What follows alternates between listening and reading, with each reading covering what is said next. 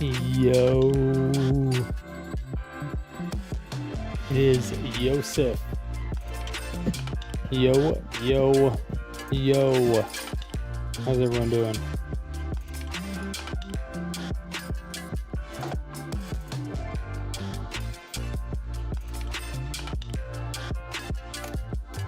Bum, bum, bum, bum.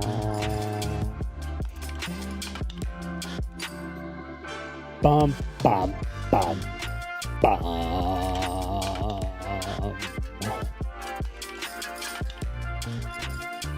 Pop out my Twitch chat.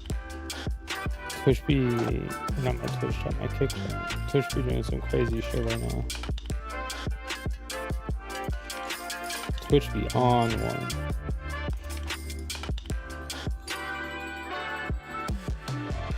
Yeah, Twitch is going crazy.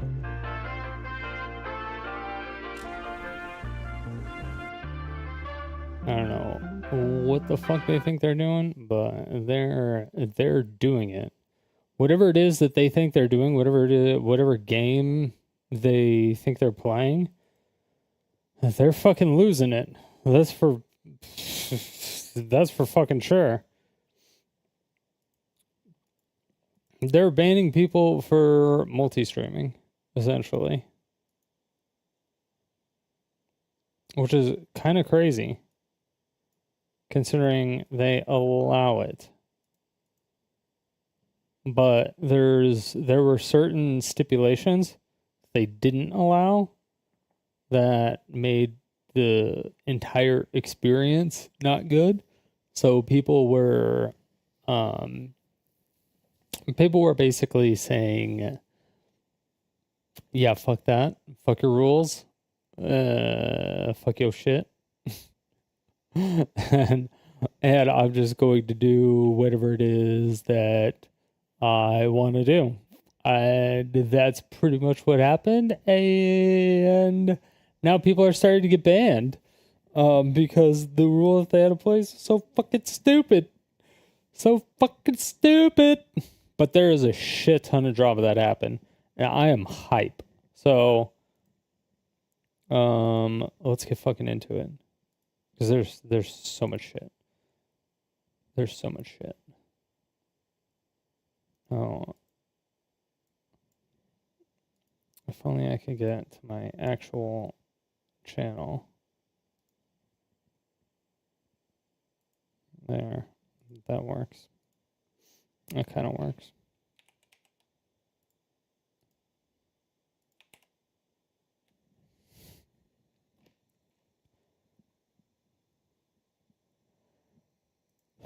Fuck. We'll get into all that.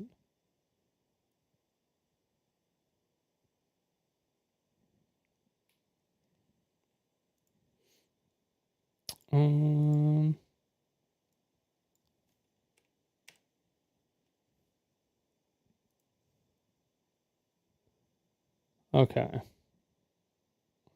Just trying to think of what we started with. So we got like all that's happened in the last like almost 24 hours. I feel like it's been about 24 hours, but I think it's probably gone over the whole week. The whole week.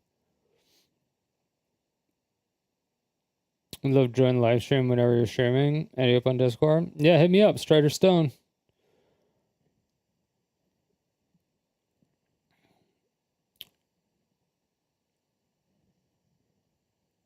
You're also a verified streamer. You earn about $30 per stream.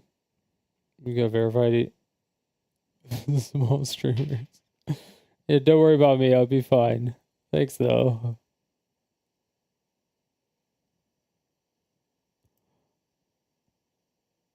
Jesus Christ.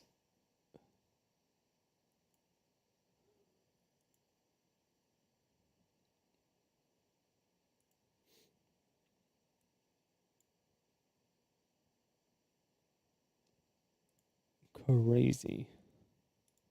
Did you just like instantly start a stream and you just get bombarded?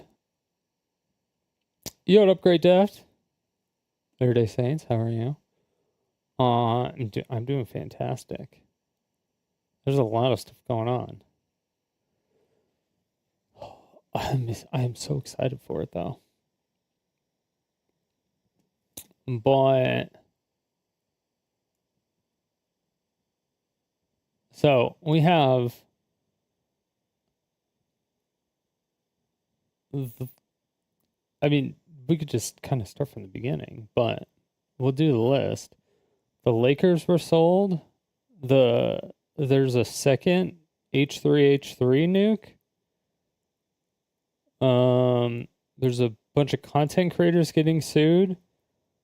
Amouranth is going back to Twitch. Twitch has been doing some stealth bans. And then the Nintendo is bricking people's Switch 2s. So let's fucking get into it because there's a lot to get into. There's a lot to get into, obviously. What's going on, Great Daft? How you doing? I am hype. Hype.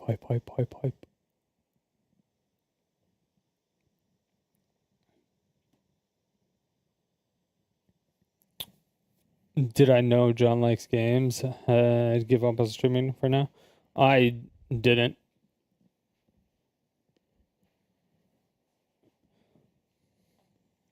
Was he still doing Magic Arena?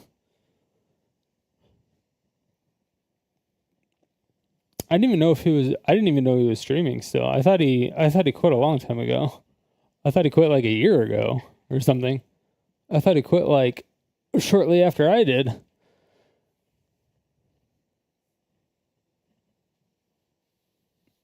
Which was like almost 2 years now.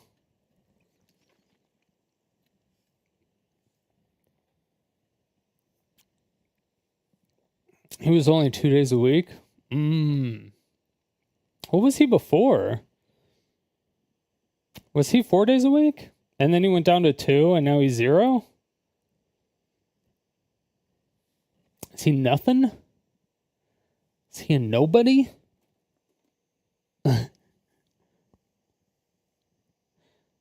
Basically. Oof.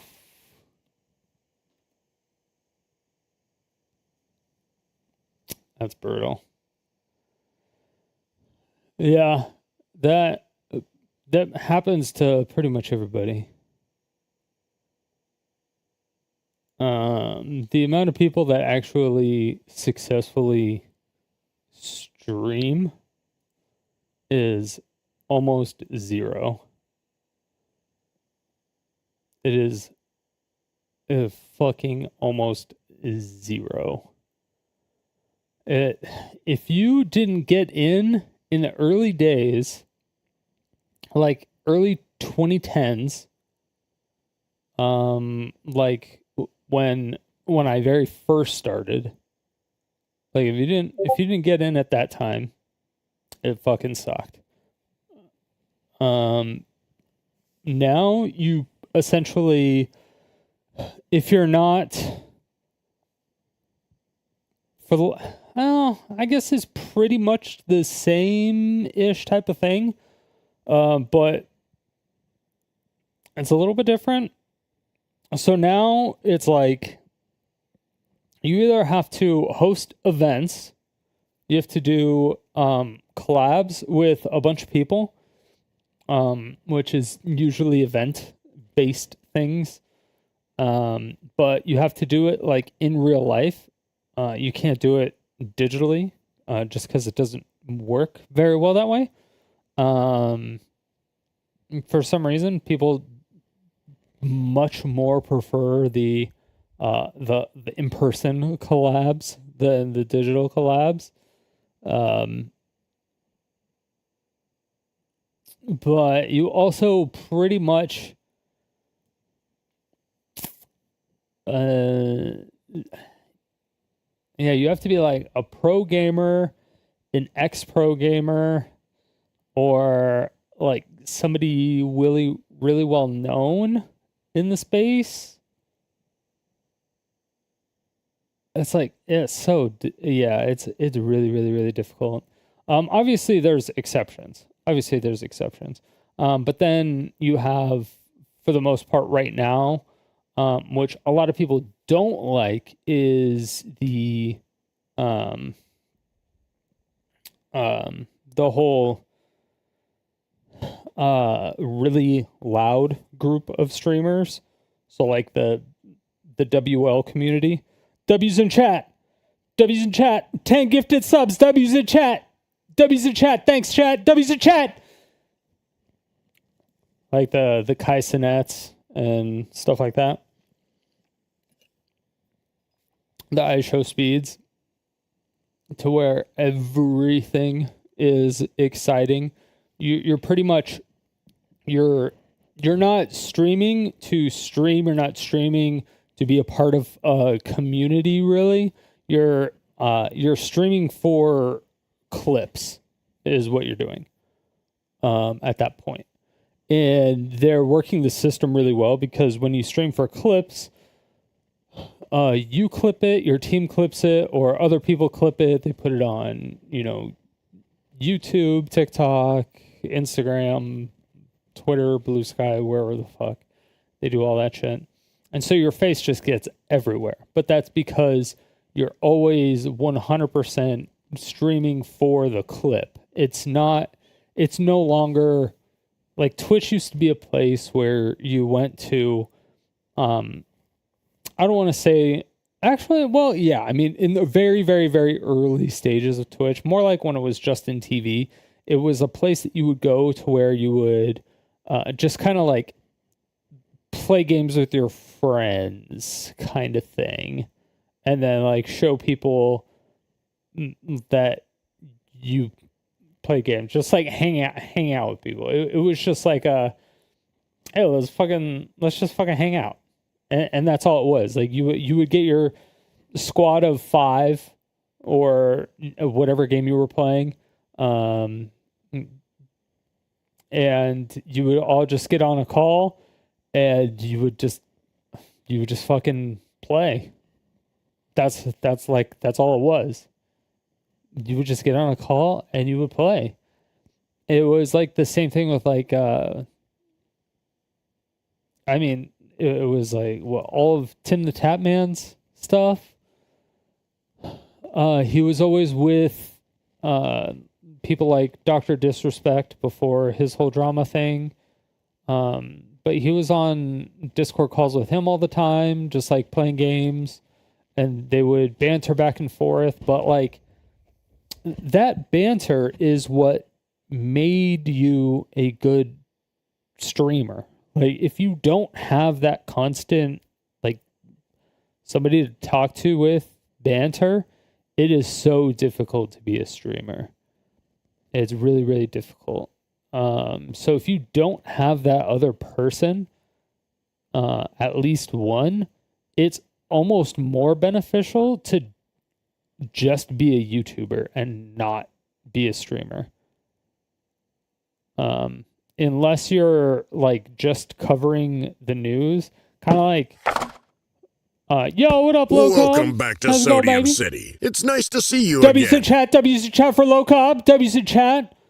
40 months in a row. W's in chat for the 40 months. Big 40 months.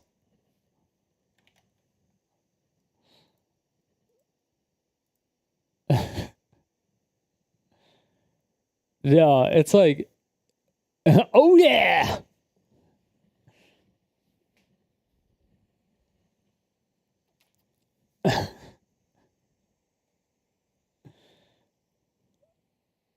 Yeah, so it's like it. I don't know. It's just it's weird. It's weird. It's, I couldn't imagine. Like I feel like it would be number one. It would be really difficult to just have that much energy for so long, and then still have the time to come up with different ideas for every stream, and then on top of that, get in touch with people to do other things, and then on top of that, well, getting in touch with the people and their management team is actually pretty fucking easy. That was surprisingly easy when I did it. I thought it was gonna be much harder to do that, but it's actually really fucking easy. Adderall, that it will help you focus, but it's like it's not gonna help you like get more creative or help you figure stuff out. Like if you look at like, because you know when everyone played Elden Ring, right? I don't even think Kai played Elden Ring on release. I don't believe he might have, but I don't think he did. But he made like a whole set for it when he was playing it, and it was, yeah. So he does it like everything extra. So like anything that he can do, he does. And he just does everything in his power to do everything. And yeah, I don't know. It's crazy to me how some people have that type of like creativity and that type of drive. It was like when I was watching some clips from the Streamer University when Agent was talking, because Agent seemed like he was probably the only teacher there that was legitimately trying to teach people shit, which I thought was very comical, to be honest. I thought that was a very funny. He seemed like he was the only one there to actually teach people shit. So once that happened, he was talking about how he would come up with, it was either 1,000 ideas a day or 1,000 ideas a week. Like, and I don't know if it was them as a team or just like him and his team or all of AMP together. So like them 5 or 6, but it was 1,000. I just don't remember if it was in like a day or a week. But either way, having 1,000 different ideas. Now, granted, a lot of the ideas may be trash. They may be shitty. They may be stupid, and they probably don't do them at all, right? Or they probably need tweaking or reworking and stuff like that. Like that shit happens all the time. All the time. But they do have a great team behind them to support them. And of course, they have each other to push each other. So having someone there to help push you is also very, very beneficial. So like if you had a podcast and you had a co-host, then you have accountability, right? You have the accountability to the co-host, because if you don't perform well, the co-host is going to be pissed off. But now, if you do perform well, the co-host is going to be really helpful. Like, they're going to like you. And then, of course, at that point, it's just going to be a good podcast. Well, hopefully. As long as you do all your shit properly. The thing is like the reason that a lot of people don't get big is because they're not doing the stuff that they need to do. And the reason that I'm not growing right now is because I'm not doing like any of the shit that I'm supposed to be doing. And it's not that I'm necessarily being lazy or anything. It's that I'm like focusing on different things, or I was focusing on different things. Like I was focusing on moving, for instance, and then I was focusing on unpacking, and then I was just focusing on just getting shit set up so it looked okay for stream, and then just stupid shit like that, right? But it shouldn't have taken me that long to do it, and it did take me way too long to do it. So things are just like not, I don't know. It's almost like I don't want to do certain things, but there's a lot of things that I want to do that are just like they're just out of reach. It's like right there. I'm like, I see it. I just don't know if it's possible. So I don't know if I'm like scared. Yo, what's up, Aaron? How's it going? Yeah, so it's like it's right there. So I don't know if I'm like scared that it's just not going to work, so I don't do anything about it, and I just like constantly prep and then come up with ideas and stuff, or if it's like it's kind of hard to say. It's weird. It's really weird. Anyway, but either way, low cob, 40 months, big dubs. Thank you. I appreciate you. Love you lots.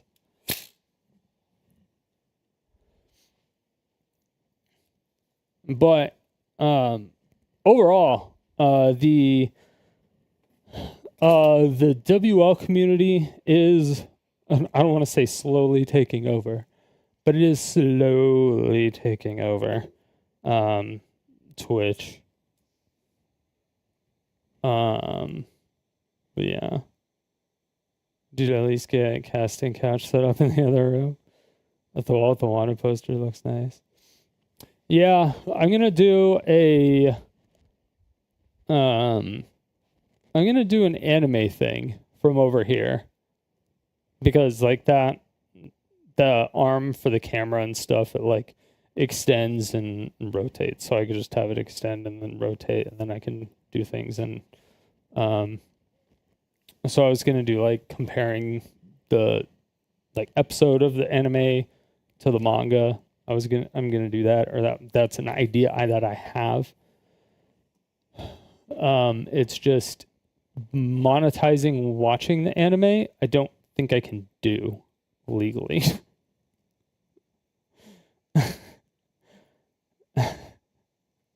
But I see people do it on YouTube, but it's like hella filtered. It's just, I don't know if they monetize it or not either. But it looks like they have like shitty, like fucked up filters on it, and I don't know if that's good or not. But how you been, Gimp? I haven't seen you in forever.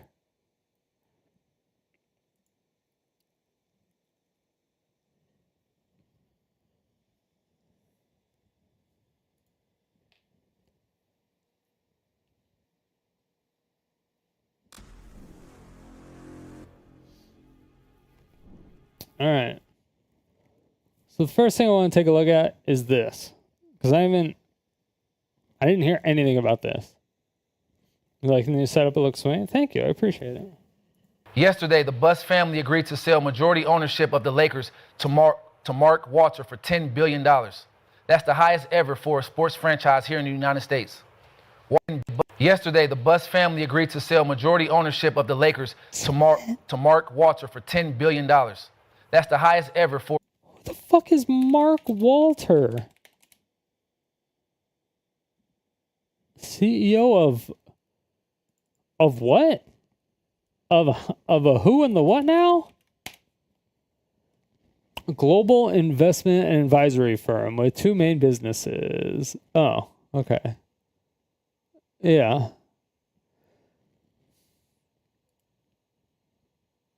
They make like a little bit of money. They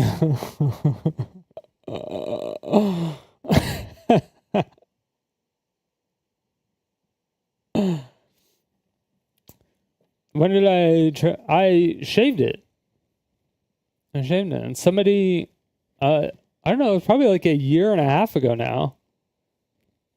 Somebody redeemed the channel points to do it. So that's what I did.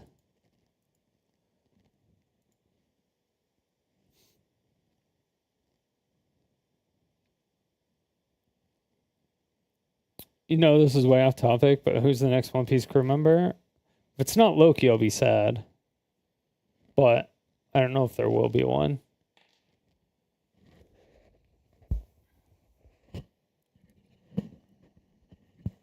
I wanted it to be Kuma from when I first saw him. He was my favorite when I first saw him when it was being released.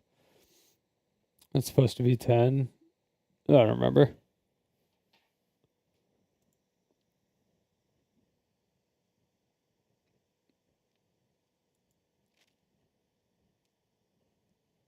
Well, Kuma can't. Kuma's dead. So. And his daughter's like 13. Even though she's a supernova, she's fucking 13. I would prefer if they didn't take 13 with them. 13-year-old.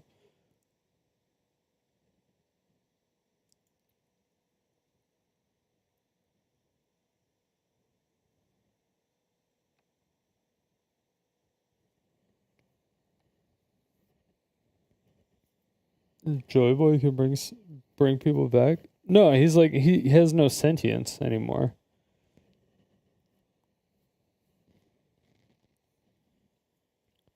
All of his memories and stuff were stored in that giant paw that Joy Bonnie took. So he wouldn't even have any of his memories. So even if you brought him back to life, he'd be like, "Who am I? What am I? What is this? I don't know what." I don't even know if he would be able to talk. 'Cause he wouldn't remember anything. Unless he only removed certain things from, which I don't know. I don't know if he knows how to control it that well, which he might, but I don't know. I don't think so.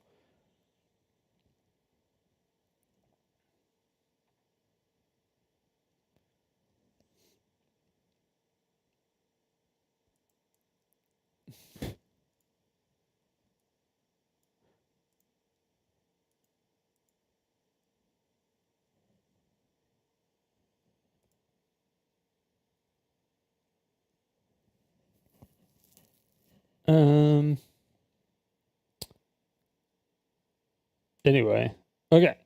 I'm going back to the beginning of this video. Yesterday, the Buss family agreed to sell majority ownership of the Lakers to Mark Walter for $10 billion. That's the highest ever for a sports franchise here in. Okay, also, how the fuck old is Mark Walter? 1960. January 1st.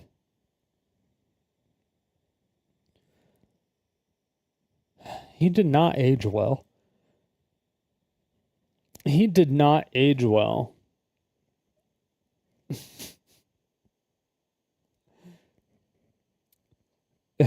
His net worth is about to go up a whole lot more. Let me just tell you that. His net worth is about to go up a whole fucking lot more.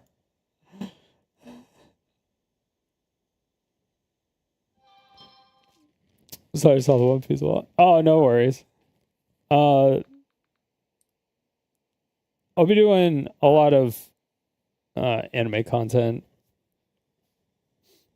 And new chapters should be in Discord as well.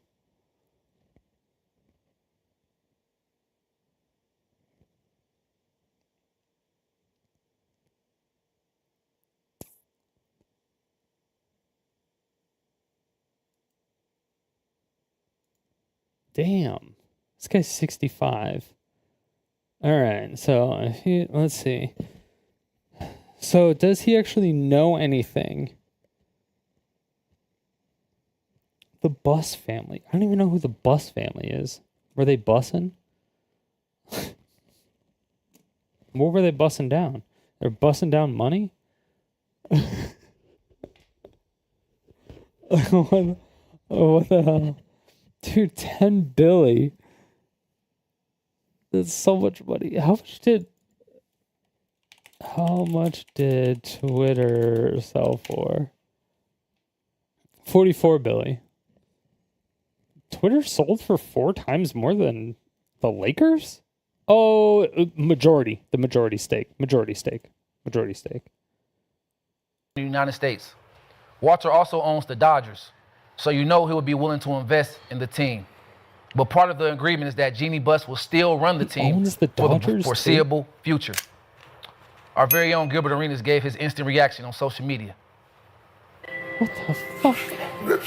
I want to say congratulations, Jeannie Buss, but as selfish as I am, $7 billion, that means he's about to raise the prices to get it back. Can you just hold on for about 12 minutes so I can renew my tickets at the price that you have them at? Because I know the person who spends. Yeah. He's about to raise that price because Luka's on the Lakers. Now because Luka's on the Lakers, everyone's like, oh, I gotta re-up my season tickets. I gotta re-up my season tickets before they raise them prices. $7 billion nosebleeds about to be $500-$600 to go see Luka and LeBron. Okay, so just hold off for about 22 minutes so I can. Oh, is it going to be LeBron's last season too? Did he say that he was going to sign for another year? I don't even remember. Get it in, but congratulations again. I'm still going to be a Laker fan, right? Because it don't cost me nothing from home, right? I can still watch the game from home, but yeah. I want to keep my seats. So just a tad bit. Hold on, Laker Nation. We got to act fast. So Gil, obviously he was joking, but the ticket prices probably will be going up. So do you think 10 billion was too much? Yeah, they will. Too little, or just right to purchase the Lakers? Swaggy, what you think? Man, I think it was just, it could have paid for more. It could have been more, you know. They could have bought it for more than $1 billion, for sure. And that was just the majority or the majority stake holder.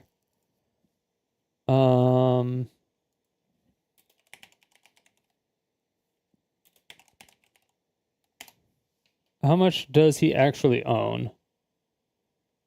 Has agreed to purchase a majority stake. How much was the majority stake?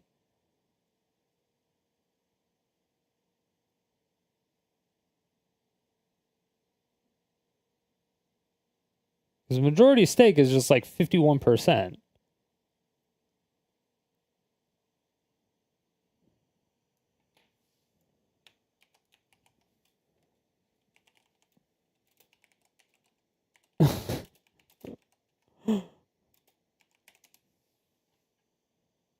But that isn't even necessarily, the Buss family will retain a minority stake, reportedly just over 15%.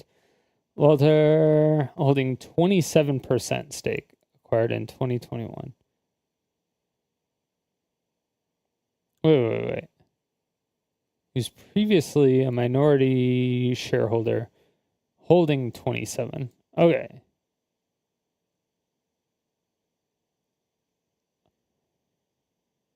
Wait, did the Buss family own the Lakers by themselves?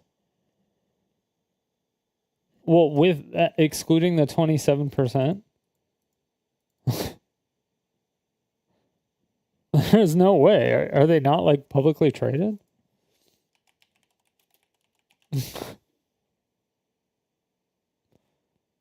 I guess not.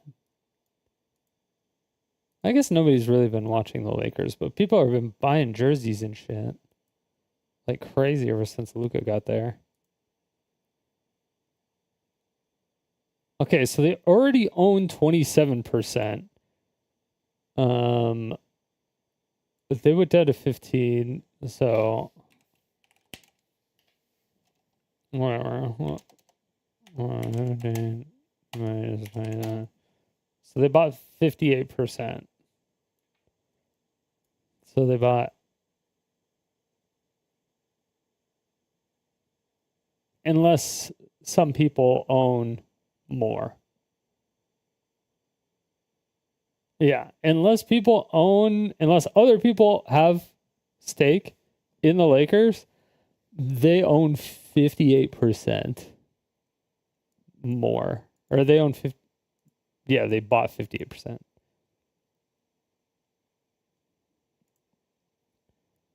Just for 10 billion? That can't be right. Is my math stupid? Am I stupid? Because again, the majority stake is just 51. We already had 27.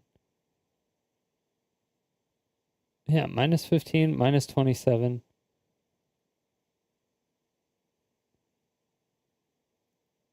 Huh. Purchase it. Well, the exact percentage is not specified, described as a controlling stake and a majority ownership. Got it. Okay, so they haven't said. Oh, they will retain a minority stake. Reportedly just over 15% after the sale. Is this shit not public? What the fuck? Oh, he owns that much of the Dodgers? Wait, no, the Lakers.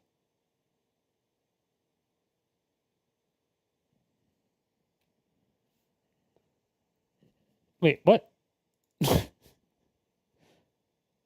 Lakers, new majority. Okay, what the fuck? Okay, he owned 20. Okay. AI fucking the Google AI shit is so, it's because people say so much stupid shit on the internet, and so when it all is conglomerated into AI, like their AI stuff, it's like always wrong. It's because people just blurt out stupid shit. It's like the fucking AI, they pulled everything from X and they just put it in their AI. And they're like, yeah, all this stuff is right. And they just left it. He's in from LA. Nobody gives a fuck. Oh, I guess some people may give a fuck. You learn start cussing when search things.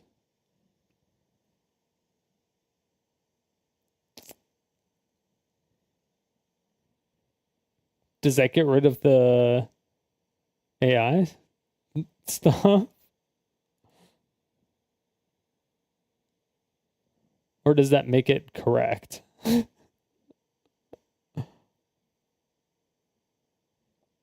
Oh, well, I want it to be correct. I don't want it, because now I have to like actually find the real information. AI answering it. It would be, yeah, it would be more like machine learning than anything else, I think. But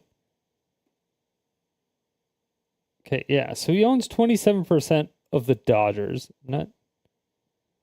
He already Wait. He already owns the Sparks. Has been the owner in waiting? Well, the news of him buying the Lakers caught Sporting World by surprise. Has technically been an option for some time now when he purchased 20% of the team in 2021 from Philip, who was not in the Buss family. So the Buss family had a majority stake compared to everybody else. So if like everybody, if there was like 4 people that owned the Lakers, and the Busses had like 30, they would control more than the other 3, right? So if he already owned 20%, then he could have just bought, 10% for 10 billion. Okay. So I know other people are involved now.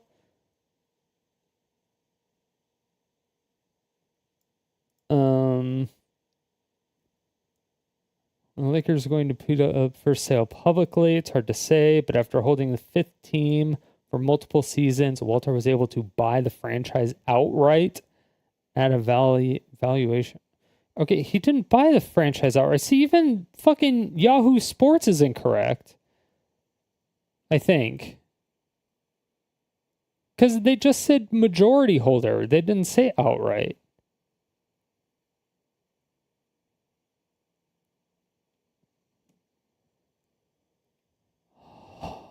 Dude, what is this? Is the sports reporting just as bad as the gaming reporting community? What is this?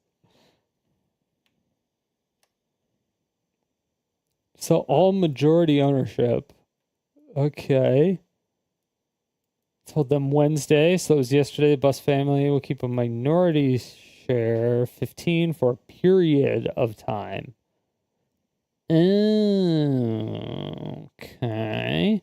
So they're keeping it for a period of time to see if the Lakers blow up because Luka and LeBron end up fucking winning a title.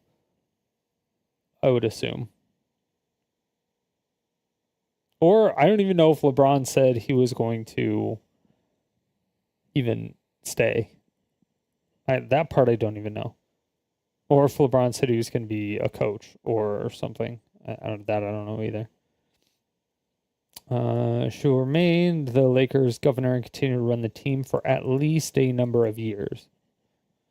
Sources with knowledge of the deal told ESPN was guaranteed as part of the agreement that Buss would remain in charge for the foreseeable future. That's way too ambiguous for a $4 billion deal. Is it like, yeah, until we have you assassinated, you'll have control. You'll still have a job until we assassinate you. It's like, I get it. It's like, come on, I've done a great job with the Lakers. I mean, look at what I've done. I mean, come on, we've done Shaq, Kobe, LeBron, Luka. She's like, come on, I've done a great job. Let me continue to make the calls, and you can continue to just rake in the money. Because I like this job, and I'm clearly good at it. So let me just make the calls, and you could just use your money and make more money, and then use your money to have more influence, and then we could just go from there. And it's like that. Yeah. Because, like, if you're amazing at what you do, and the only thing that's stopping you is money, that's the hardest thing to do, is to get a AI is answering it. I know, right? AI, the answer. It's funny how that works. I just now put that together. Allen Iverson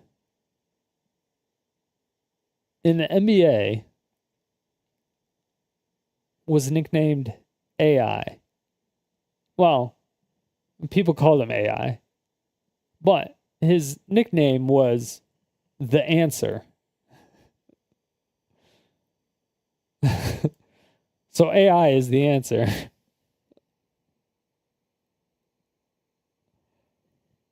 Oh, it all comes full circle. It all started with the NBA.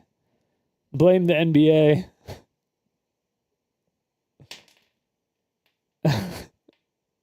It turns out AI really was the answer. Oh.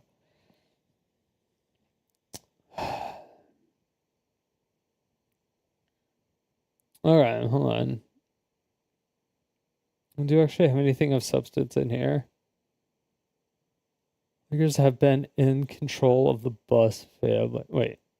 Lakers have been in control of the Bus family for 46 years, the longest ownership of any current NBA. Dude, 46 years. Dude, that's so long. That's even before that. That's like Kareem era. Isn't it? Like Magic Johnson? Dude, like, come on. So the Bus family's been fucking killing it forever. They've been on point. They're like, oh yeah, we'll take this person, and we'll take this person, and we'll take this person. Steve Kerr. Yeah, that's bananas. It's the Lakers. It's LA. One of the best franchises ever. You know, probably the best franchise ever. True. And we got Luka. We got LeBron for a couple more years maybe. You got Bronny. You gonna make that money back. Okay. And you just seen what he did with the Dodgers. What's it, Sonny? Ohtani? Ohtani, Yeah. He Bag out there. Man. Bad. BJ, what you got? I think it's a win for the Bus family. They almost made their money when you back watch just winning time well. and you're seeing everything they had to go through to get the team to where it is, and Jenny helping. didn't have majority stake It's a win for when them. $10 billion. the All the trade kids get $1 happened. billion. That sounds I mean, you know, they are the standard of what it is to, you know, have a great franchise. So, being from LA, you know, I'm happy for the Bus family. Speaking for the Bus family, Jeannie's dad, Jerry Buss, bought the Lakers in 1979 for $67.5 million. In a 1979. deal that Lakers in 1979 for $67.5 million. Dude, do you know how much money that is? With inflation? Jerry Hold Buss on. bought the Lakers in 1979 for $67.5 million.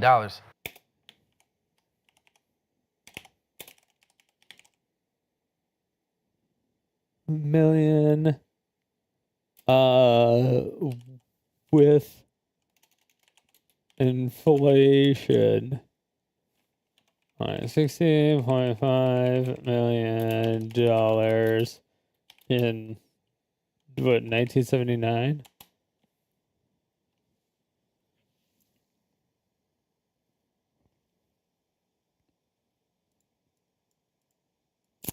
$270 million. Oh, okay.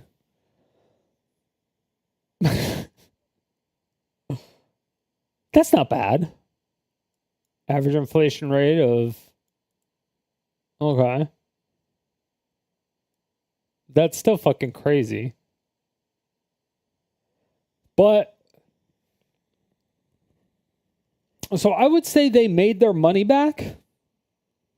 You know, we're going to spend $270 million. And we're just going to sell major majority stake for $10 billion. Not only that, they've also been making money off of the majority stake of the Lakers the last 47 years. Those people are fucking, they've got to be some of the richest people. Come on, dude. In a deal that also included the Los Angeles Kings and the Forum. The franchise has now won 11 championships since 1980, the most of any team in that span. So was it too much, too little, Wait, or just how many? 1980s and the Forum? The franchise has now won 11 championships since 1980, the most of any team in that span. So was it too much, too little, or just right, OG? Shit, it's what you pay for. Shit, it's what it is. It is what it is. I'm saying whatever the valuation came back as. It is like the franchise. 10 and It's like that and the negotiated, or he Bulls. came in like, hey, $10 billion, I want it. yeah, whatever the number was, it was. Like if it was, yeah. He already There's had no, it. when you talking them numbers, man. He already had big ass numbers. Right. 9, 9, 10, 8. Come on, let's. Right. It doesn't really matter. Right, you talking them kind of numbers. I can't. Dude, I mean, it's almost laughable how untrue and true that is at the same time. Like, people don't understand the difference between like a millionaire and a billionaire. Like, the differences is crazy. Like, the differences between a million and a billion is insane. Like, how long is a million seconds? 11 days, 13 hours, 46 minutes, and 40 seconds. All right? So 11 days, 13 hours is a million seconds. Now, a billion seconds is 31 years and 8 months. 11 days, 13 hours, or 31 years and 8 months. It's a big fucking difference. A million is a lot. Okay? But you have to get a million, and then you have to get 10 of those, right? But you actually have to get 100 of those. So getting 100 of the 1 millions is hard. But actually, you have to get 1,000 of them. That's crazy. But actually, you have to get 100,000 of them. 100,000 millions. But actually, you have to get a million millions. A million millions. That's fucking crazy.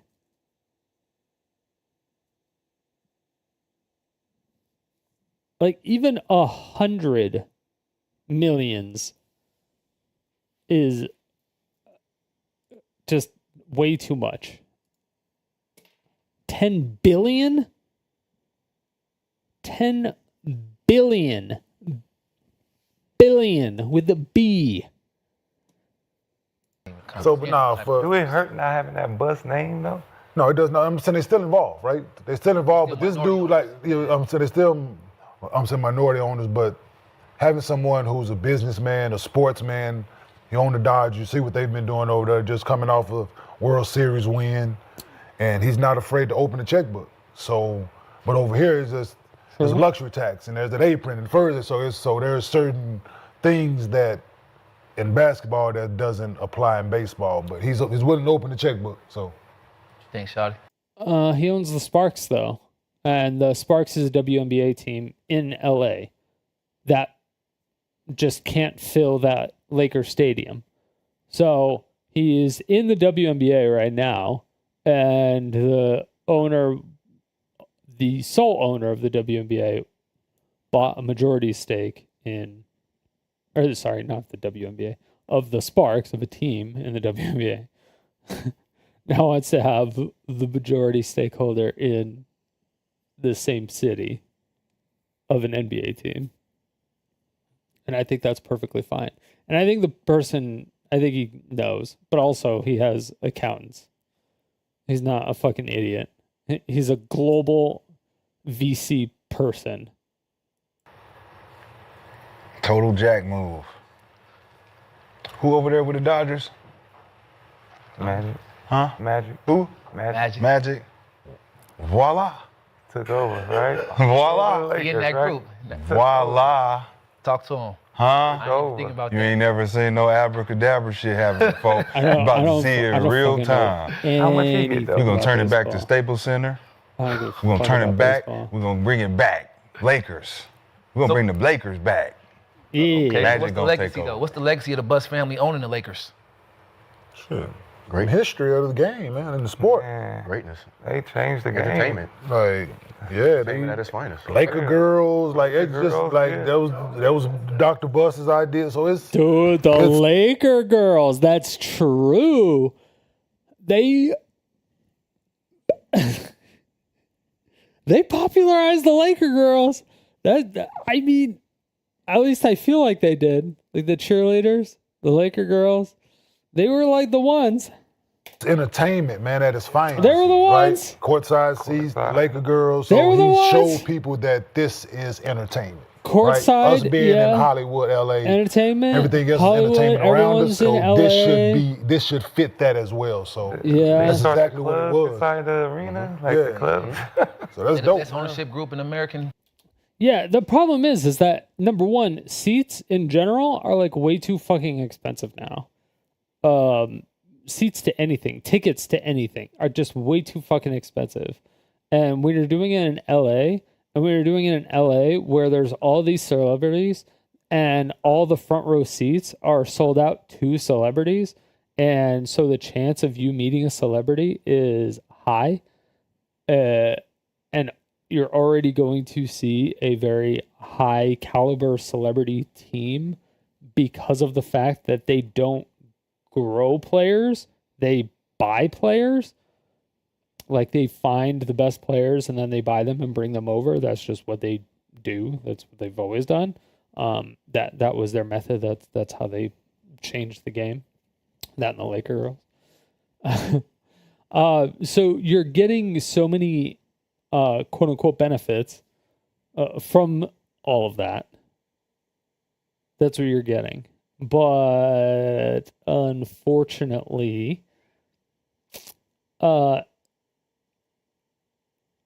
no one watches basketball anymore. But the thing is that the finals have been so good, but at the same time is that nobody will sit down and just watch a basketball game anymore. Like, I don't even remember the last time I just sat down and watched a basketball game. I don't even know where to watch a basketball game. Because if I go to NBA.com to watch a basketball game, I have to pay for it. If I go to ESPN.com, I have to pay for it. If I go to TNT, I have to pay for it. If I go to whatever other place, I have to pay for it. Like where can I watch a game? And the thing is that if I want to watch a game that's in my city, if it's my team, it's not always on the same network. And so if my team is playing on a different network, I have to pay for that network. And then I have to pay for that network when they play on that team. And then I have to pay for that network when they're playing against a team that's signed with that network. Because like the people who own the teams will sign with a network. And so all of the teams on that stadium or the stadium will make the deal with the networks and say, hey, the all game shot at the stadium will be brought to you by, whatever, ESPN 8, the Ocho, whatever it is. And that just fucking sucks. It's turning into a worse old TV. Because now with old TV stuff, it's getting better because you can actually search for shit too. So when I have to go out of my way to also Google where can I watch the Lakers play, it's going to give me like 500 different results, and it's going to show different dates, and it's going to show me like the live stats of the game if it's currently on. So you have to be like hella specific. You're like,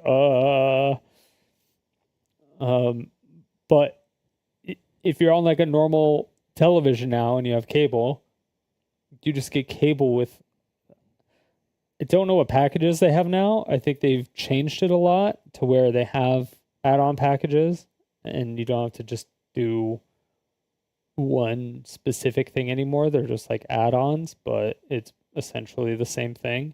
But instead of it being billed like Netflix, Hulu, HBO,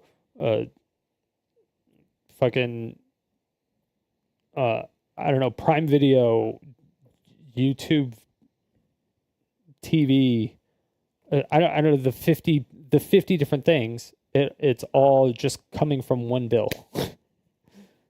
So it makes it a lot easier to maintain as far as bills go. You don't forget that you have that service. You don't forget that you're paying for it. But at the same time, if you actually look at your bank statements and stuff, you will know that you're paying for it. So you'll cancel it if you're not watching it.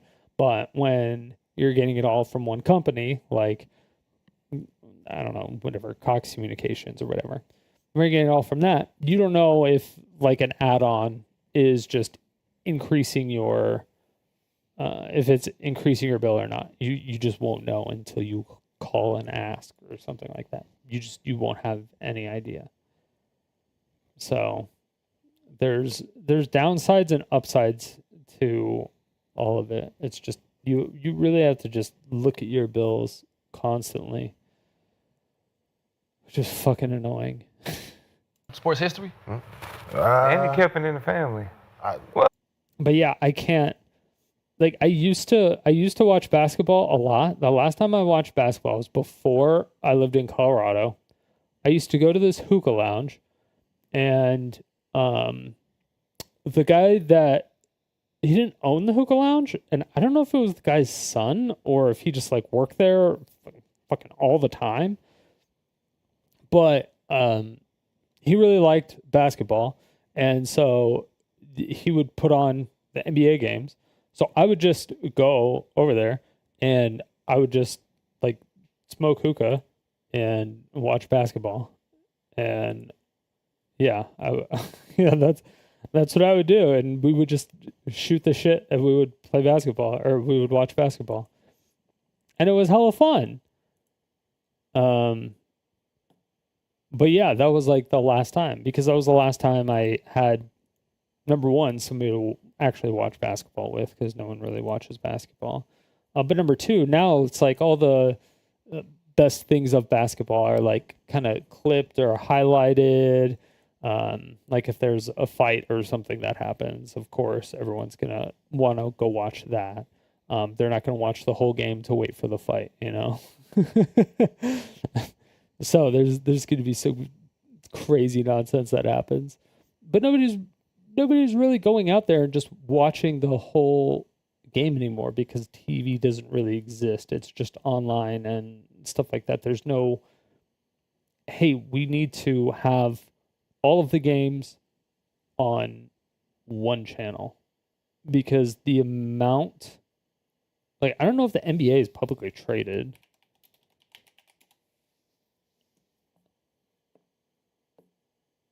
Not directly invest in the NBA.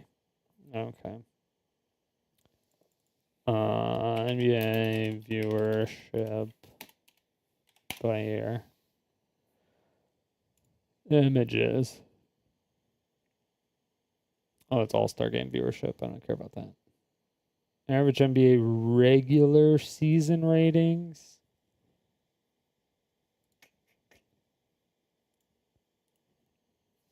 Okay. This is an image for ants. 1995. Yeah, so 95, 96. It didn't go back up until 2010. And then 2011, 12. And then it went back on the decline. It stopped at 2015 now. Finals average rating. Here we go. Oh, NBC and then ABC. That's right. I forgot. NBC and ABC have their own things that you have to subscribe to.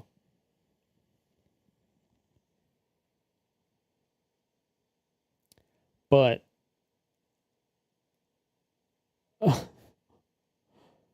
so there's TNT, ABC, NBC,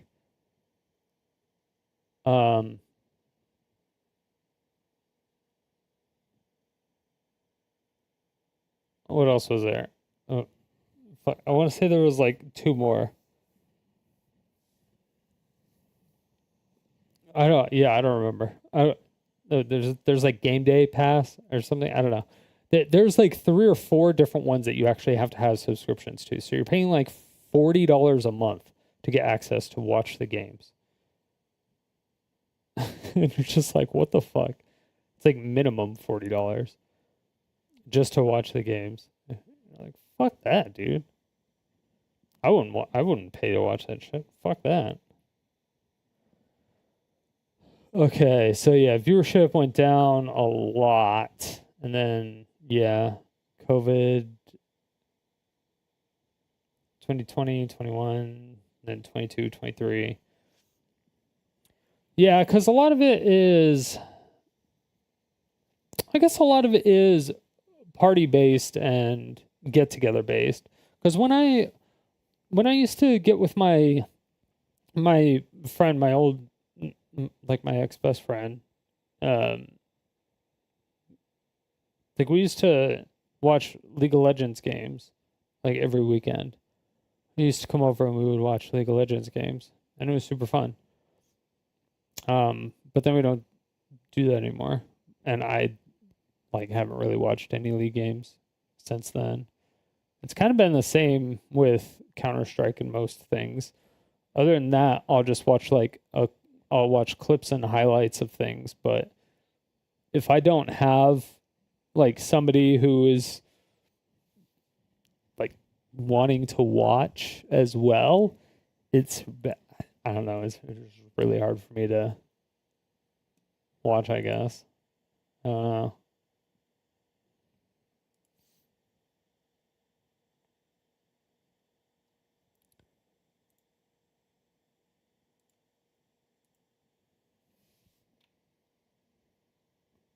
Rating percentage, viewership in millions. Ratings. What are the ratings? What are ratings in TV? I don't even know. It's in percentage? Like the amount of people who went to that channel and then left the channel because the game was on? Maybe? Fine now. I don't know. And then viewership in millions? Jesus. Yo, what up, Streak? How's it going, baby?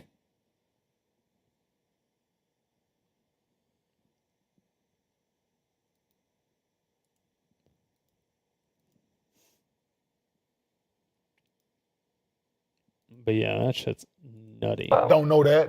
I haven't done enough deep Like dives. Burners and Yeah, for the yeah. Yankees. Yankees, they are definitely up there. So there's people who've owned NFL franchises since they've been in existence. The other thing is who owns the content? Does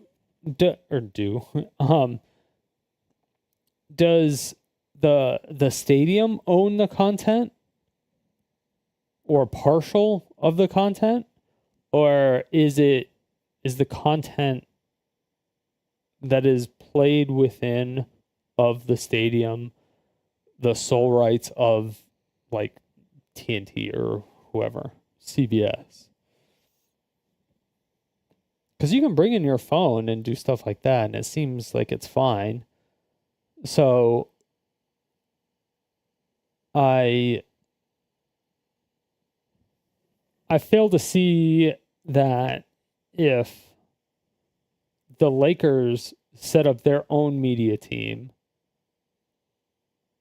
and have crazy, good media shit that they put up in the stadium that nobody else can do because it's their stadium.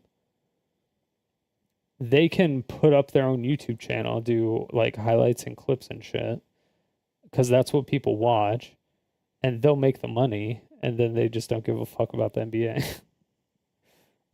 They're like, we care about our team. They're like, fuck the NBA.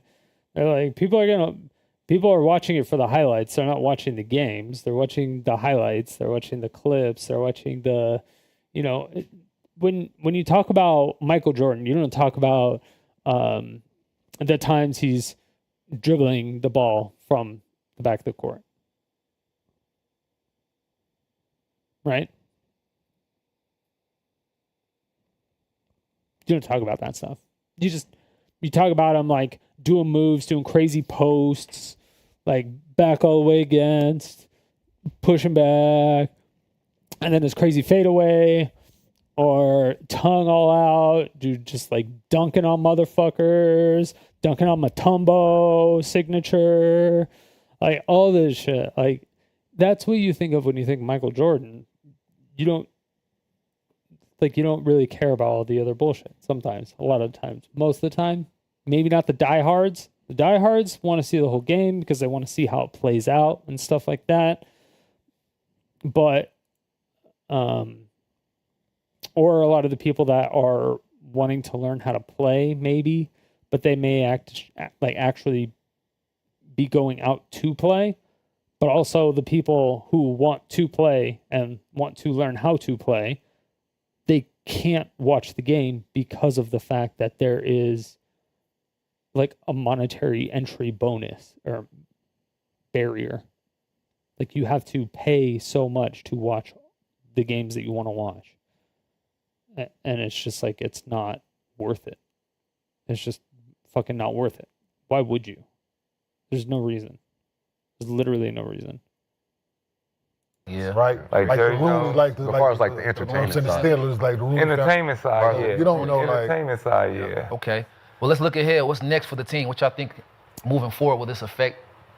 Free agents coming, free agents leaving. It's an open checkbook, man. As much as he can open it, it's open. Man, right? He's proven that he's willing to pay, so.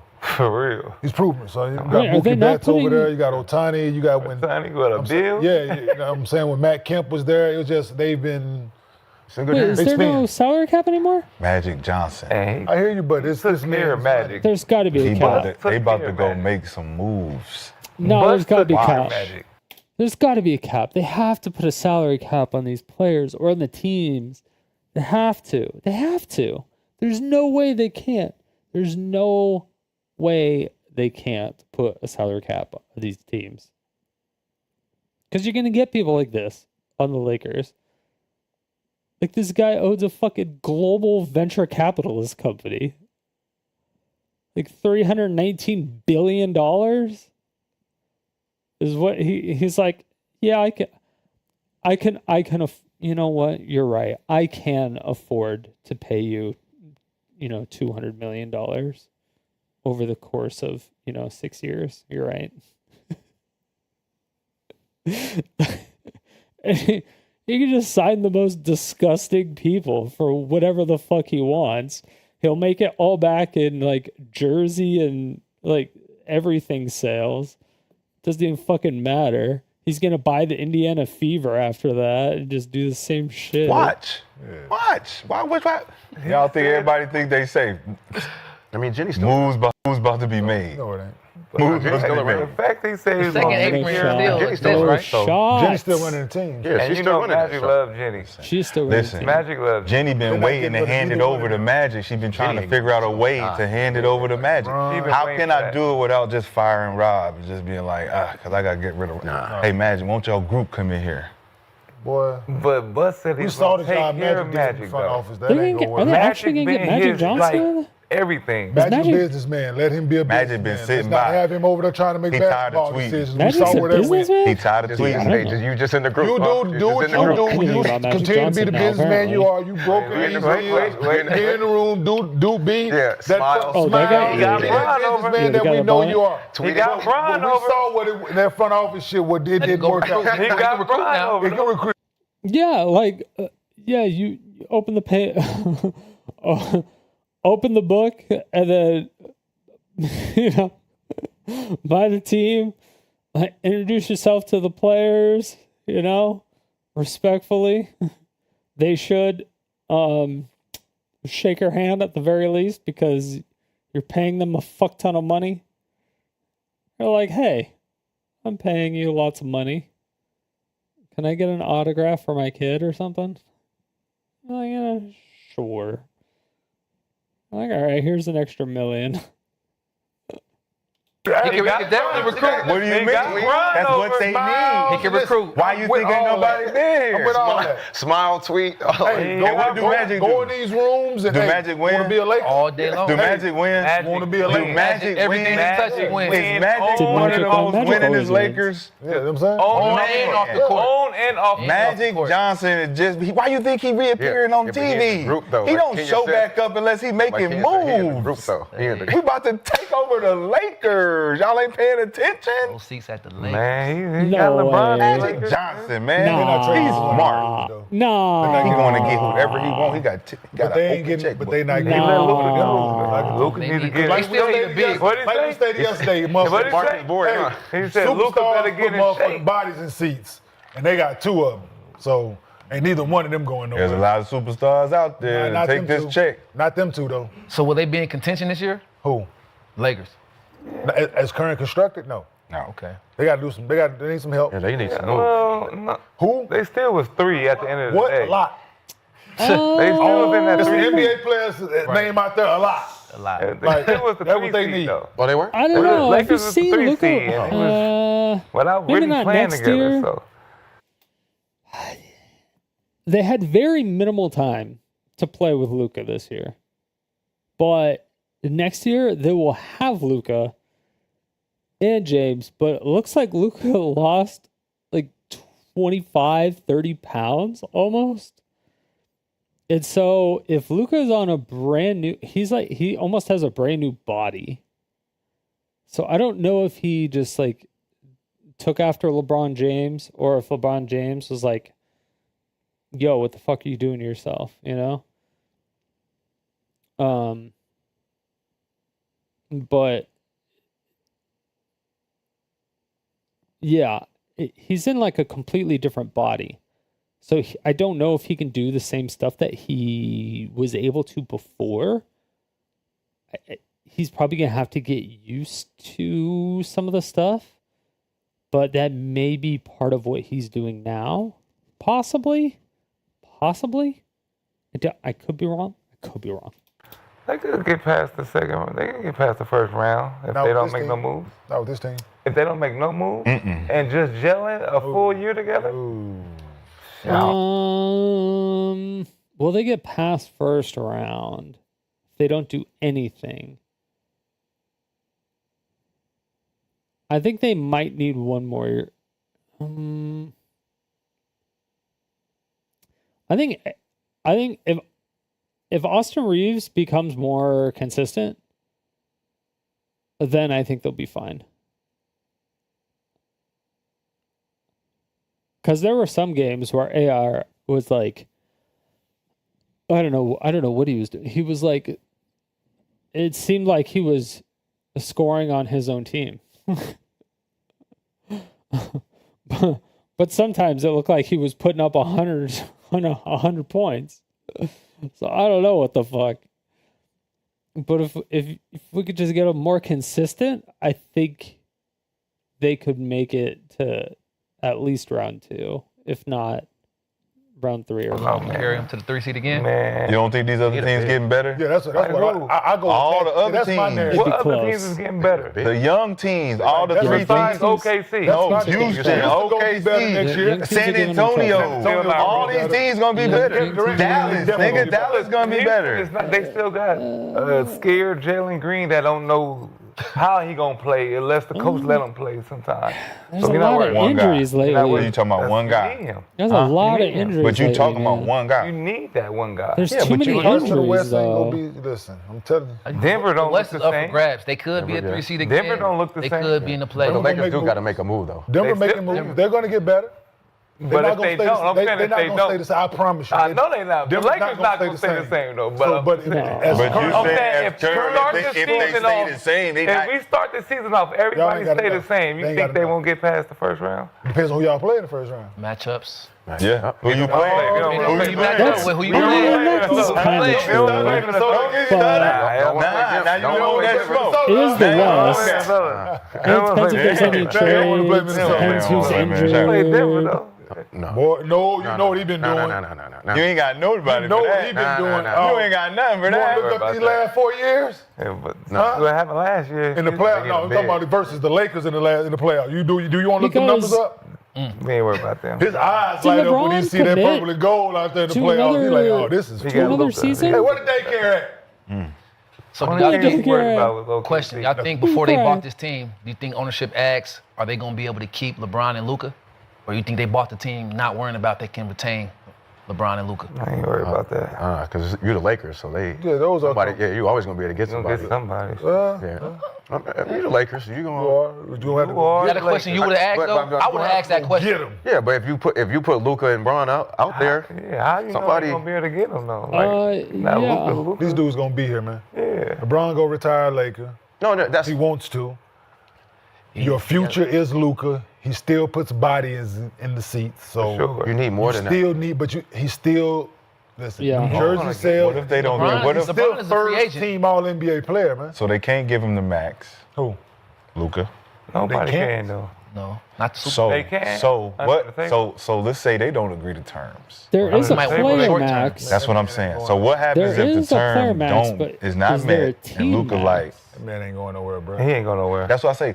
Under Can the table, can they you can. walk away from that? Can you walk away from the Lakers? That man ain't No. going nowhere, bro. He ain't going nowhere. No, Because when they you're got Luka. Luka. If they don't give you what They- could, he can, though. could a player walk away can. from the Lakers Dude, right They now? can give him whatever Yeah. he Could wants you walk under away the from the table. Lakers? This man just gave a baseball player $700 I million. know, but he can't you give a max. Just for He no. can't They give can Luka give a max under right the now. they can Yeah, give Luka the dude, max. They baseball can give him the players super think that max. They he's can't not give him the gonna super give- max. They Yeah. can't Oh, give yeah, him 350. whatever the They top can give number him the is, super whatever max the under penny the amount table. is under that, he's Under going the to give it to table. him. There's a super What What max. is, Put him in a couple movies. Is this prison? What the fuck? What's the max? Not the super max. What's the max The Luka penny can amount get? right up under the super max, yeah. that's what Yeah. that number going to be. Right. Yeah. To the penny. Hey, To the penny. Bron still haven't. So that haven't means you accepted the Lakers clear can option sign yet. somebody else too then. Yeah. If he is willing to pay whatever that number is. in What's order the to tax? compete, What's the luxury he's tax for proven that. teams right now? Yeah, no, for sure. I'm not. I mean, He is We need to find out the proven luxury. Yeah, I know he Tax gonna spend the for money. teams. So therefore, He'll go over the luxury tax. whatever he's allowed to do. Yeah, whatever he's allowed going to do. You should do. to win. You should. Yeah. But that's what the Lakers been doing. They've been penny pinching the last 6 years. Yeah. Well, they have So some of them you bad can go contracts into they the signed. luxury tax to sign a player you already have. Yeah. It's just a choice the franchise has to make. But extension Yeah. options for So they can pay Luka: Luka. 4 years, 229. If he waits till next summer, 5 years, 295. Or he could do, if you want to do the shorter deal, he could do 3 for 165. Yeah. And then go for the supermax you assume he would be eligible for in 2029. That's the Oh, move. that's the chump move change. right there. That's chump change to him. Keep him for 3 years. 3 years. Chump change to him.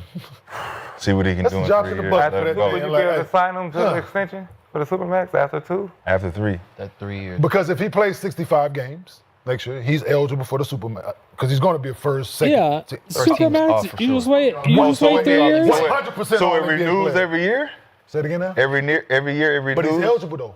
No, He negotiable. was eligible this year. No, he didn't play 65 games. No. And he got traded. When you get traded, you lose your bird rights. You lose your bird rights. He Yeah. lose eligibility, and he didn't play 65 games. Damn. So this year he can be re-eligible to go After after the season. after this next Lakers season. We might as well just play it out before. Yeah, Oh, exceeded okay. So First this team. oh, so this whole he next didn't play season for the Lakers is 65. kind of like it's like a That's fuck why around it's season. such. That's why it's such a hot topic. That makes sense, that makes sense, They that did makes it with sense, that makes Steph sense. and Clay. 5 for 295. So they can really use this next year to really bring Yeah. in some experimental Okay. pieces just for him. No, they gonna go win get You a gonna piece. experiment while LeBron there? You No, they go get a experiment? piece. Listen, He gonna win Nah, you have championship. to. listen. If you want the longevity Lakers to be is with winning Luka, that There's a lot of bigs out there, man. if you want the longevity to be with Luka, you want Yeah. to be like So they give Luka a 3 year, Young, athletic, and then they rim supermax him in protecting, lob catching 2029, bigs, man. and they You keep need him 2 there of them Yes. for sure. for another like 5 And, years. Shooters. You need athletes at these And like positions, athletic man. Like, small. you need So people they that keep him are until multiple like positions, 2035. that take the pressure off LeBron. Let him go Keep do him what he there do. for Let 8 him be a years. facilitator when he need to be. Maybe Let him play the 10 four or total, whatever. so Let maybe they Luka do do a it. 7-year But you gotta contract? put Can you some do a pieces 7-year contract? that fit what these two dudes need right now to be successful. If you play Lakers To do that, he's got to go in the luxury tax. You need no, Lakers really? winning it again, No, watch. not really. you need structure. Next season? There's a lot of in the Next two season, seasons- they no, going to win the tip next Yeah. season? There's a lot of need young pieces structure. out here. 2026. Y'all hear them on the side? You need structure. In the next 2 years, I got him. You need structure. Next 2 years, okay. Coaching, New structure. That's what the Lakers need. They don't need nothing Coaching else and but structure. a system. He gonna make all that money back. All this that shit, if they guy- go out and get all that You're going to need a lot more. and don't got no system, they look like they've been looking like every other team look, running around trying to figure out who play Actually, what role. yeah. They look like the fucking Phoenix Suns, They look like the third seed. It's tough, man. right? So you Yo, you why out you there hating- and you why looking you hating like on Phoenix? everybody don't got no role. Unless you First wanna of turn fours and shit. man, turn out. Yeah, it's because you're turning fucking LeBron into a goddamn guard. He's like a power forward that you turn into a guard. And so now you're not giving Austin Reeves any fucking playtime. You're not doing anything for that shit. It's just like you're fucking screwing people over. And it's just like weird. It's just weird, man. The team composition is weird, but everybody seems to be getting bigger in general because Luka is also fucking huge for a guard, but he's an actual guard, I think. So, but he's like 6'6", and he's a guard. But he was also like big as a guard. He should not have been a guard, but he's not fast enough to be like a power forward or anything like that. But he probably could have been. I think he needed to be taller. If he was like 3 inches taller, he probably could have been a power forward pretty easily, but he would have needed to be faster too. We need to figure out what the system is. What you think What the are we system is? doing? What you like think? Phoenix. You got to develop something because you saying play around these two dudes, right? These two passers, playmakers. So what kind of offense are you putting in instead of pick and roll, Yeah. rise and roll? I did. Like that shit is just old, right? And we do it every time down now. And it's like if you're a Everybody coach and you don't got no real sets, it's like Everybody. run this set for LeBron to get the ball here. They gotta double him. He can pass out of this shit, or we gonna get a bucket and one. What about LeBron? LeBron ain't never looked like Phoenix in none of his careers, but it's probably Okay, you gonna play that role today? How many? You gonna play that role today? none of his You teams. gonna have. stand on That's what it? you gotta do. None of I mean, overall, obviously, great investment. The Lakers, I don't know if you'll lose too much money. The Lakers as a franchise, that is, especially if you already own the Sparks. If you own the LA Sparks, I don't know what venue they play in, but depending on what's going on, since the WNBA is kind of blowing up because of Caitlin Clark and Angel Reese, and I mean, that whole beef is stupid, but there's actually some talented fucking ballers and hoopers that are coming out of college. Some female hoopers. And that shit's crazy that they're not in the WNBA. Like, they just don't get drafted or they don't get picked. And there's just all this trash in the WNBA.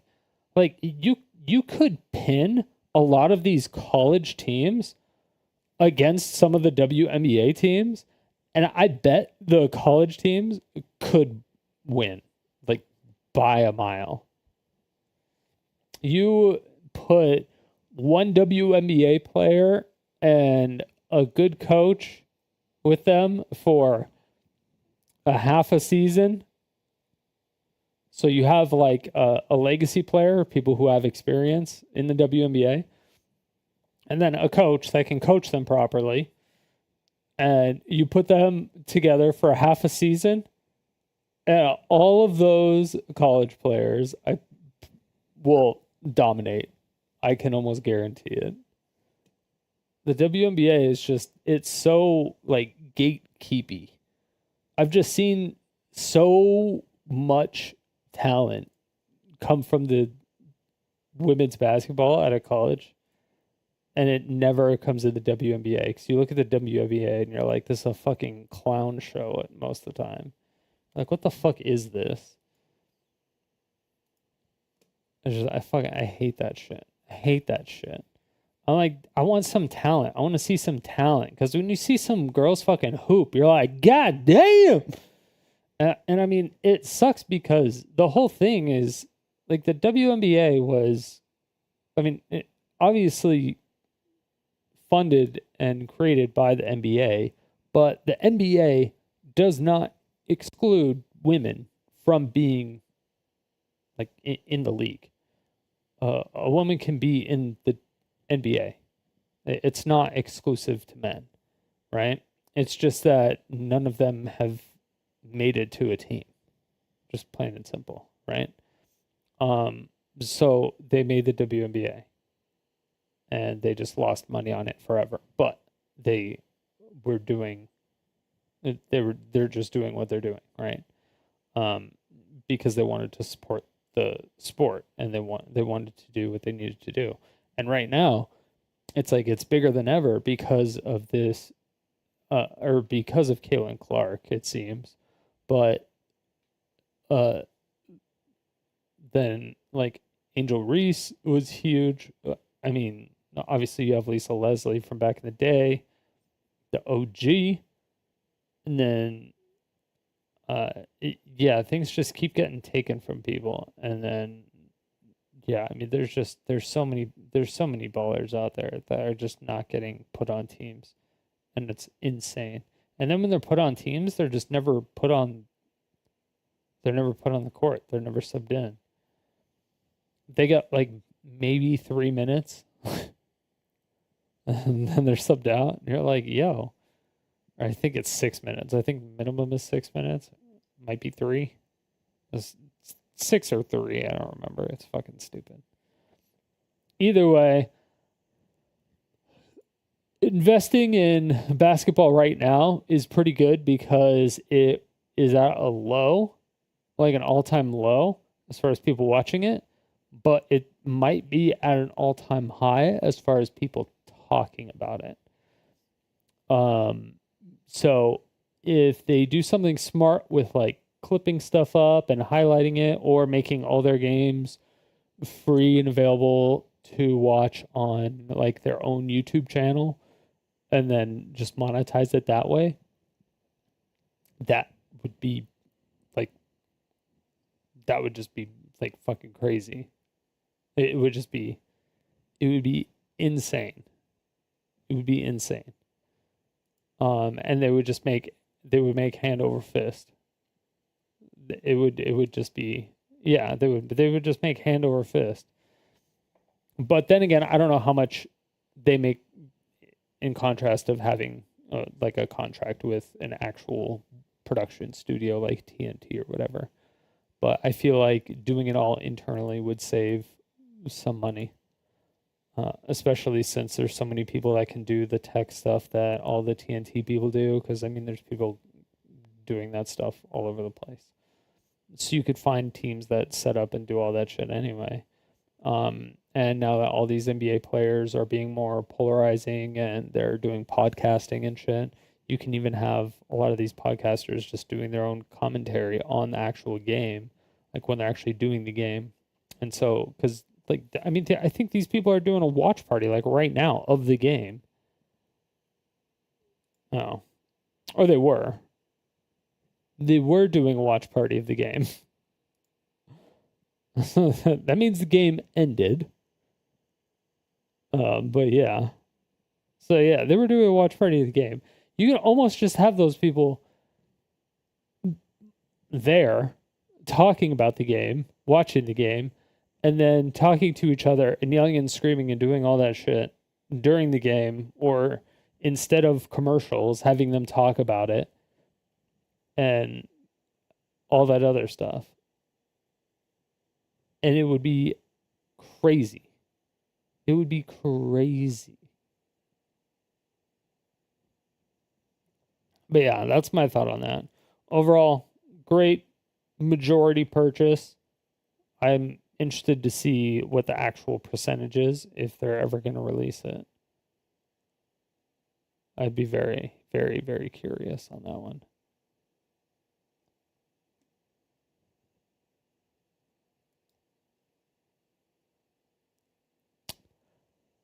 The next one, before we get into a little, I'm gonna grab some water. Before we go into our next little segment, dude, what happened this week? Why did so much shit just blow up? Like, everything happened everywhere all at once. Isn't that like an anime movie? Like everything everywhere all at once? Like a really sad anime movie. It makes people cry and shit.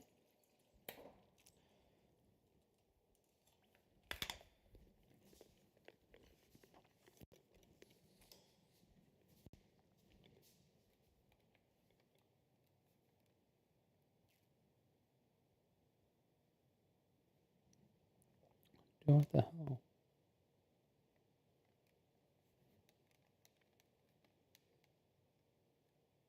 I feel like my AC is not working at all. Or barely. It's like so fucking hot in this room. It's so hot.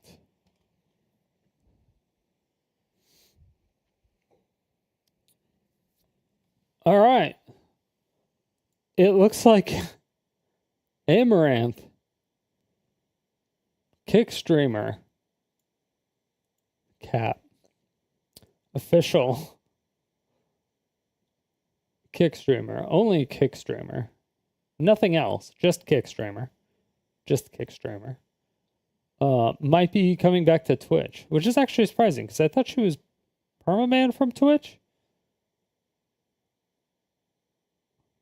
But I'm not 100% sure.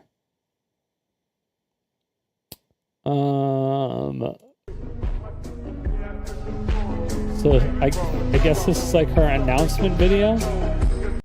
Oh, that's probably On my way after I refuel a bit. Be there soon. like she's not gonna Monka TOS an announcement thing, right?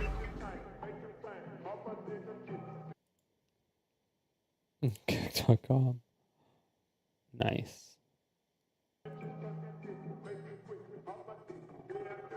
38 million later. She made $38 million on Kick. Jesus Christ, dude. Holy shit. God damn. Amouranth, 150 mil and still can't hold down a man.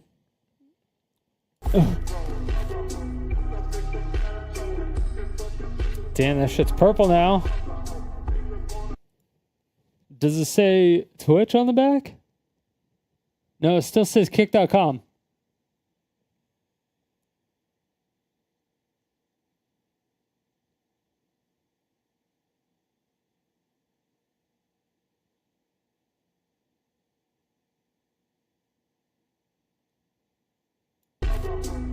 It still says kick.com.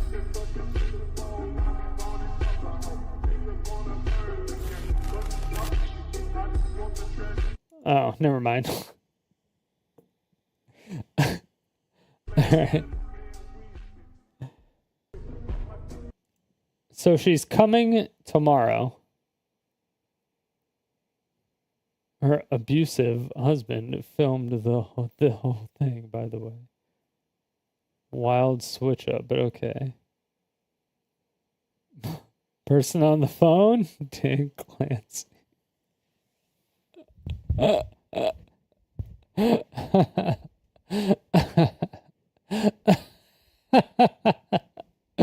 Yo. Out of pocket. True. True. Fucking Coomer. Oh my god. Jesus Christ. I know, Cal. I do actually like this green though. Hey, yeah, I'm on my way after I refuel a bit. All bias aside, I actually do like. That was a good pause. Pause, champion.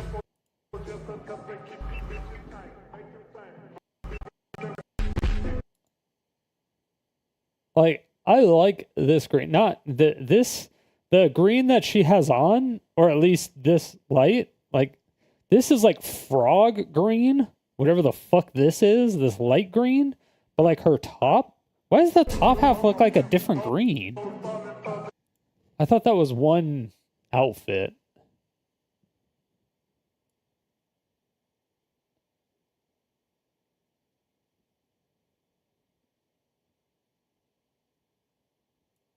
Is it? The lighting can't be that different.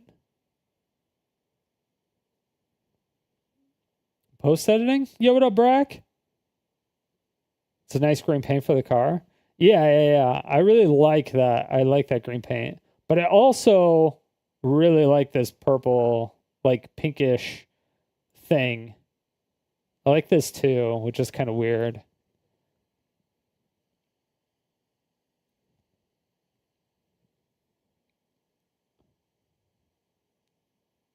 I don't know if I would get it myself on a car, but I think it's cool.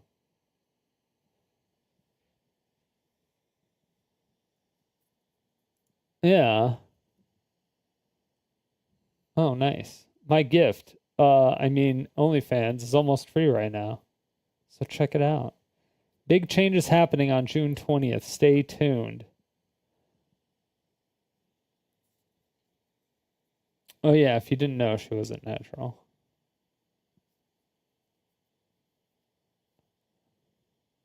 $38 million. $380 million. Or $38 million, sorry. $38 million. She was a kick streamer for like a year? Maybe? Because I know her husband was saying that just off a kick, in some months, she was making over $1 million.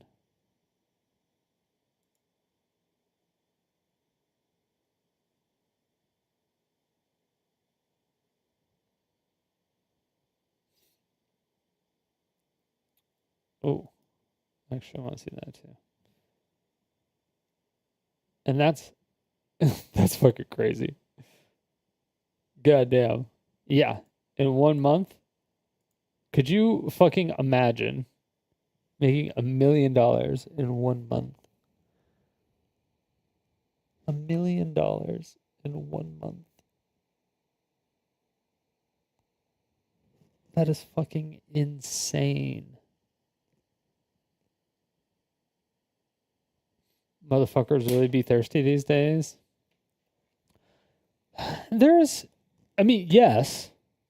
Yes, but there's also a couple things with it. Number one, she is actually attractive. She does actually like change up the game. Like, she doesn't do the same shit all the time. Like, she doesn't just sit there at the camera and stare at it and show her tits or whatever. Like, she invented the meta. Like, she basically invented like the hot girl ASMR. She invented the pool streaming. She invented like all these things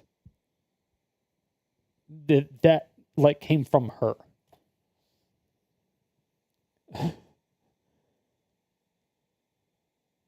So yes,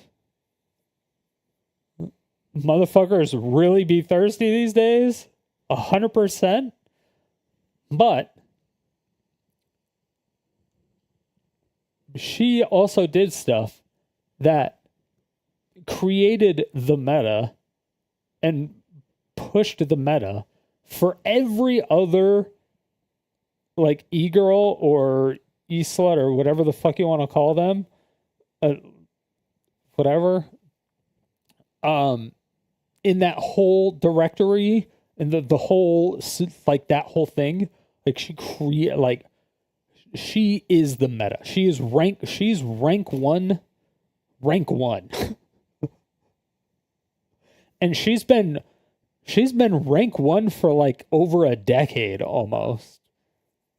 Like, imagine being rank one, like anything for a decade or so, you know? That's crazy.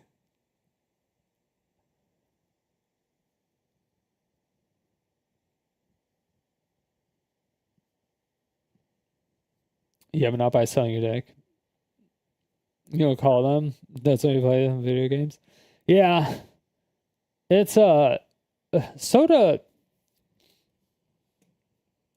actually talked about some of this stuff a little bit. And I kind of agree with him. I might just,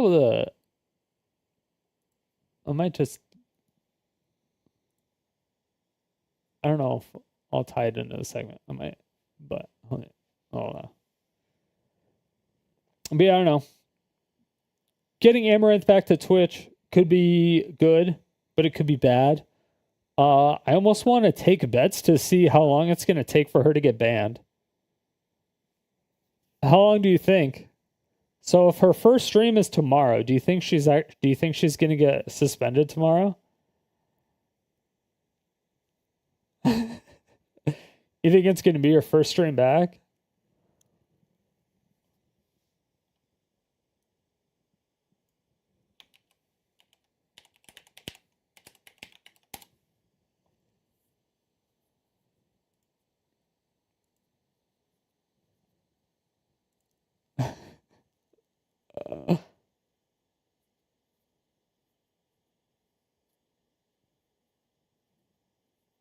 It's unbanned.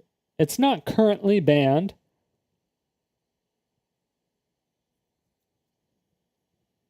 So we know that much.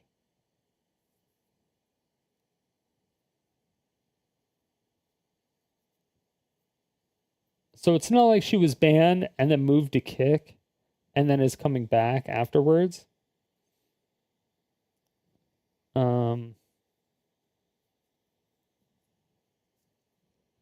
So yeah, I'm not sure. I also don't exactly know why she's moving back to Twitch. That's one thing I don't know.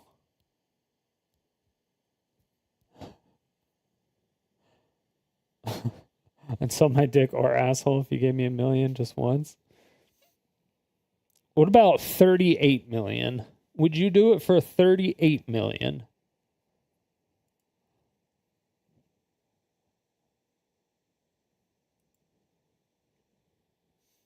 Would you suck on a rubber dildo that looks like a penis for $38 million?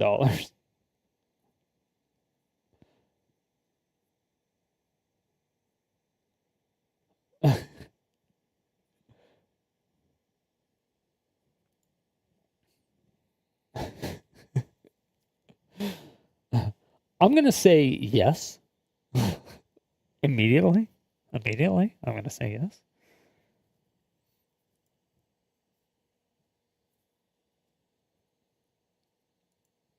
I just, like, I stick up for Amouranth because of the hard work she puts in and the stuff that she does and the stuff that she pushes forward and the extra things that she does. But the new things that she's doing is just not.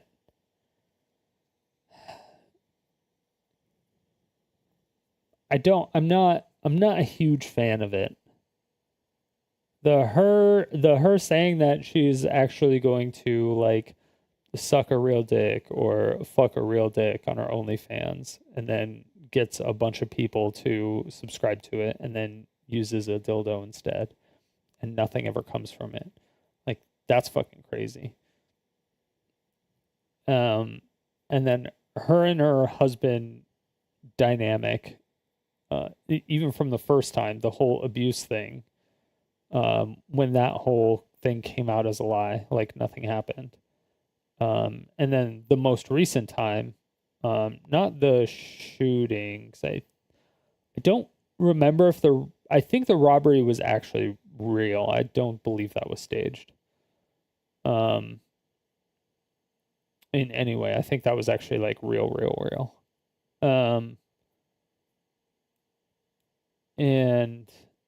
But then there was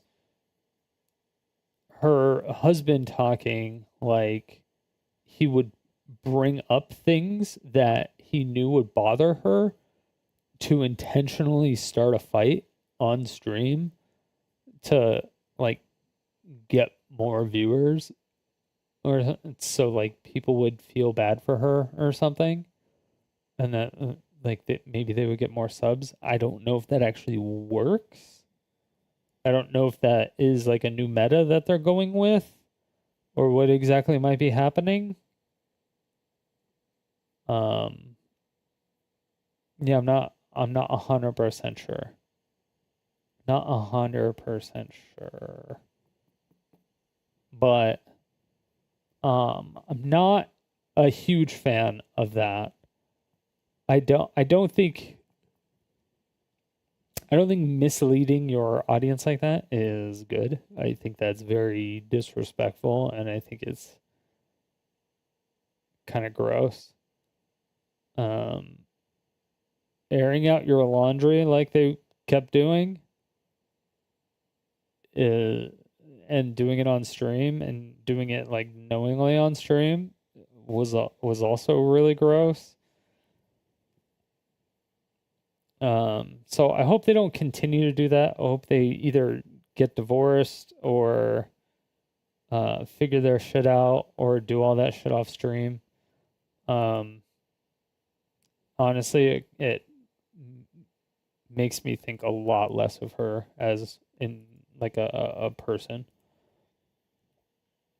like just as an individual. Not that it matters. Not that it should matter to her. Like, fucking, who am I? Who the fuck am I? She doesn't know me. I've never talked with her. And even if I did, it shouldn't fucking matter. Because if I knew her, I would tell her. But then again, I would have told her like forever ago. But it didn't matter. Doesn't matter. Doesn't matter. But that's my opinion on that.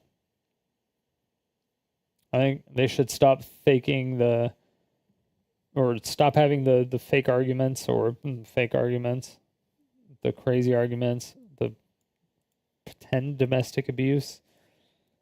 If they do that and then they actually like do other stuff, then I think they'll be fine on Twitch again. Yeah, I think it should be fine. But she hasn't been on Twitch in a while. I don't watch her content, so I have no idea what she's been doing on Kick. So I don't know if she's gonna get banned or suspended tomorrow or not. I don't even know. I don't know if she'll be multi-streaming. I don't know yet. I don't know. Maybe that would be hilarious if she got suspended. She makes some big announcement. She's coming back, and then she fucking gets suspended the same day after like 2 minutes or something. It's like a wardrobe malfunction or something. She just gets banned. Oh my god. That would be hilarious. Oh my gosh. Yeah, we'll see. We'll see tomorrow. That we will.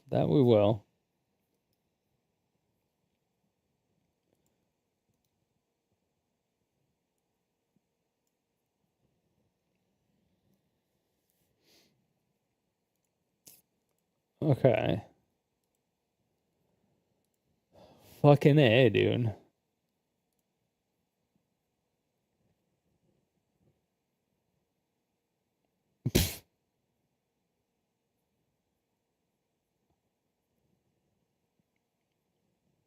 Kick founder calls out Twitch for multi-streaming ban. Nah. That'll stay up too. That's hilarious.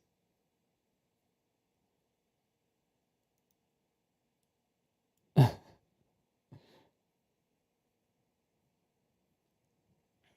it today's Sunday? No. So he didn't get banned today. Okay.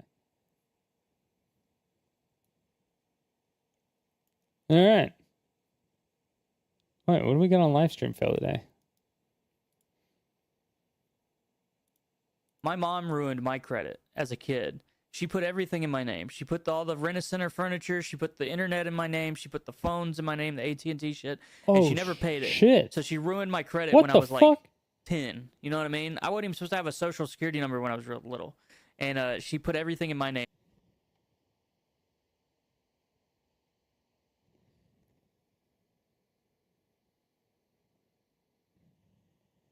What? My mom ruined my credit as a kid. She put everything in my name. She put all the Rent-A-Center furniture. She put the internet in my name. She put the phones in my name, the AT&T shit. And she never paid it. So she ruined my credit when I was like 10. You know what I mean? I wasn't even supposed to have a social security number when I was real little. And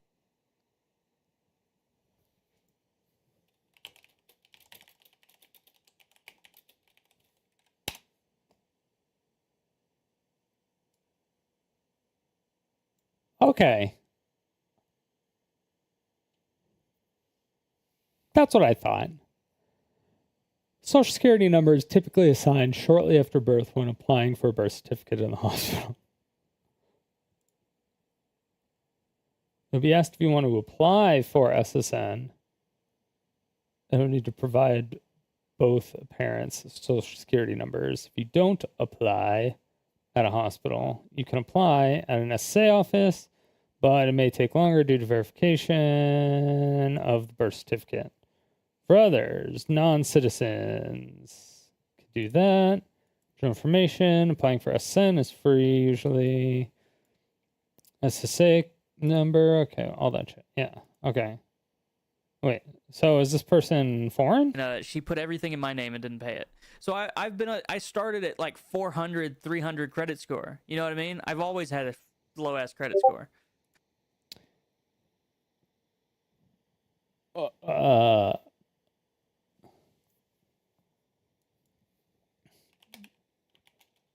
What is the lowest age your parents can open up a credit card under your name? A child cannot have a credit card open in their name until they're 18 years old. However, a parent can add their child as an authorized user on their credit card accounts. And some card issues allow as early as 13. The minimum age. Yeah, I was like, I'm pretty sure you can't do that at 10-ish. I thought it was 14. I didn't think it was 13. I thought it was 14.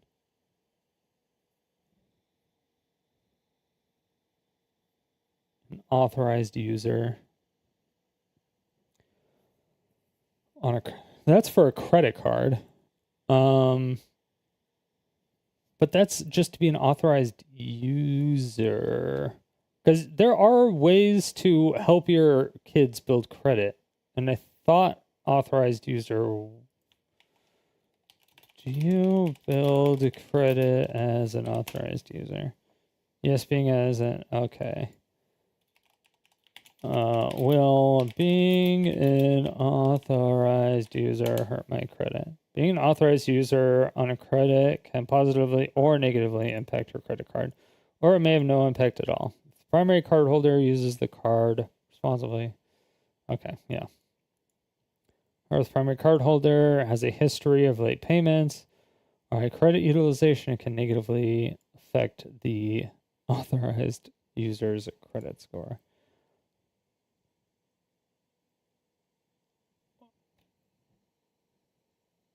Wait.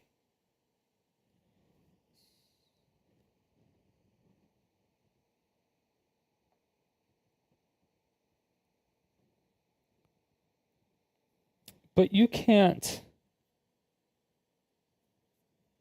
Primary card holder has a history of late payments. Will be reflected on the authorized card's user report and can negatively impact their credit score. High utilization. Limited control.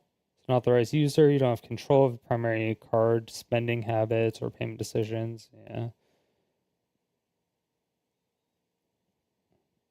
Can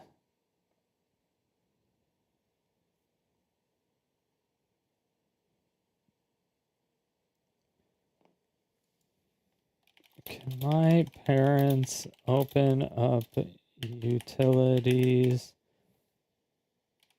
in my name?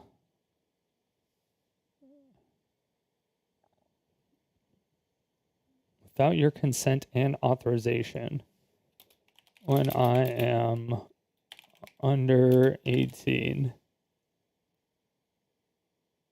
Is it legal to put utilities? It's definitely illegal. I don't think it's illegal. If they're underage, yeah, because they would have to be signing the contract. Well, the contract would be null and void. Because they didn't even sign the contract. And they're underage, so they can't even be, like... Yeah, number one, they didn't sign the contract. And number two, they didn't understand the contract. So...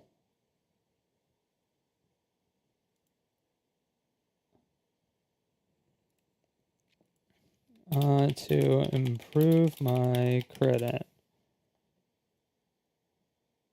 No, it is not legal or advisable to open utility accounts under accounts in a minor's name to improve their credit.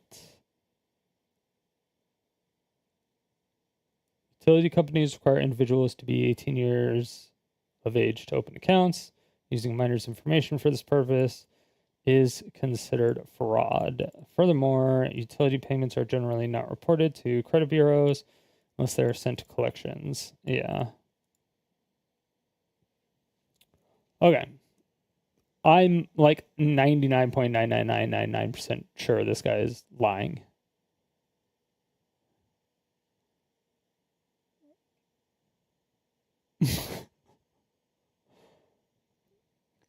Like, I understand having really fucked up credit. Trust me. I also had like a 400 credit or something like that. But, dude,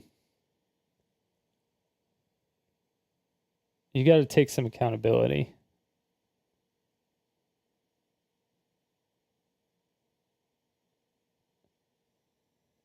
I've heard of kids being dumped with all sorts of bad debts and loans by parents in the US. Oh, like when they die?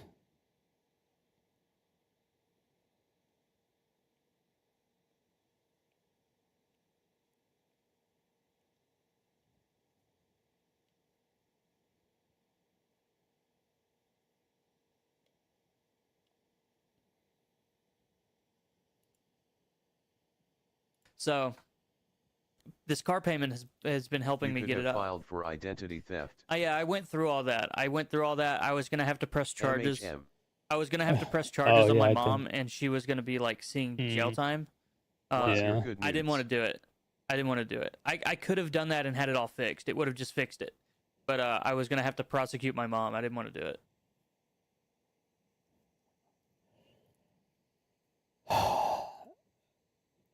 Yeah. Which is true. He would have to, but the not having a social security number, I don't know. This seems just not. I mean, congratulations. Congratulations for getting over 600, 100%. Good job, dude. That is fucking awesome. It is hard to build your credit. It's hard. It takes time. It takes learning. It's just not taught. Credit is not taught in school, and it's not taught by your parents typically, which clearly wasn't taught by his parents, because either his mom fucking sucked and did identity theft shit and was doing illegal stuff, and then was also not very good with money. I'm assuming she was doing some type of drugs, because in order to fuck up your child's future to the nth degree, you have to be a pretty fucked up individual. Like, just flat out. You just you have to be a really fucked up individual. I'd be like, oh yeah, don't worry. I'll just ruin my kid's future. Don't worry about it. It'll be a surprise when he tries to buy a car for the first time. When he's 18 and he finds out he can't get a loan for anything because his credit score is fucked. And then when he does get a loan, his interest rate isn't going to be like 3 or 4%. It's going to be the US maximum of like 29.9%. So you're going to have, a whatever car you can get with a 30% interest. It's just like, fuck, dude.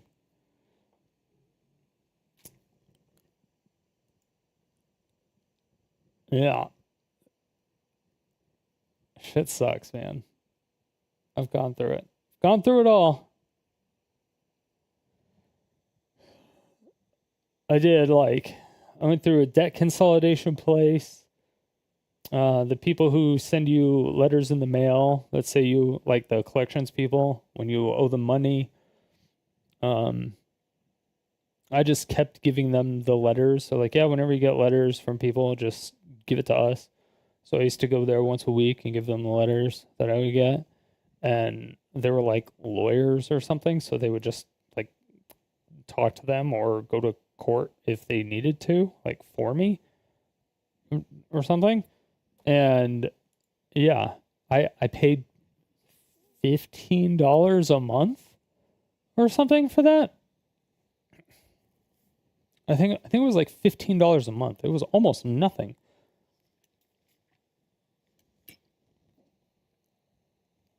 For what I feel like they were doing, for what they actually did for me, I don't know what they were doing. They could just, I don't know what the fuck they were doing, but for what I was paying them, they did way more than for whatever the fuck I was paying them. I was doing it for 2 years, and yeah, my credit score went from like 400 to 600 hella fast. It was after that it takes a while.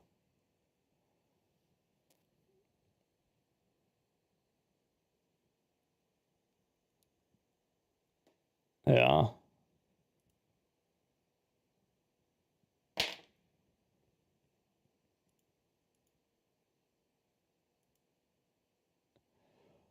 Oh. Thanks, Carl Jobst. I'll be closing this one soon. Can't wait for the equity in your hope to arrive in my bank account. Damn. Oh. Ooh. Damn. Dude, Billy Mitchell's a fucking savage. He's so... Oh, you're such a fucking savage. Oh my God. I didn't realize he was so funny. He's such a fucking asshole, but he's so fucking funny.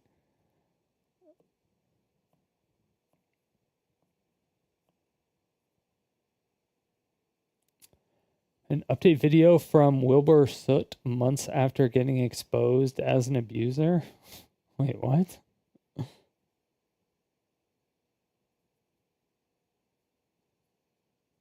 Found somebody share a Google Doc regarding the Sonic parody animator. What the hell? What am I reading? What is this?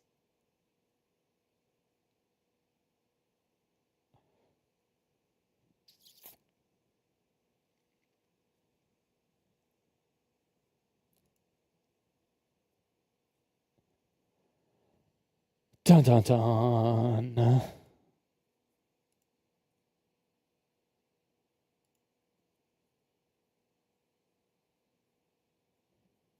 Let's see, where was this video?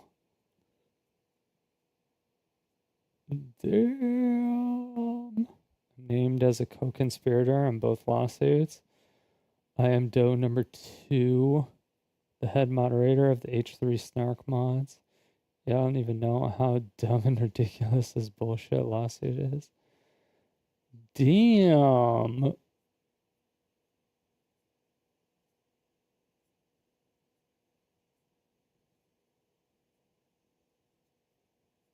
I must have missed something. What the fuck happened? As you watch Hassan fans and Twitter leftists celebrate the murder of 2 innocent Israel. What am I missing? Understand that V and Hila are just as fellow targets to them. I've known this as people like Hassan and iDubbbz lecture me about hallucinating threats. I knew at that moment I ended leftovers. Why we would want to be a member of a community that would literally cheer my death. There's toxic, violent, nihilistic extra. Oh, yeah. Oh, that was the. Okay.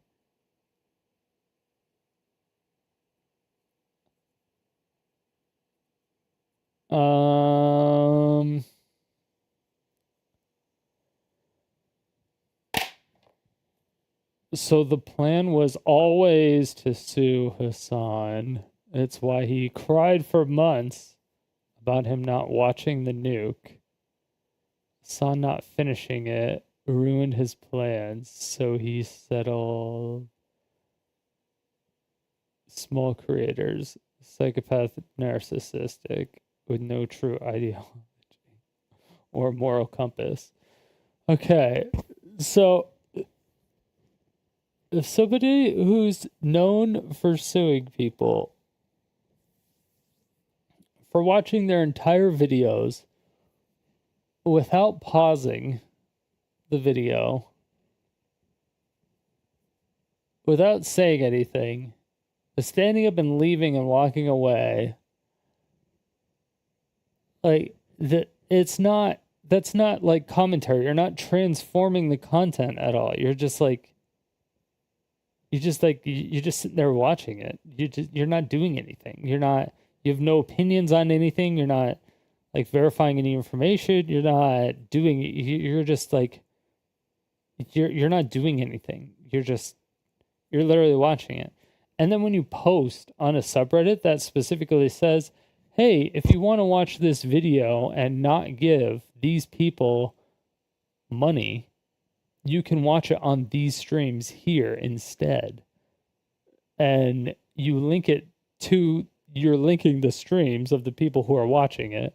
And so you're directly taking revenue from the source of the person who made the video away from that people. And then those people are also advertising it as, hey, give me money because I hate this guy and you can watch the video here. So not only are they taking tangible funds from this person watching the video, they advertised that they wanted to reduce the amount of funds from that individual.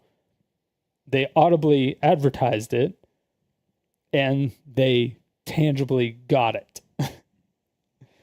So they did so many things that were just fucking stupid.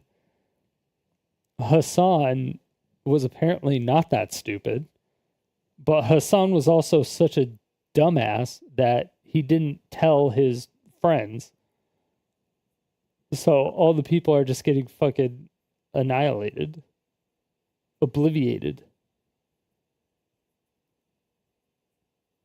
Obliviated.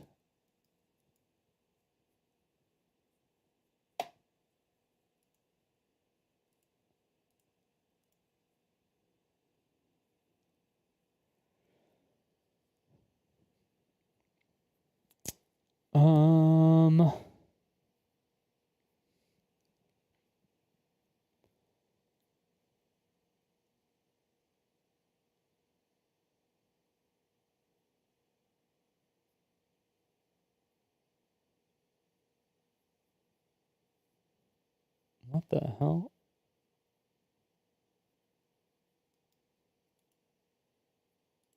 Wait, what?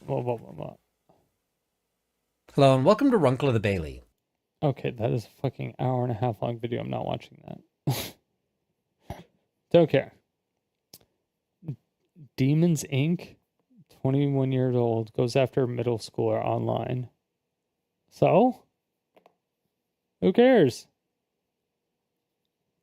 You have to be 13 to be on social medias.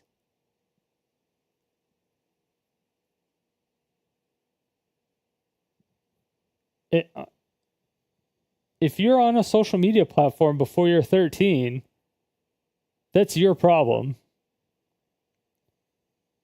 If you don't want kids to get fucking slain on social media and get fucked up, then you need to pressure the government to do something. Like, I don't, or the companies. Like, what this is the dumbest shit. Who cares? You're a fucking pussy. And I'll show you exactly what I mean. What is it, Justin Wong?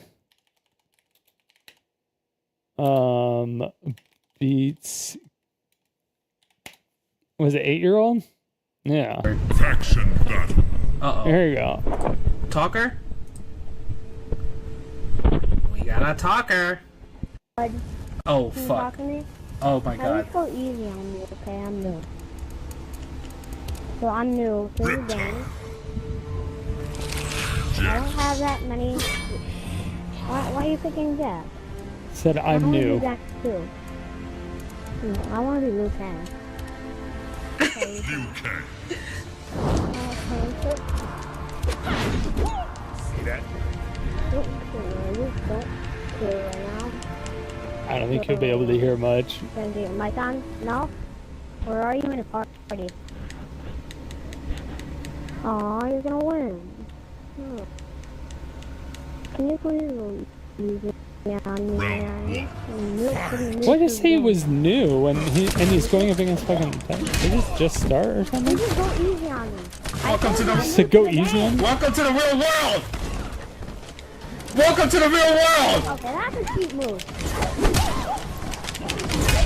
Welcome to the real world! Welcome to the real world! Time to learn! You gonna learn today! Right there. Gonna learn That, today! ladies and gentlemen, is a cheap move. Gonna learn today! You gonna learn today! Welcome to the real world! Cheap move. Yeah! No, you're using a cheap move. No, you're cheating. You're gonna learn! This is the real world! You learn it early, son! That's all you ever do in your house? I'm done playing now. Finish him. You're a freaking jerk. All you keep doing is that. That's freaking not fair. That's all you're gonna do. Jax wins. Flawless How is that? Welcome to the real world, bitch! I'm done. I swear I am done. Welcome to the real world! Your opponent has left the game. I'm going to hell, guys. Guys, I'm going to fucking hell. Oh my god. I'm going to hell. 21-year-old goes after a middle schooler online. Come on, nobody yells at him. Wait, that kid was like 8 years old? I don't know how old Daigo was in there, but I don't know. I think he was older than 21. Maybe. 8 years old is third grade. It's not middle school. It's just elementary school. But you know what? That day, he fucking learned.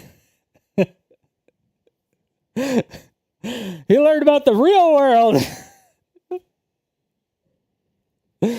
I don't know if he learned how to get around that move, but he fucking learned about the real world. Oh, shit.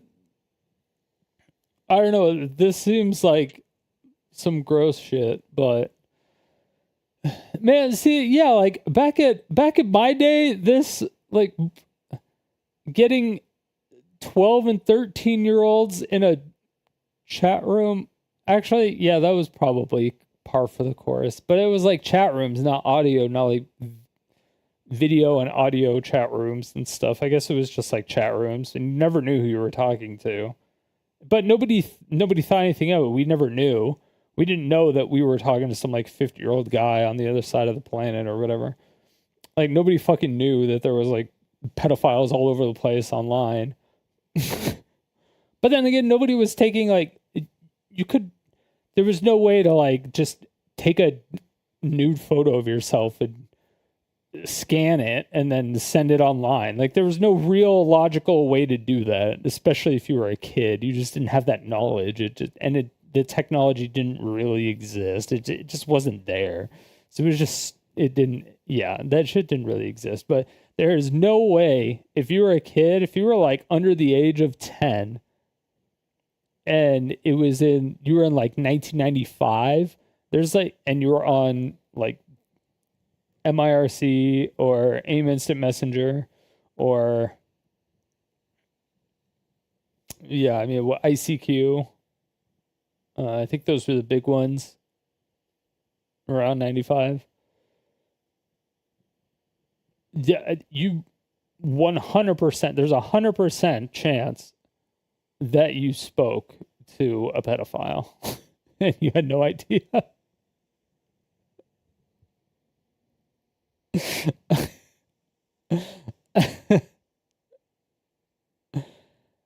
Yeah. You don't know how the world works when you're a kid. You don't know how it works.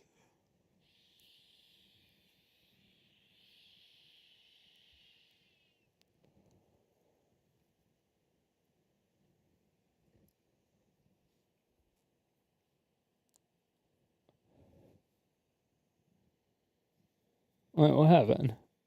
Okay, wait. Where'd the...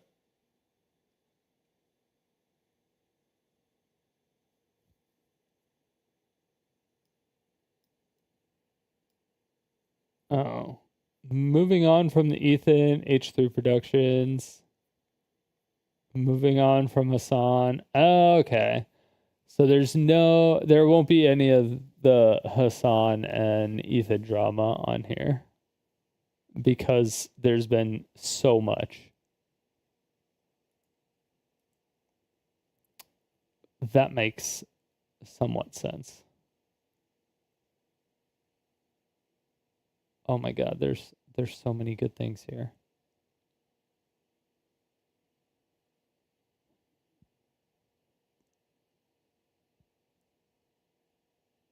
Oh, we never went back to the con. There's more updates. A lot of people in the... There's more updates on the con. Even more. How are there more updates on this convention? How? Comment section were really, really pissed that I was punching down at this con. And I don't know about you, but if somebody slaps me right in my cheeks... No, you're not punching down. You're punching back, first of all. That's dumb. I'm going to slap you in your cheeks even harder. Okay, look, I'm not one of those guys that's going to walk down the sidewalk in LA and then you slap me and I'm going to start crying. No, I'm going to peel your face off and wear it at 3 a.m. So yeah, I'm going to talk about it. And then you're going to cry while wearing it. Bitch. What do you got to say about that? And I'm going to make content out of it because the grift is real. Okay, if I can make my money back on merch from ad revenue, you best believe I'm jumping in knee deep, baby, and I ain't pulling out. We can edit that out. But we're gonna read some comments, and I want to get your guys' opinion on this. So first things first, guys. The common misconception is the amount of attendance that keeps you afloat. I don't know if you remember back to the phone call that I had with the actual. The amount of attendance that will keep you afloat at a con is like. What for the amount of tickets that you sell? Because you have to 80%. Is it 80%? President of the convention, but you can tell by his voice that he's very worried financially about this convention. What a lot of people don't understand is just. Wait, hold on. This is Mortal Kombat 2? His voice that he's very worried financially about president of the convention, but you can. What is this on the back? What is this? What game is that? What game is that? Someone tell me what game is this? Tell by his voice that he's very worried financially about this convention. What a lot of people don't understand is just because you see a couple dozen people walking around this huge convention center doesn't mean that it is a success. People took it very literal when I said no one showed up. Okay. What I meant was only a couple hundred people showed up. That's what I meant. You can see in the photos, there's stragglers. There's one guy here, one guy there, one guy here, which is great for them. Here's the issue, though. I was told they need at least 6,000 people to kind of break even and start making money. They definitely didn't even get. This has to be 2. No, this isn't 1. This is 2. No, MK1 didn't have Goro. MK1 didn't have Goro. Barely a tenth of that. If I was a couple hundred people showed up. That's what I meant. You can see in the photos, there's stragglers. There's one guy here, one guy there, one guy here, which is great for them. Here's the issue, though. That also had Kano. Mortal Kombat 1 did not have Kano in it either. Did Mortal Kombat 2 have Kano in it? They need at least 6,000. Here's the issue, though. I was told they need at least. They both did? It did have Kano? Absolutely. Oh, fuck. Goro was the mini boss? In 1? I thought he was the mini boss in number 2.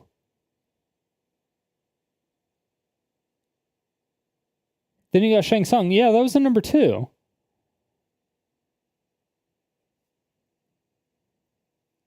I didn't know.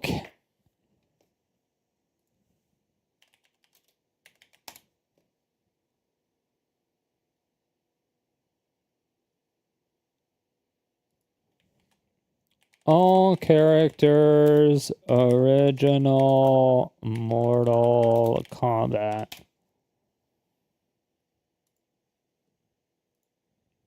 Oh shit, there was Kano.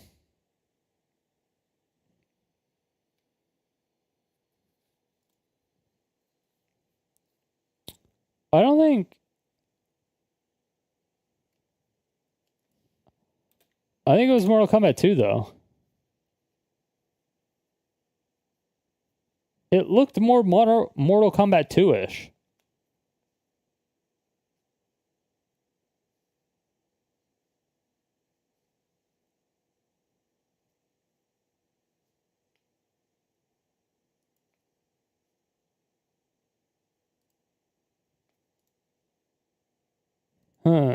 Character sheet here.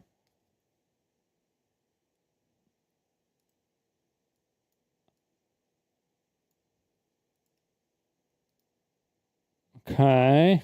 Then we go back to the con. It's great. You can see in the photo.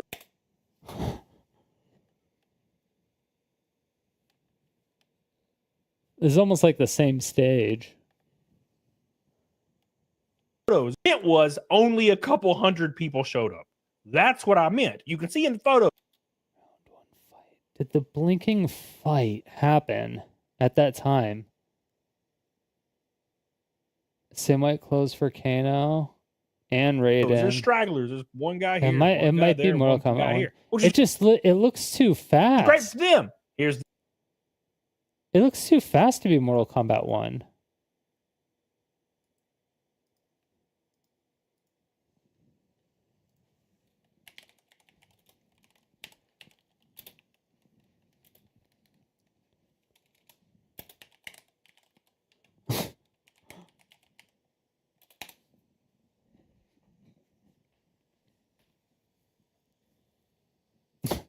There was Goro. I didn't even know there was.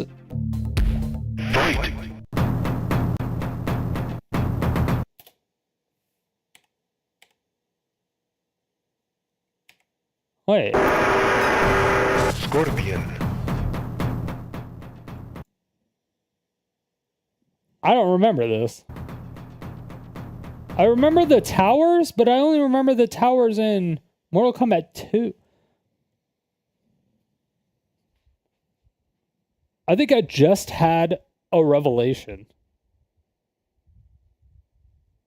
I never played story mode on Mortal Kombat 1.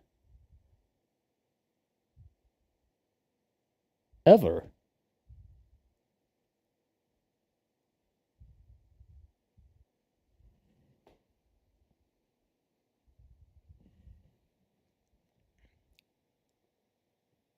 Well, because I played number 1 against my friend a bunch because he had the console and he had Mortal Kombat 1.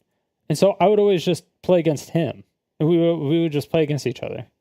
And that's all we did. I didn't even know there was a story mode. I never went to the arcades when I was a kid. I was always doing sports shit. But on number 2, I did the story mode. And same with 3 and 3 Ultimate or whatever. But like 3 is when I was really good. And 3 Ultimate was when I fell off hard because people got way too good. And it introduced a lot of characters that kind of hard countered some of my stuff. But then I got better. And I was okay.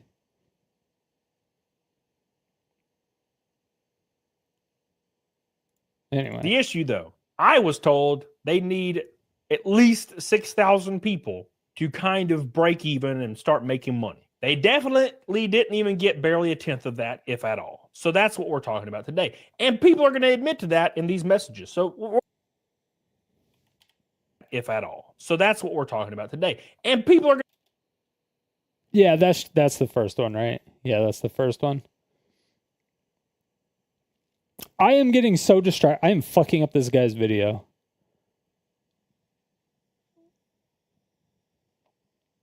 So much. Okay, sorry. Admit to that in these. So go first back. things first, guys. Okay, to be fair, Camelot, it was the background of your video and the cool arcade that made me want to go look into it, okay? So it's your fault, okay? It's your fault for fucking up the video, all right? Not mine. It's yours. Common misconception is the amount. That's not a common misconception. It's your fault. Of attendance that keeps you afloat. I don't know if you remember back to the phone call that I had with the actual president of the convention, but you can tell by his voice that he's very worried financially about this convention. Previous video. What a lot of people don't understand is just because you see a couple dozen people walking around this huge convention center doesn't mean that it is a success. People took it very literal when I said no one showed up. Okay. What I meant was only a couple hundred people showed up. That's what I meant. You can see in the photo. Dude, I hate when people do that shit. I hate when people do that shit. It's like, if you need 1 million people to do something, and you're like, and like 1,000 people do it, and you're like, or 10,000 people do it, and you're like, dude, nobody did it. Fuck. And then someone's like, what are you talking about? 10,000 people did it. And you're like, yeah, 10,000 is a lot. Like, it's a big number. But we needed 1 million. That's like not even scratching the surface. 10,000 is a lot, but 1 million to 10,000, like it's bad. That's bad. That's not a lot. It's bad. There's stragglers. There's one guy here, one guy there, one guy here, which is great for them. Here's the issue, though. I was told they need at least 6,000 people to kind of break even and start making money. They definitely didn't even get barely a tenth of that, if at all. So that's what we're talking about today. And people are going to admit to that in these messages. So we're going to pull them up and see what you think. This says, me and my wife were there. We were on your side 100%, which means that's like a past tense thing, right? We went to see how bad it was going to be, but these videos were before the doors opened. Wish I had taken videos to show it. There were hundreds of people. You wish you had taken videos to show you? Do you...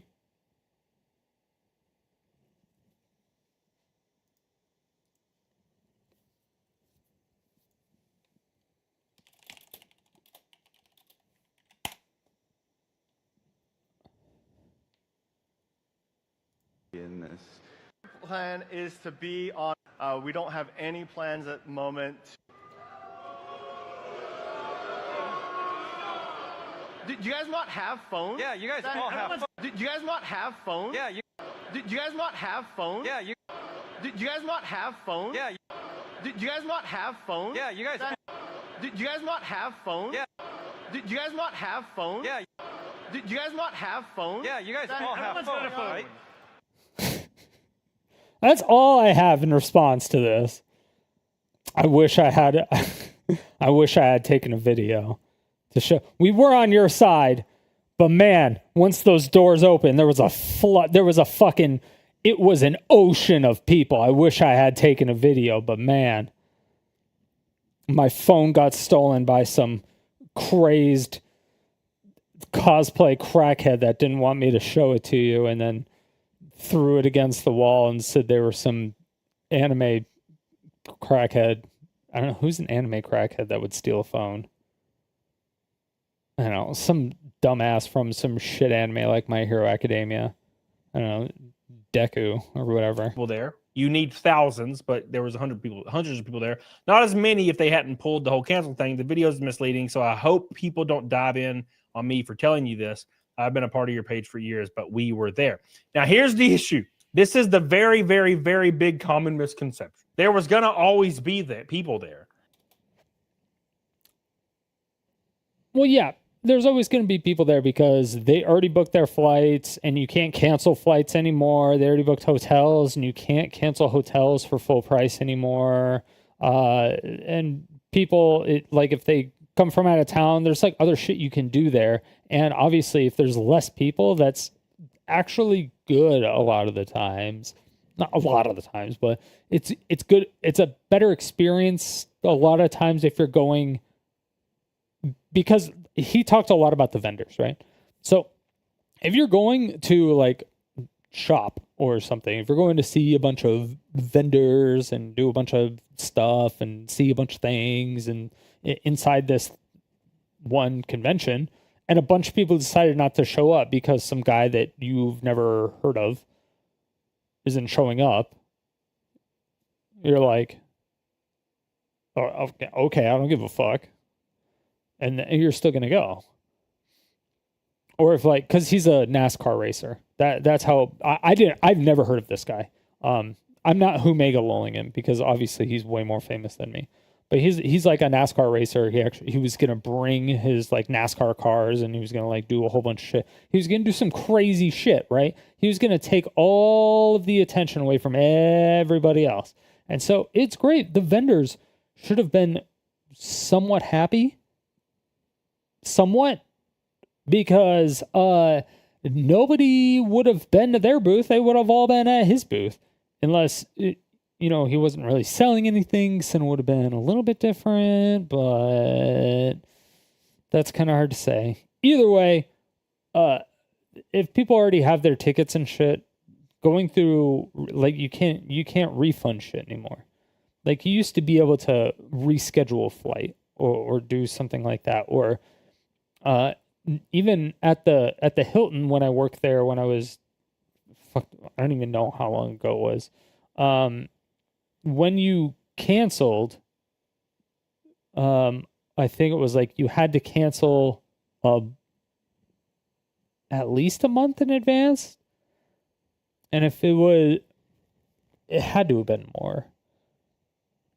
It was like, if it was within a month or something, then you got 50%. Or you could,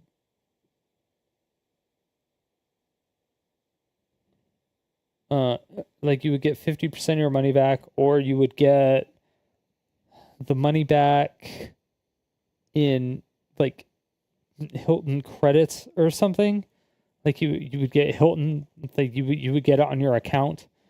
I forgot exactly what it was. It's been so many years. It's been a long ass time, and they probably changed all that shit by now.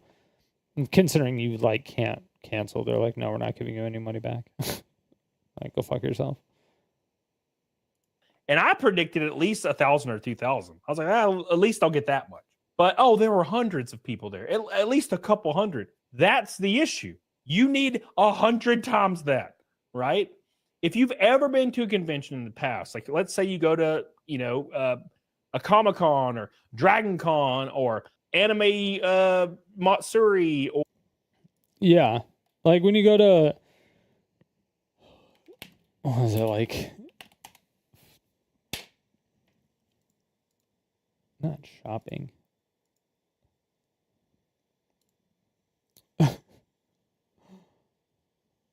That was finals, so that doesn't really count. Evo Convention Center.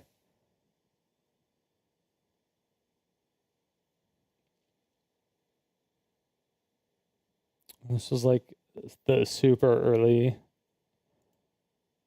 People were here hella early because the seats were never that empty. This is what a lot of it was. It was like, this is all side games.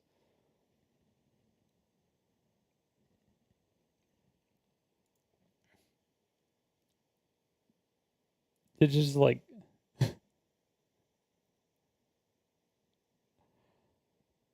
don't know, man. I don't know. Or Anthrocon. If you go to any of these conventions, you're going to know immediately that there's thousands of people here. They have all the streets blocked off. They got fire engines, food trucks, everything like that, right? This was all absent from this last convention. Yes, literally speaking, a few people came. No one ever said 0 people confirmed. That would be devastating. This person immediately responds and says, my friend was there and said it was completely empty. I trust them over the first comment here. And this is something I always... It's completely empty. Oh my god. See, I respond, if you begin a comment saying I support you, but then you're probably being disingenuous. You also commented again later and claimed it was a couple hundred people. They needed 10,000 to make some money. 10,000 people, not 300. So herein lies the issue. And I'll pull up that comment right now that actually came a little bit later because I saw both of these comments very early on. And I got to put this out there. I never read comments. Usually if I read a comment, it's sparked by somebody that has a larger following commenting. How do you know how much money they needed to break even? Because that's just tickets. That doesn't include the hotel they had to rent out. That doesn't include anything. It doesn't include anything else. What the fuck? Because YouTube Studio will send you a notification if somebody has over like 10,000 subs and they comment on your channel. You'll actually get a notification directly sent to your YouTube and your phone will vibrate and shit. So usually I'll click that, I'll read it, and then I'll see 2 more comments under it, and then I'll click those, and then I'll like scroll for a second and then turn it off. So I if saw you get this something one pop over up. 10,000, This is the same guy. The same shit. guy. Check this So out if right I here. comment He on said right here, somebody's I never YouTube, said it was packed, and it would have been a lot better if Cody was there. Now, keep in mind, this guy's going to completely reverse his feelings right here, by the way. I'm sure they'll never hit 10,000 or even 5,000, but while I was there was at times 200 to 300 people. I'm positive they'd lost a ton of money, try to cancel people, and in the end, it never goes the way you think. So he completely reversed, because what happened is he probably watched a little bit more of the stream that he commented on right here, or the video, and was like, oh shit. Yeah, no one said it was empty, but you need thousands upon thousands of people That's showing so up crazy. to make it profitable. That's so crazy. Or else every convention you go to would not be busy, right? There would be more of them. More people would run them if they were easily profitable. But the issue is you have to actually have a huge convention to make money. There's so many logistics. You also don't need a huge convention, depending. Most hotels will do it for you because they have the ballroom areas, and the ballroom areas are like just big giant long strips, and if you need more than one ballroom, they just take out one of the walls, and then if you need more than two, they take out another wall. Those are convention centers, but they're just built in a lot of hotels. So if you go to a hotel and you say, hey, we want to do a convention here, we can promise X amount of rooms, and we want to do the X amount of ballrooms for, X amount of days. How much is it going to cost? And can we get a discount on the rooms or something? But it requires a lot of logistics and a lot of negotiations and a lot of like talks and stuff. Unless the hotel is like really well versed in it and you have a built up relationship with the people already, or if you go to a company that is going to do it all for you, dude, that's so much fucking work. It is so much fucking work. People just don't realize how much work goes into like 99.999999999999999% of running a tournament or running an event or putting on a convention. Like, people just don't understand. They're like, oh, it's just people playing video games. It's just the video game. So it's just the anime convention. So it's just the furries. It's just the. It's like, no, it's a lot more than that. You have to, you have to hire security. You have to get the rotation. You have to make sure their lunch breaks are good. Like, yeah, you have to get the security, but it's like, okay, well, yeah, you don't necessarily have to manage that, but you do have to make sure they are, like, you have to find the company, and you have to find a good company. So you either ask around other people, or you just find a reputable company and hopium. And then you have to tell them what you want. And if you have no idea what you're doing, you have to be like, what should I want? Because hotel security isn't going to do the majority of the stuff that you want to do. The hotel security is going to be like, no, we're not doing that. Hotel security will do stuff like the basic shit. Like, they'll bang on your door if you're being too loud, and then they'll kick you out of there. They'll say, hey, you can't stay here anymore. But they're not going to like jump in there and break up a fight or something if something happens. That's not happening. So you have to like supply your own security. That's another thing you have to pay for. There's so many things, man. Yeah. And I'm not saying it was my fault, but I like to imagine it was for my own egotistical growth. So, that being said, there was also a lot of celebrity guests there. So, I want to point to one of those right now. So, this text has a name attached to the top of it that I will not show, but it says, it's true about how empty. All right, first of all, I don't think it had anything to do with you. I think it had everything to do with that cosplayer that called you out, but also dropped out.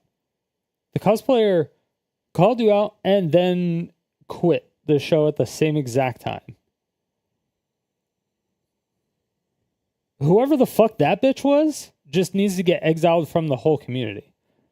Whoever the fuck that is, I would tell, and if I was the con person, the con owner or CEO or whatever, I would talk to every single con owner person that I know. And I would say, hey, don't invite this person. Because if they disagree with any single vendor that you have, they're going to make it public. They're going to make a stink of it. And then if you don't bend the knee to them, they're going to fucking make a video of it. And they're going to say, hey, if they show up, then I'm not going to show up. And if I don't show up, then all these people are going to show up. And then what's going to happen is that you're going to say, hey, you are canceled. You can't show up. I apologize. And then that person and all their friends aren't even going to show up anyway. So they're just fucking your con over. So just cancel them. Just say you fucked our con over. Just openly say, be like, yeah, we made a mistake for canceling them, but the only reason that we did was because you fucked us over.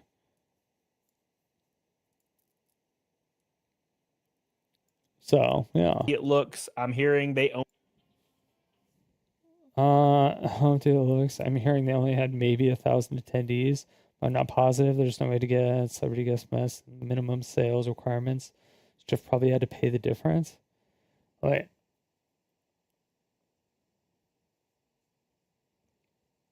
Okay, attendees and tickets sold are completely different, though.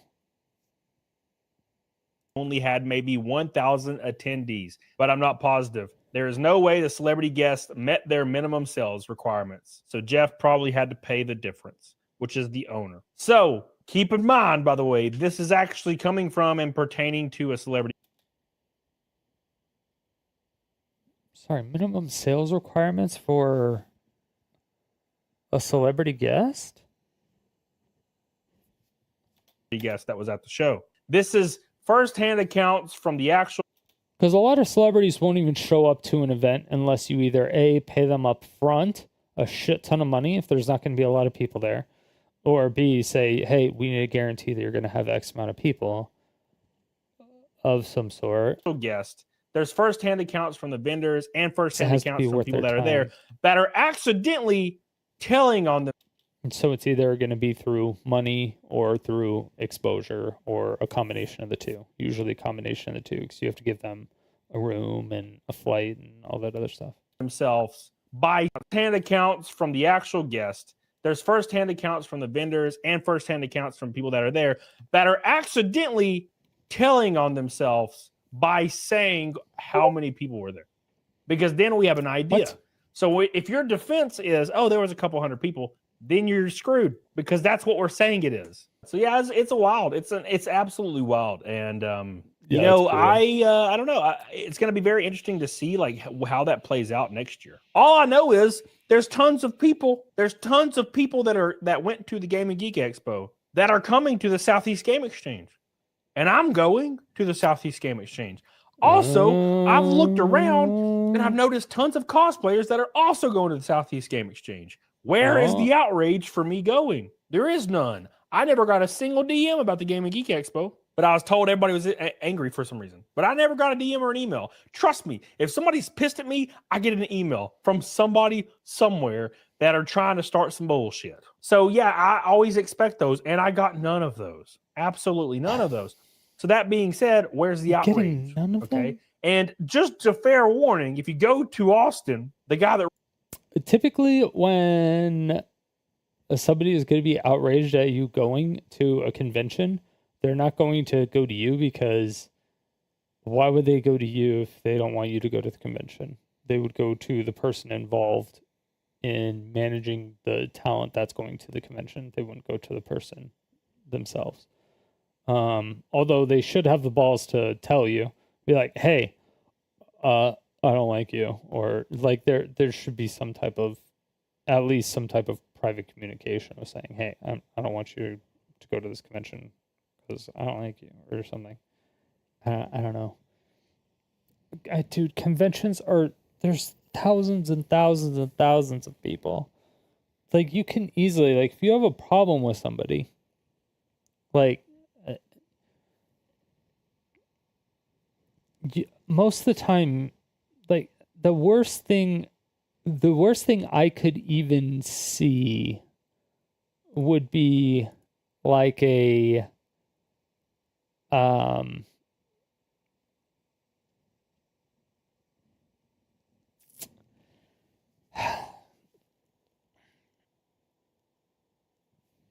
like a hey, I really don't like you. Is it okay if we talk to the con organizers and try to get our booths in places that are as far away as possible? Like that could be reasonable, I guess. Would it be childish?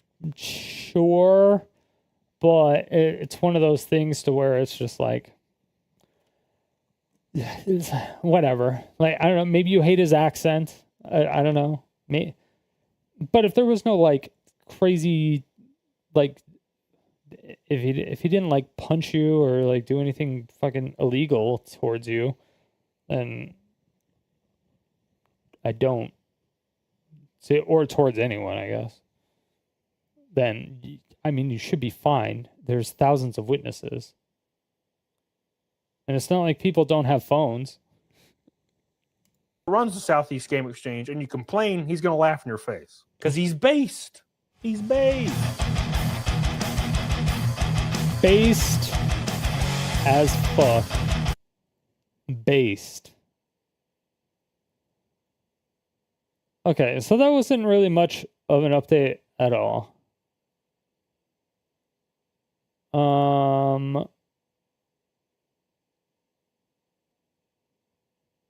Yeah, I don't know. I don't think that was really much of an update. I think he's trying to get more clicks from it. I think that's what it is. I think he's just trying to get more clicks, and then he's also advertising the other convention that he's going to. So he's trying to get more ticket sales for that and more people to go to that venue for him, and more people talking about him going there. And if it's being talked about on Twitter and stuff like that, it makes him look better to the convention. And then the convention CEO then starts talking to the other convention people about, hey, this guy has a lot of, vocal people on, Twitter and YouTube and blah, blah, blah, and brought in a lot of people. The exhibit was cool, blah, blah. Yeah, I mean, so it was a good video as far as what it needed to deliver, but I don't think the big update, I don't think there was any type of big update. There was no big update. I don't think. Him calling out people in his comments saying there was a big update. I don't know. I disagree with the terminology, I think. But outside of that, yeah, I mean, if somebody's a vendor and you're a cosplayer, just don't go anywhere near that vendor. The vendor is going to be working all day. They're not going to be anywhere else. So just don't go near that vendor. It's really fucking simple. It's so fucking simple. That's all I could say. That's all I could say on the matter.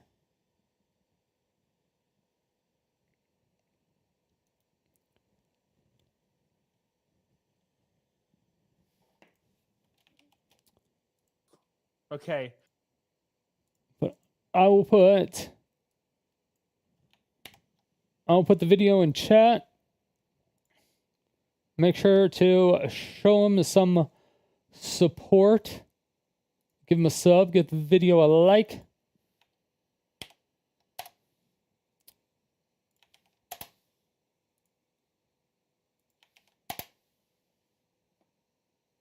All the good stuffs. And then, of course, if you're watching on YouTube after the fact, the source video will be in the description. And a pinned comment. So.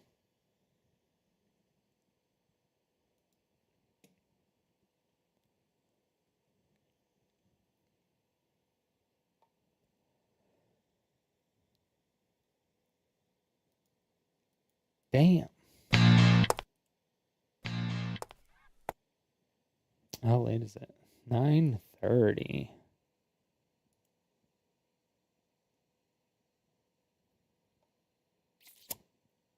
Okay, how much time do we have for this? Oh, the highlights. The highlights!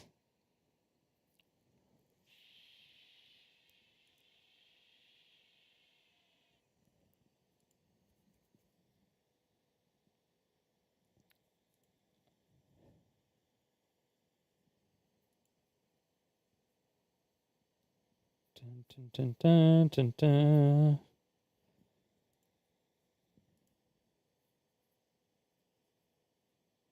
Let's see.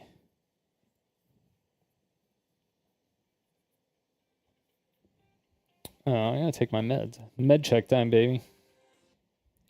It's med check time.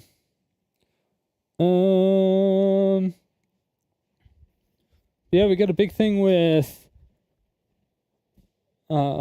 Twitch banning people right now. Stealthily. They're being secret about it. Super, super secret. I don't know why they're being secret about it. They shouldn't be being secret about it.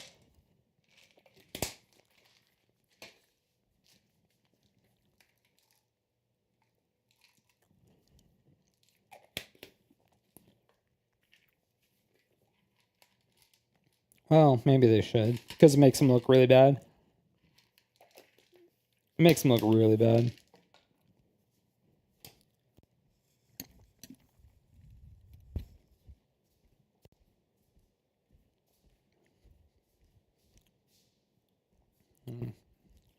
Might as well get more water while I'm out here.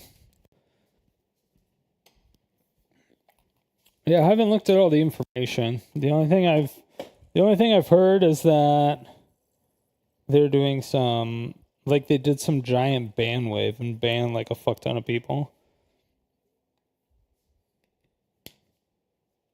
And they're like ignoring ban appeals.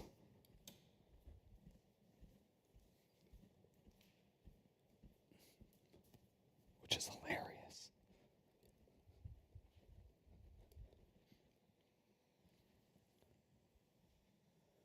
All right. So we have that. We can do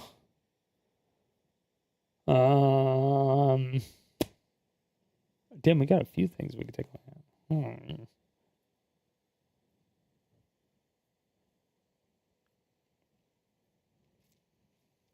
Dude, so much fucking happened in the last like 3 days. What the fuck?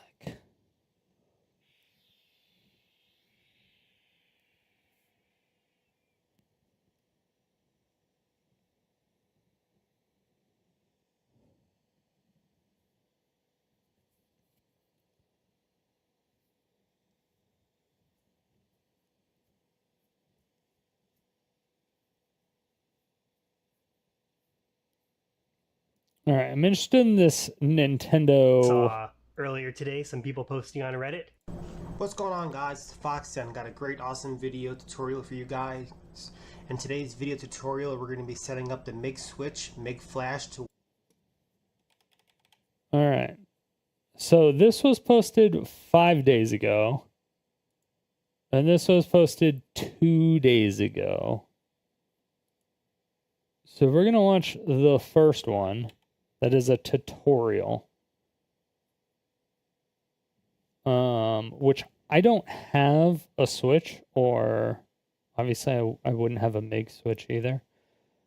But essentially what a MIG switch is like, it's just a little cartridge that you would put in your switch, and it has a little micro SD card that you put into it, and then you can put it in your Switch like a normal Switch game. And then when you load it up, it reads it like a normal game, but you can load games on it, essentially making it an emulator. But yeah. What's going on, guys? Fox and got a great awesome video tutorial for you guys. In today's video tutorial, we're going to be setting up the MIG switch, MIG flash to work on the Switch too. And I'm going to be showing you how to get that all set up and ready to go. Please keep in mind, I'm not responsible if you get your system banned, if you get your cards banned. You need to keep this in mind. Same. Just because, you know, Same. this is a new console. This is a new firmware that just came out today, and so I don't hold any accountabilities. This is up to you. Oh, it came Before out we jump into this 5 video, days guys, I just ago. want to go over some stuff with you. Yeah. Do not Because I keep hearing that it was unhackable. use Like any they were Nintendo was bragging that it was unhackable. And I'm like, that's weird. And then people were saying like, yeah, it's bricking it. And I'm like, oh, they're probably just not doing it properly, or they're probably just stupid, or you know, something's just happening. But people are saying that Nintendo is bricking it. Like they're doing it. And I'm like they're doing it online? Like they're detecting it? Like what the fuck? What do you mean? I mean, supposedly Nintendo has already blocked some Switch 2s for using the MIG switch, but also the MIG switch saying it's already working on it. They had the fix. Nintendo can 100% break your console as a fuck you. shared keys. How? Make sure you're using your own physical cards that's what I don't to know. avoid bans. And like I said, I don't take no responsibility if you get your system banned. This is totally up to you. Cards. Yeah, fine. Do not use any shared keys. Make sure you're using your own physical cards to avoid bans. And like I said, I don't take no responsibility if you get your system banned. This is No shared keys. totally up to Okay. you. If this system Your gets own banned, physical I do not cards? care whatsoever. I do not play online. I do not intend to be playing online. I'm going to show you some ways to stay safe. And my recommendation to you, keep this system 100% offline if you don't want to get banned. Wait, so a MIG switch, you can put like actual games that you own then on it. Because he would just say, just use your own everything. If you're using your own everything, then it wouldn't matter.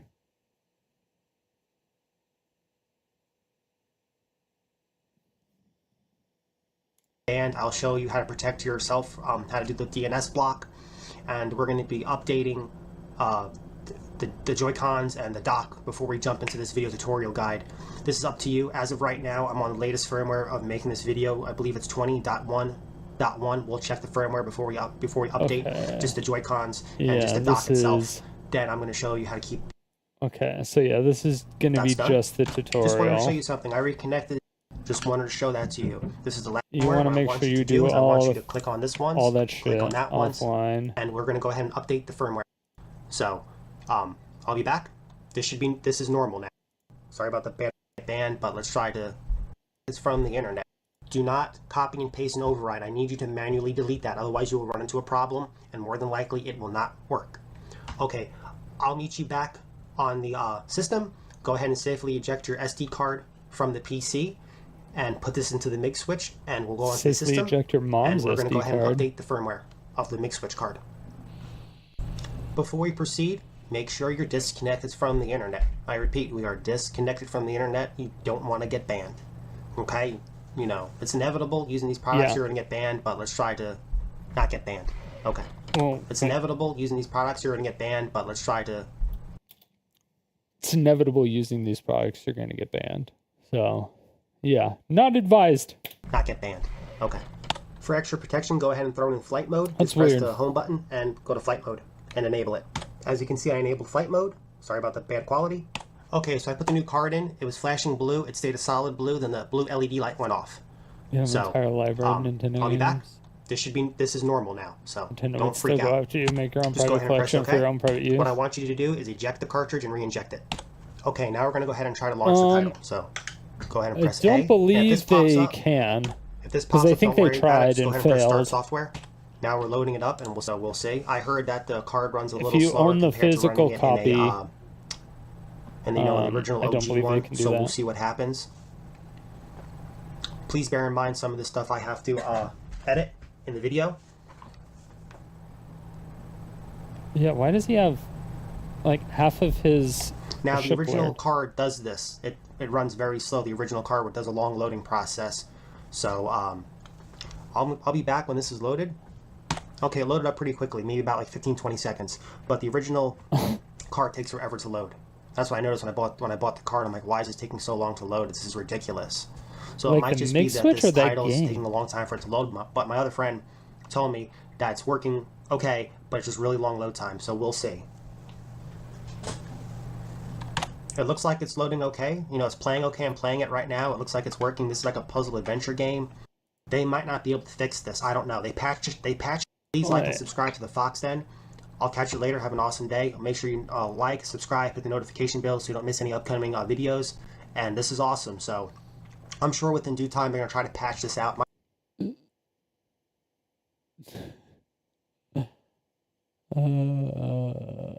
So Nintendo doesn't do My DMCA recommendation to you is automatically. stay on firmware 20.1.1. This might be a cat and mouse game, but here's the deal. They might not be able to fix this. I don't know. They patched it out. But if we They get a could new just firmware look update, for it might break this. Then Switch. Meg has to come back and play cat and mouse. I don't have Find another it. system where I can update the other system to check it, and I don't have any friends that are here locally that have a number 2 system, so I can't test it on theirs. Anyway, guys, I'll catch you later. Have an awesome day. Okay. Happened. I saw earlier. So 2 days ago, Today, some people posting on Reddit that their Switch devices were getting banned. I figured, let me see how mine's doing. I didn't do anything wrong. I just tried the Mix Switch on the day of the Switch 2 release, and guess what? Oh yeah. the use of online services on this console is currently restricted. So no online services. So it's just online services? So it doesn't brick it then. You can still play like the offline games and stuff like that, but you wouldn't be able to download any updates?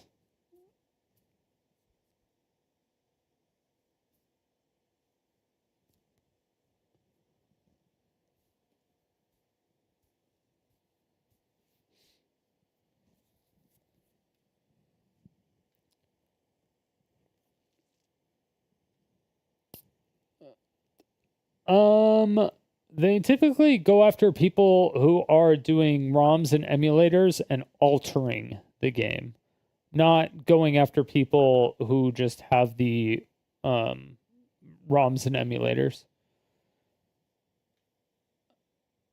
Typically. At least that's what they did with the Smash Brothers people.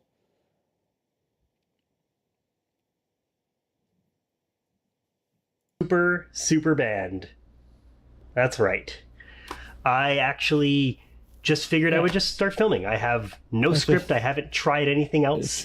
I just have definitely confirmed that my Switch is in fact banned.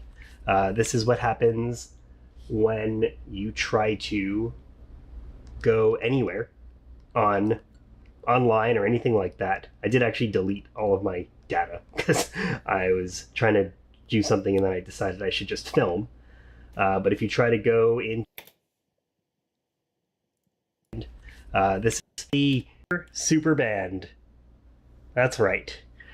I actually just figured I would just start filming. I have no script. I haven't tried anything else. I just have definitely confirmed that my Switch is in fact banned. I just decided to this is what happens when you try to go anywhere when you try to go anywhere online or anything like that. I did actually delete all of my data because I did delete all my data. So you did do stuff.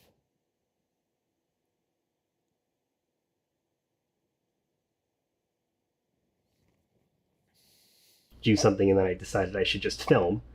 But if you try to go into the eShop, it just doesn't work. Yeah, because that's an you online can't really thing. do a whole lot of anything. I figured, okay, let me try to maybe, back up. Let me just delete everything locally and show you how I can't download any of the things that I had locally, because when it says my online access is restricted or is suspended, but I can still access everything locally, it doesn't work good for my video. So I'm going to delete everything locally. So when I try to do anything on my Switch, it's just going to say no. Like that's all I saw in that first 1 minute. That is what I'm seeing. My save data. You can't do that either. I didn't try clearing the Switch yet. Because it's cloud save?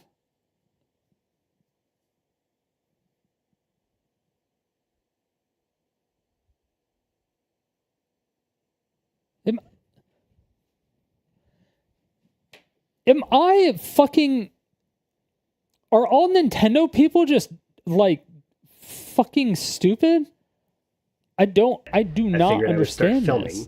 But one thing that is interesting, so I wanted to, like, remove the account. Yo, what up, Grace? Right? So just, delete user. Yeah. You go next, and yeah. Can't be recovered, delete, and you can't delete it. You can't delete your account off of your Switch if it's banned. Sorry, I don't know why it cannot it's connect not to like... Nintendo's services. So I figured, let's see the state of my old Switch. This is the OLED Switch that I've got. So if it's banned, you can't delete it. You can't be user. I wanted to, like, remove the account, right? So just, delete user thing. I didn't try clearing the Switch yet. I figured I would start filming.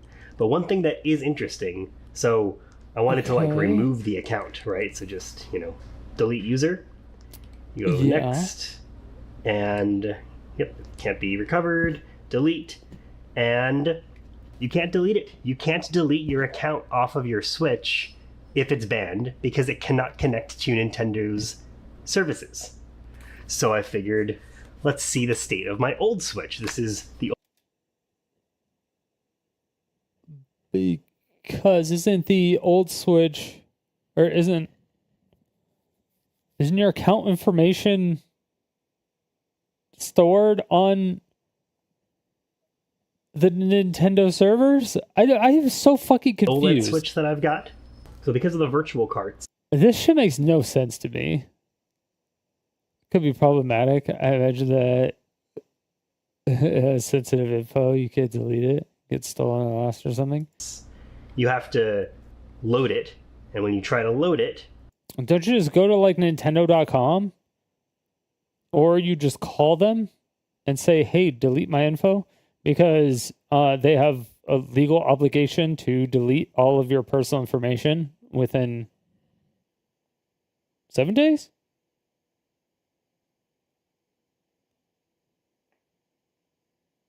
$7 days? 14 days? I always get the deletion and the providing of information that they have of you confused. I think they have 30 days to provide you with all the information they have of you. Nintendo says fuck you, and I do what I want to with the rules and laws. Not when you serve them papers. If you say, hey, I want all my data, they have to give you all your data. Like if you issue them that paper, they have to do it, or like they're fucked. That's Congress level shit. And then you're not even suing them. That's Congress. That's Congress suing them. And Nintendo doesn't really want to get into a lawsuit with Congress because they didn't want to provide you with your fucking data.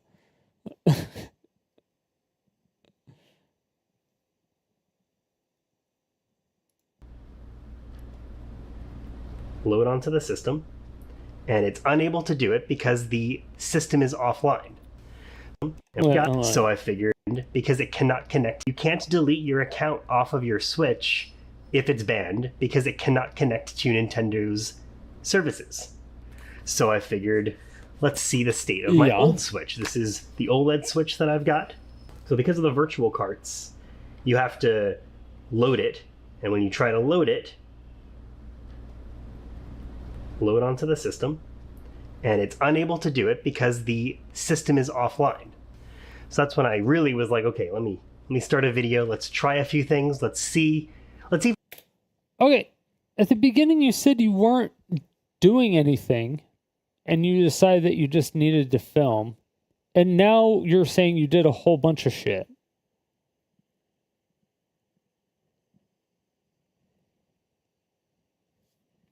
If we can even recover anything, right? Because this Switch does not seem to be banned. Because I can actually go on the eShop here. So we can browse the eShop, the super slow old Switch 1 eShop.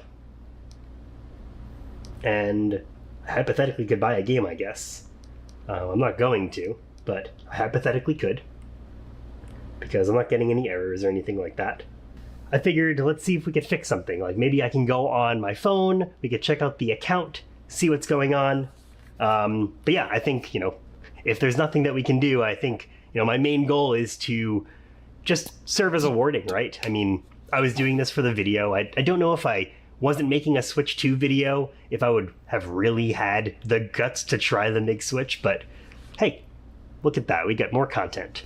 The next thing I did want to try is I wanted to just totally restart the system, clear it from factory settings, everything like that. So we could try that too. I might try to still recover the account first before I do any of that stuff. So let's see. Recover the account? I thought you deleted, or you couldn't delete the account. You said you deleted everything. Mac ban? No, I don't. It's they have. It's definitely more complex than a Mac ban. They have 4 levels of security. They have a software layer. They have a couple different layers of security, but it seems like they're doing a similar route that Riot came up with, to where the anti-cheat or anti-steal level is at the kernel-based level.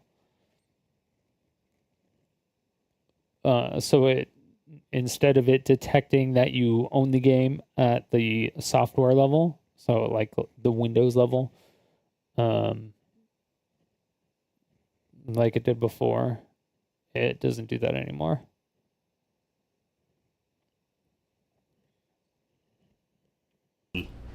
Where we go from here.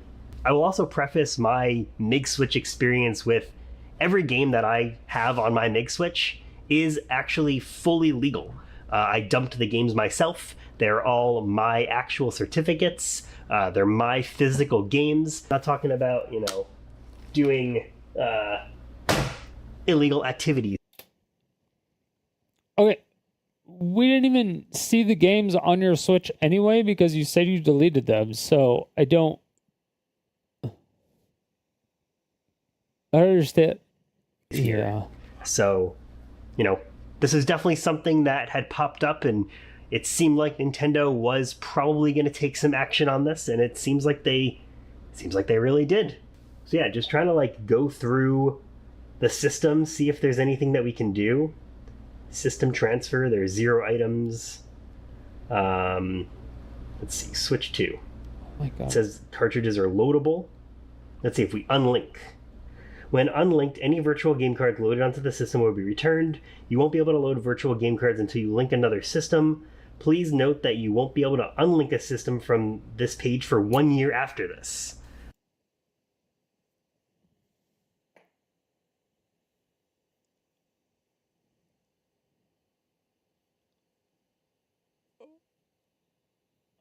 Okay, so what's happening is that the Switch 2 is under that account, and they just blocked internet access to that Switch 2. But they didn't block the account itself. They only blocked the Switch. Right? Because he showed the other that's interesting. Switch. So am I like accessing it. preventing myself from getting that will be returned? Let's see if we unlink. When unlinked, any virtual game cards loaded onto the system will be returned. You won't be able to load virtual Will be returned? game cards until you link another system. Please note that you won't be able to load virtual game cards until you link another system. Please. Okay, so you have to link another Switch 2 to your account before you load any more games, yeah. Please note that you won't be able to unlink a system from this page for 1 year after this. Okay, that's interesting. So am I like preventing myself from getting another Switch 2 then? But I think, so am I like 1 year after this? Please note that you won't be able to unlink a system from this page for 1 year after this. Okay, that's No, it's just saying you can't unlink more than one thing. interesting. A year. So am I like preventing myself from getting another Switch 2 then? But I think at this point I don't really have another choice, so I think we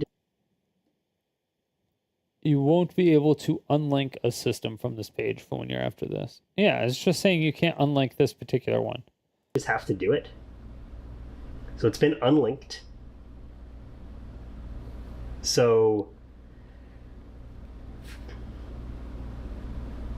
unlink. So I can add another system. I just can't unlink another system, which means, well, let's see. So we just unlinked it. So this Switch 2 under DMCA, breaking digital locks illegal. No. is not linked anymore. And my Switch OLED is listed there. Not linked. So we just unlinked it. So this Switch 2 is not linked anymore. So this, which means, well, let's see. So we just unlinked it. So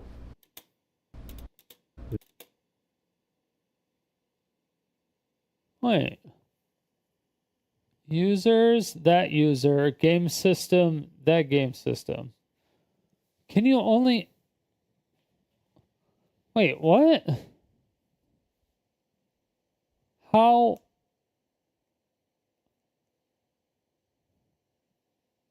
If he unlinked it, how is it still in his account?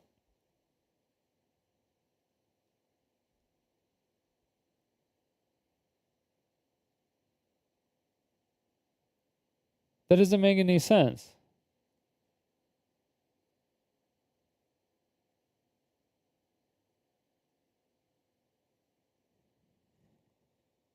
Wait, what? Hold on, that doesn't make any sense.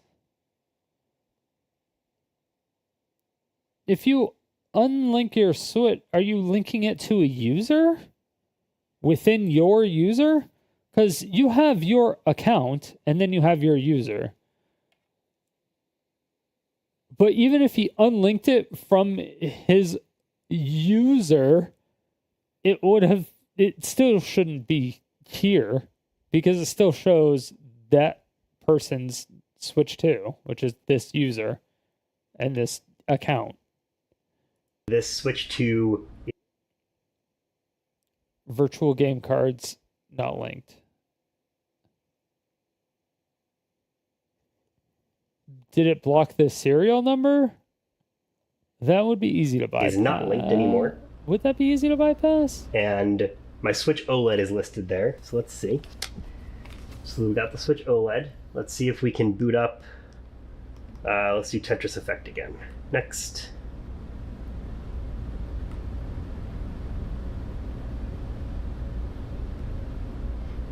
Okay, so it actually is good. So the virtual game has been loaded, and we can boot up a game, hypothetically. And let's see. It's probably better for us to try like cart or something like that, because then we can try to play online. So let's do that. Mario Kart 8. Let's close this. Let's load. Let's load the game.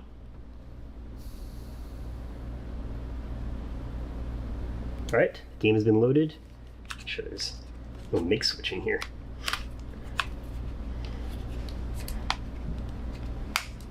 Nope, no cartridge, so we should be good. I guess we have to download the update. I don't think we have a choice. If we ever want to go back online, we gotta do the updates. So, we got 1 minute for this update. And yeah, again, I haven't really tried a whole lot of anything. The only other thing I did on my Switch 2 is I did take out the micro SD card. I thought maybe I could like back up my saves or something like that, but looks like no luck. So, I mean, we probably can just restore this one to factory settings now. So that's also another thing that I'm going to do in the meantime. We'll yeah, why aren't you just doing that right now? Go through this attempt to unlink, restore. Okay. Wait, attempts to unlink? Attempts to. System will attempt to connect to the internet to unlink any linked Nintendo accounts. See? It was still linked. It was still linked in the account. We saw it in the account.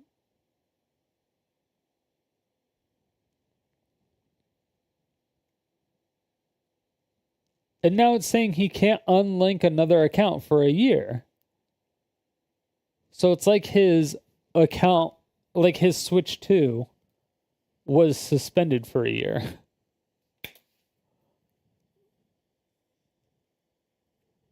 Go through this attempt to unlink, restore. Okay. Oh, you actually can't restore the system at all.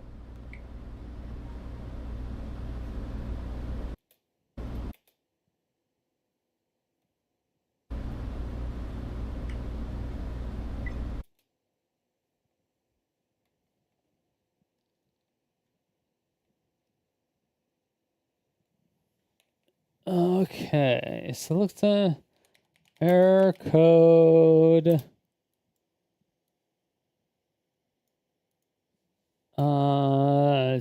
2181-4008 Nintendo Switch 2.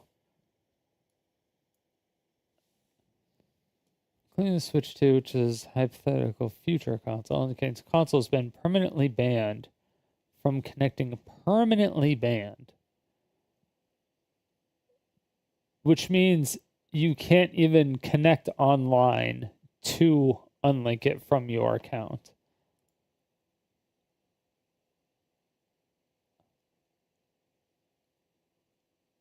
And if you need to connect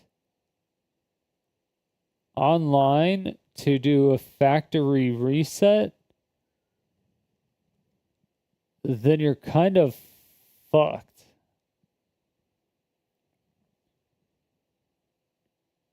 What to do? Accept the ban. Offline play only. Yeah. Offline single player. Consider a new console. That's what I'm saying. Consider a new console. I'm surprised there isn't like because for computers, when you have to put in like a new firmware, you just do it in a USB, just like a USB, and then you have it auto load, or you go through your BIOS. I'm surprised there's not something that will read kind of like the MIG switch. Like, I'm surprised there's not something that will do that. But maybe they haven't gotten down to that layer of technology yet.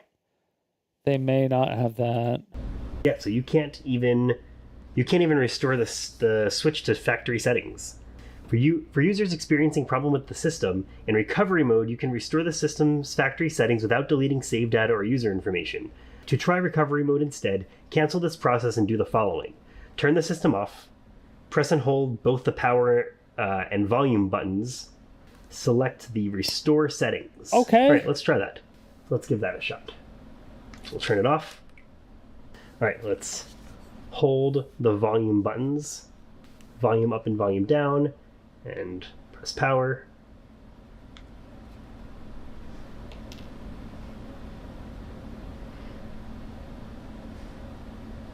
It's booting up. Okay, let's restore factory settings. We got a few options here. It says you can keep settings and you can restore settings and keep the user data. You can update the system. You can restore to factory settings. So I think that's what we're going to try to do. Let's continue. If you have a Nintendo account, if you reset the system using this method, unlike the standard reset process, you will not be able to eject any loaded virtual game cards. The system will remain linked to your account and will be able to use any passes available for associated software. If you want to continue using your Nintendo account with the Switch 2, relink your Nintendo account to the system after it's been reset. All right, let's do this. It was never removed. That's the problem. To restore? This is crazy. This is crazy that it's happening. I wonder how many Switch 2s are just bricks. I'm assuming that Nintendo's thought through this and there won't really be a way to get this Switch back to life. I mean, going back to the OLED, it does look like we can go online. Let's see.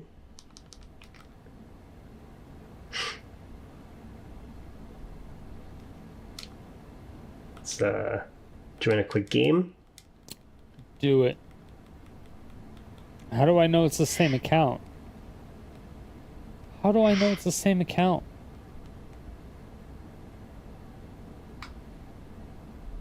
I'm always skeptical.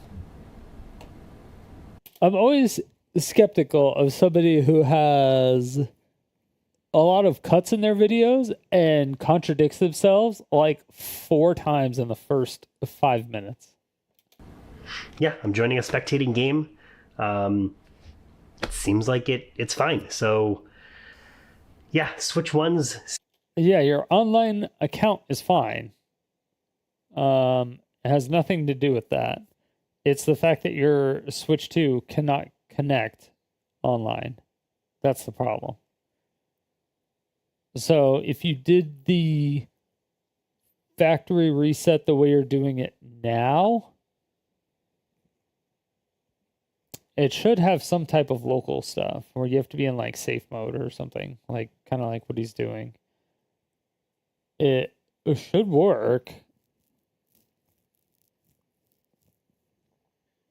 Seem like they're safe. I mean, I have used the MIG switch extensively on this device. I would take it with me everywhere because why wouldn't I want all of my carts in one?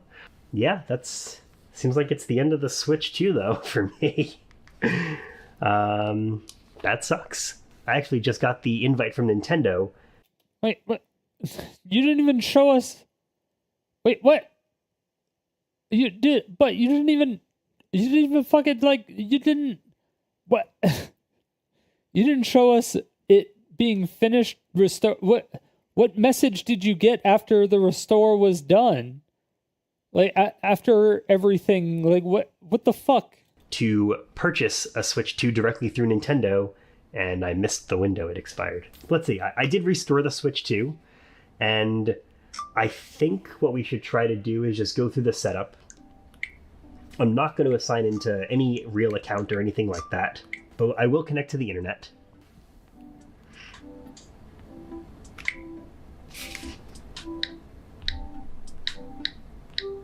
You're just showing your Wi-Fi password?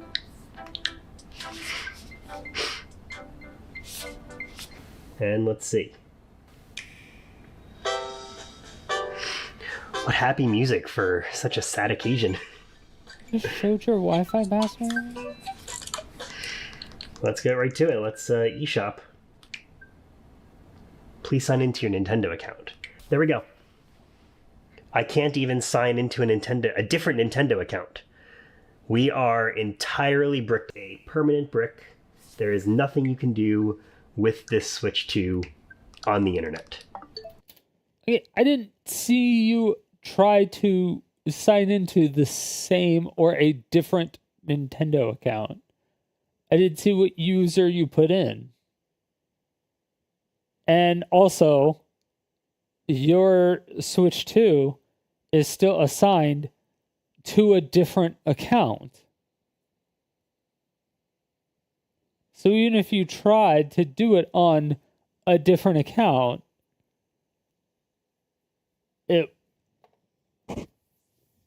wouldn't matter because you can't remove it from the account because it has to connect online in order to remove it from the account.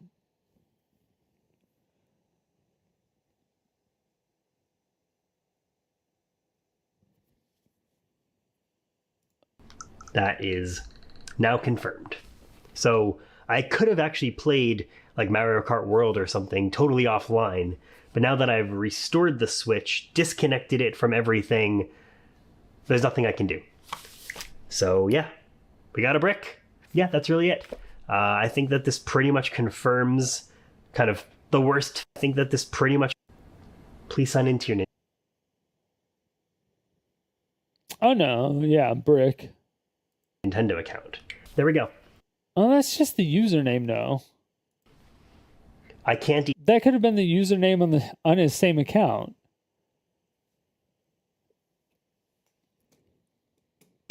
I feel like he just changed the user. I don't think he tried a different account. Or if he tried a different account, it's just saying this message because it's tied to a different account. Even sign into a different Nintendo account. We are entirely bricked, a permanent brick. There is nothing you can do with this Switch 2 on the internet. That is now confirmed. So I could have actually played like Mario Kart World or something totally offline, but now that I've restored the Switch, disconnected it from everything, it kind of makes sense. There's nothing I can do. So yeah, we got a brick. Yeah, that's really it. I think that this pretty much confirms kind of the worst fears of everybody using MIG Switch is, yeah, stay away from it. It's dangerous now.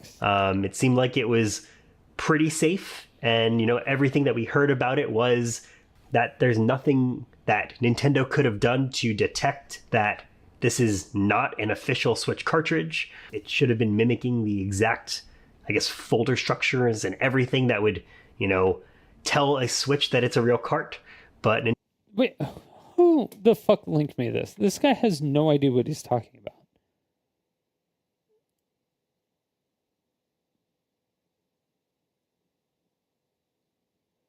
Nintendo obviously got their hands on a MIG Switch, figured out some identifying features of it, and they know now. So hopefully if you are planning on doing this, you now know not to. I got nothing else to say. I will have more videos. Hopefully I can get my hands on another Switch too. Very expensive console generation. But yeah, just wanted to quickly see how far we can get, see if we can save this thing, but I think it's beyond saving at this point. If there's any updates, I will certainly provide updates, but I think that's where we leave it. Thanks for watching. Hopefully this was helpful and useful to you somehow. Like and subscribe, because that's really all that I got now. No Switch 2 stuff. That sucks. I had a bunch of Switch 2 videos planned. But no, maybe if I get another one, I'll decide, but I don't know. Maybe if I'll get another one. Why would you?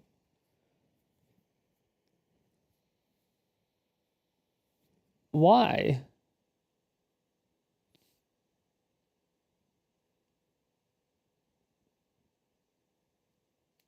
Update about the ban to clarify if it's an account ban or a hardware ban. Update. There's an updated video. More click farming. You've milked this enough, love. 1 day ago. This was 2 days ago. Oh, has this guy just been farming Switch 2 MIG Switch shit? This is the next gen. What? Oh, mid. This is a bunch of questions. Dude, come on. He did 2 videos. I guess technically 3. Over 2 weeks? You milk this enough, fam? For real?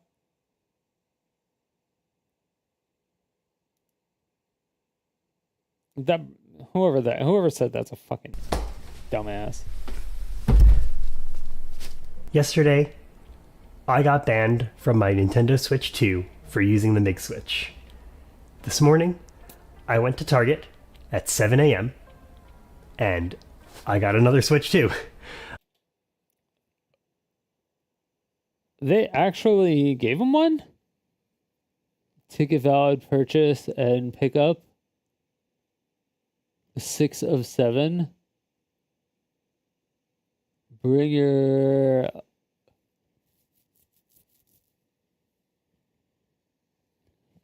Wait, what the fuck? Stores are paying the price of this? That's crazy. That's crazy.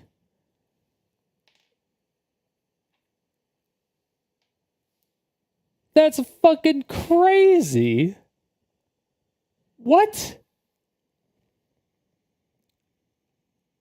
Bring your ticket to the electronic service counter.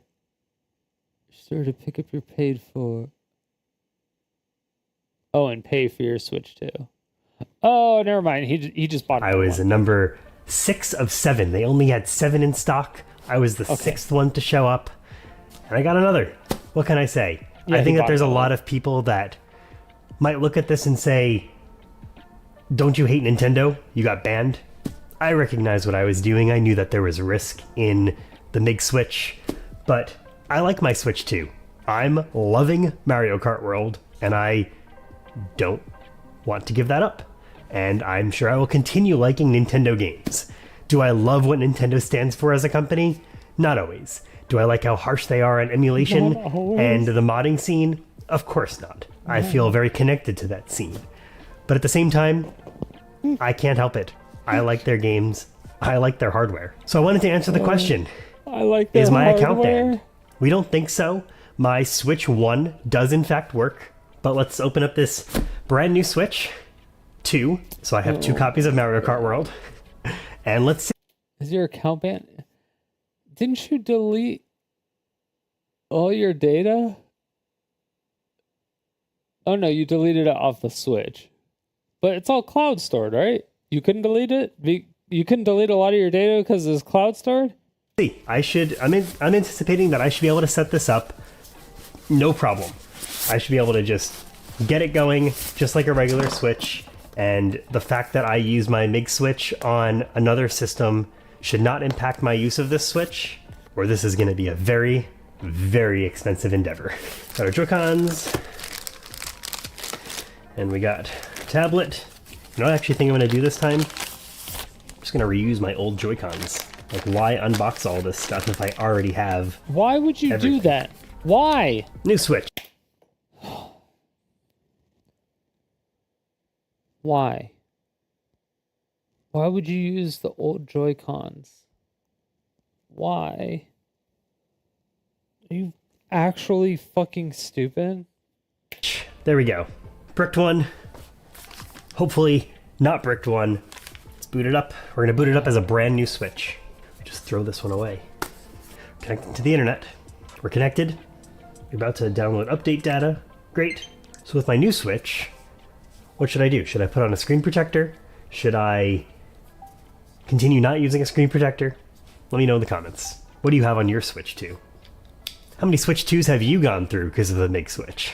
So again, the goal of this while the download is installing is I'm going to sign in with my real, true Nintendo account, just like I did on my Switch 2, just like I have on my Switch 1. I'm going to make this my default Nintendo console. went full Apple. You know what? Maybe I won't make this my default console yet. I'm going to not make this my default console. I'm going to make sure that my account does not get banned. Not quite sure what you I'm mean by obviously that. not going to use the MIG switch again on this device.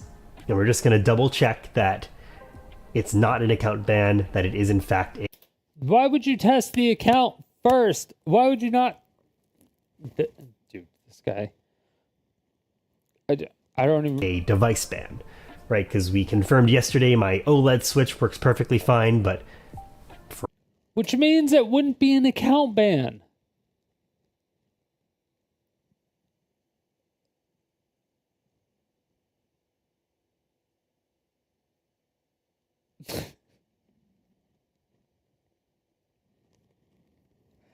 Trying to test if my account works. So I used a different product on the account to see if it works, and it worked fine. So I'm going to use this other product on the same account to see if my account works.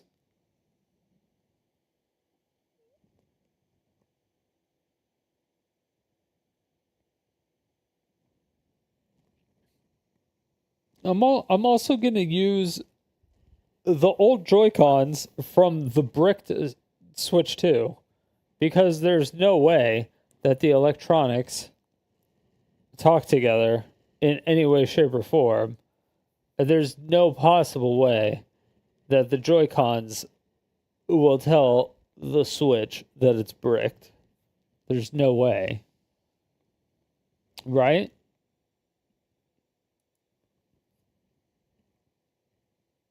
For all we know, maybe Nintendo is banning your account on the Switch too. So, I don't know. We're gonna find out. That's why you try it on a new account first. Because you can't remove more than one Switch on your account per year. Remember that message? So do it on a different...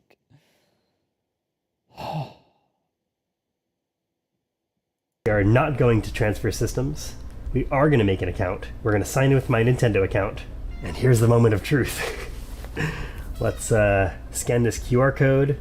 Let's say hi to Pixel. Ugh. Say hello to the world. Say please don't ban my Switch. Hi Pixel. Say please. Scan our QR code. Let's... We're signed in. It's adding the user data. It's been added. We're not going to add another user. We're not going to have parental controls. We're going to skip the micro SD card. I think we're good. Virtual game cards. What do we got? Look at all of our games. Can we launch Mario Kart? Can we load it onto the system? Say Mario Kart? Link in our systems. Alright. Down. Mario Kart?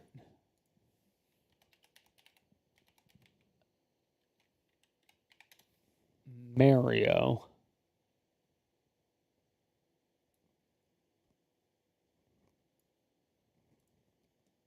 Download a Mario Kart. So far, so good. Let's go into the eShop. And we're online. We did it. We've confirmed that Nintendo bans devices, not accounts. I'm sure they could ban your account. I'm not saying like your account can never get banned, but in the context of MIG Switch, it does appear that devices are banned, not the account. Your account is safe and secure if that's a concern for you, which it was for me because most of my games are digital. Yeah, I think the only things that I really ended up losing because of this whole MIG Switch banned debacle was my Pokemon saves, which really does suck. Not super loving that. That's my second time that actually happened. When I got the Zelda OLED Switch, I also accidentally deleted. Is there a Pokemon for Switch 2 already?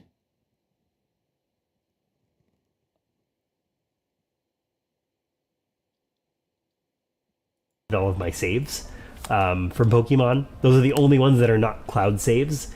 Everything else is in the cloud, so everything OLED Switch, I also accidentally deleted all of my saves. From Zelda, not super loving that. That's my second time that actually has, which Hold on. MIG switch band debacle was Hold on. my Pokemon saves, which really does suck. Not super loving that. That's my second time that actually happened. When I got the Zelda OLED Switch, I also accidentally deleted all of my saves from Pokemon. Those are the only ones that are not cloud saves. Everything else is in the cloud, so everything else should actually be good. Okay. So that's it. Wait. So when you got your OLED Switch 1, so there was the Switch and then there was the Switch OLED, and it was like 3 years apart or whatever.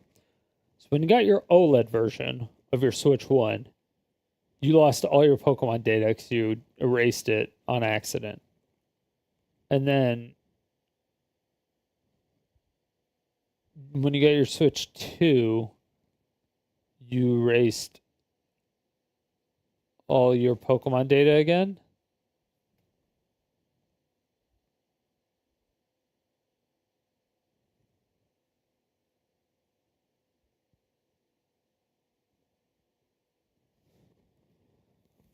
I'm sorry, what does deleting game data have to do with anything?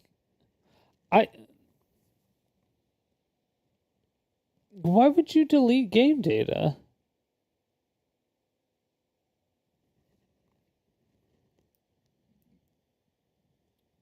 I don't...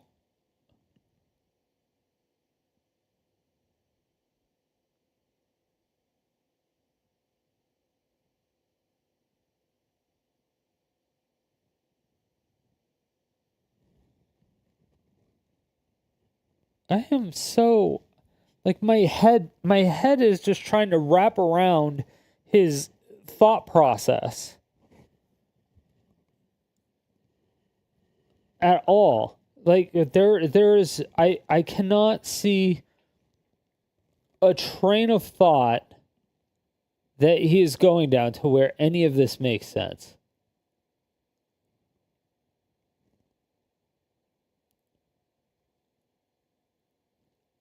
Because if it's saved locally, that means it's saved on the MIG switch.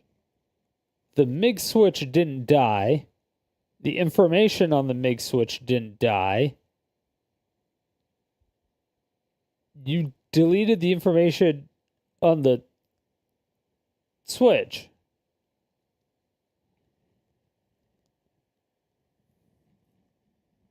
Or was the information saved on the switch and not the actual game itself? Because usually when it's saved locally, it's not saved... Like the game install files are saved on... would be saved on the Switch, but... Or like the game install files are saved there, but not the actual save files.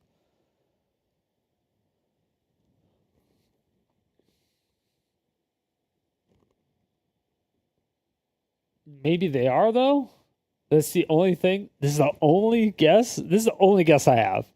This is the only guess I have. I can give him the benefit of the doubt on it, but, I mean, you gotta... Back on track. Got Nintendo Switch 2.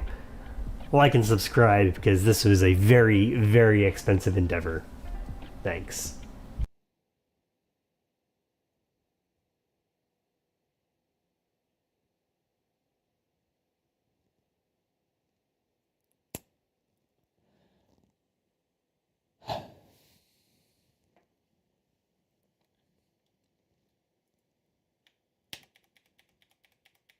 All right.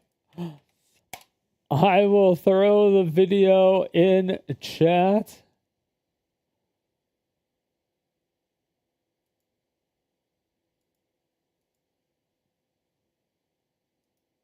What the fuck is it?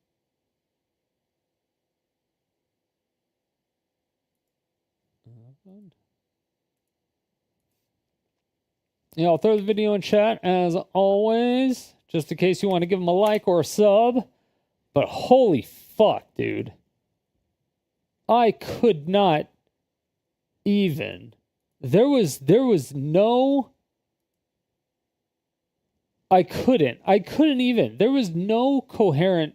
I feel like this stupidity has rubbed off on me.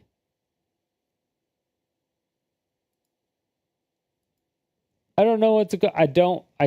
There's nothing.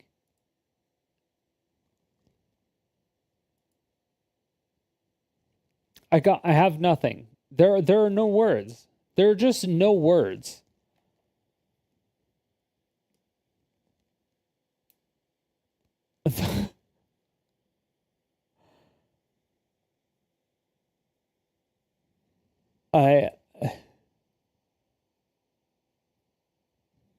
An expensive endeavor.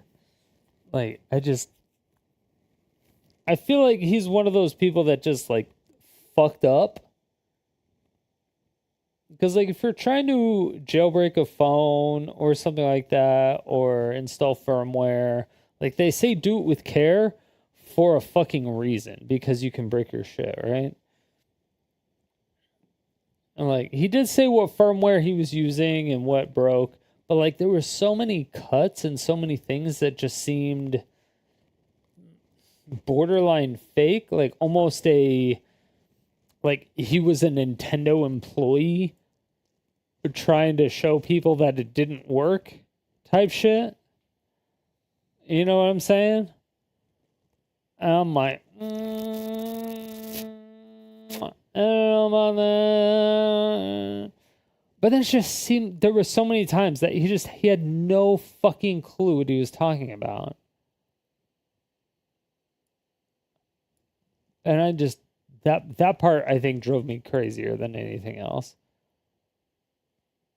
There was just no, I think there was an actual video that showed how the technology of the Switch worked, or how the security of the Switch worked. Let me see if I can find it.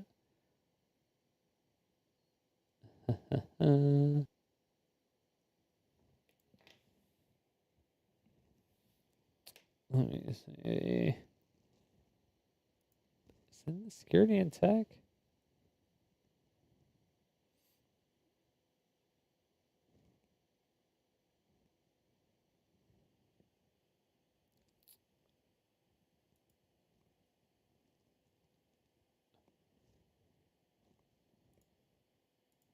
What is this? If you want to get your hands on a Nintendo Switch 2, you're out of luck. They're sold out in some spots, in others marked way up. Thieves decided they couldn't wait, hitting a semi-truck Thieves carrying the consoles. When deputies arrived, they did determine that 2,810 Nintendo Switch 2 consoles were stolen out of the back of that trailer at some point. Anders Nelson with the Arapahoe County Sheriff's Office says a truck driver was at the Love's truck stop in Bennett when he noticed his trailer had been broken into. He told deputies he didn't know these hot ticket items were in his cab. These got multiple pallets full of the Nintendo Switch 2 consoles. No small haul. Yeah, they retail at $499. The cost to Nintendo is just over $410. So either way you look at it, it's well over $1 million worth of merchandise stolen. Exactly right. Steve Beatty is a computer science professor at MSU Denver. Oh, sorry, what? Just over Pallets full of the Nintendo Switch 2 consoles. No small haul. Yeah, they retail at $499. The cost. Who is this guy? Cost to Nintendo is just over $410. So, how do you know that?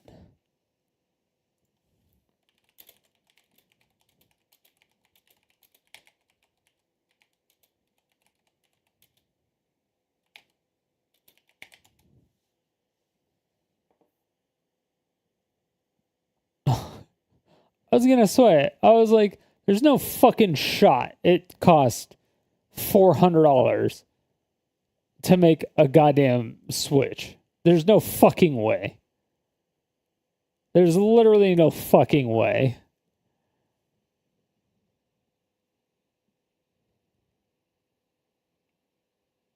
Oh, that's for a Switch. Sorry. Switch 2.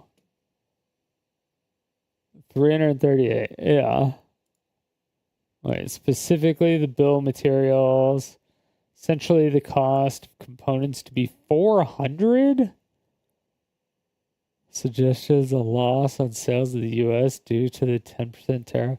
Oh, that's right, the tariffs, because Trump's a fucking idiot. Either way you look at it, it's well over $1 million worth of merchandise stolen. That's why it's so Steve Beatty expensive. is a computer science professor at MSU Denver. He says don't expect those swipe switches to show up on Craigslist or at pawn shops. Because they're stolen, I would expect them to head to the dark web pretty quickly, unless they're shipped out of country. The anonymous spot to buy in. Oh my god. They're not gonna show up on the fucking dark web, you dumb fuck. What's gonna happen is that people are gonna be testing the goddamn MIG switches. And what they're gonna do is they're gonna be selling switches for cheaper than the advertised price. And then so what they're going to do is they're essentially going to not necessarily trade, but they're going to say, hey, I will buy your bricked Switch 2 for $100 and sell you a new Switch 2 for $200.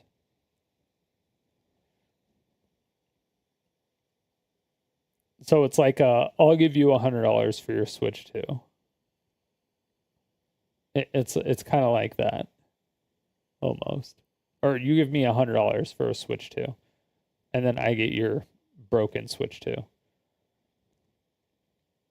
It's gonna be something like that, because once they figure out how to unbrick them, they're gonna have a fuck ton of Switch 2s to sell that they bought for almost nothing. And they're going to make a shit ton of money.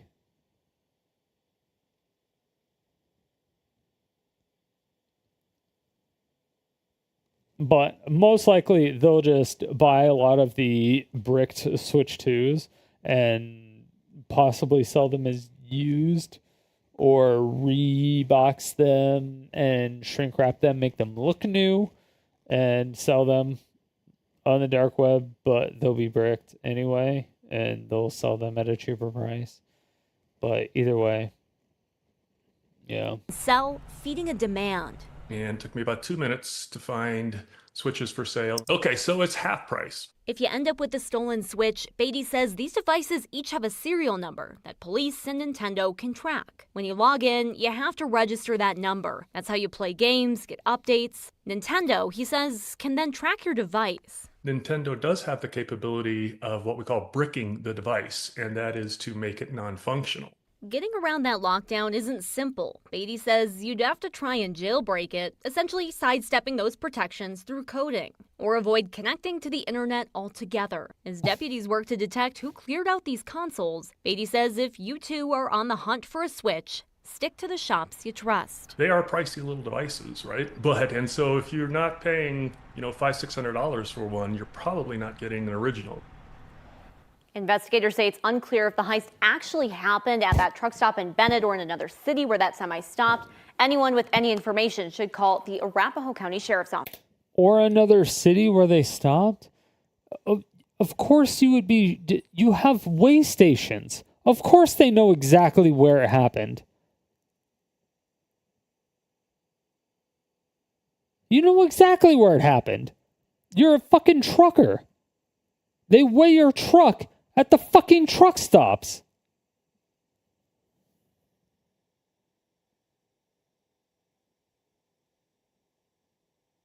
Oh my God.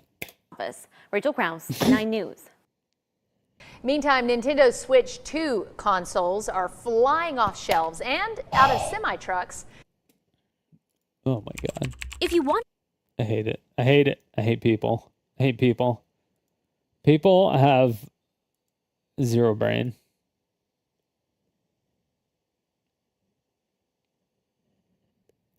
The fucking The pea-sized brain that fucking people have. It's unbelievable. Unbelievable. Okay, hold on. Let me see if I can find that Switch security.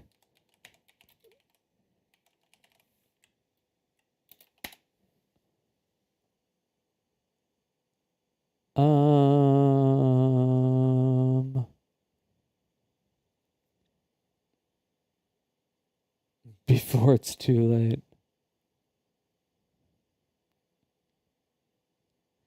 Damn, does everybody use a MIG switch? God damn.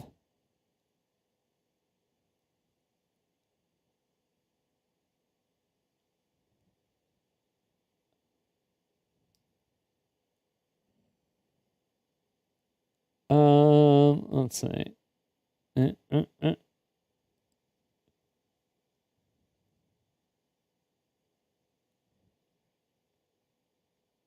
Banned. Really? I hate it. People are already selling their Nintendo Switch 2s. What's going on? Because everyone is using a MIG switch? Or do people actually just hate it? Switch 2 is backfiring on scalpers? Is it backfiring on scalpers because they're broken? Question mark?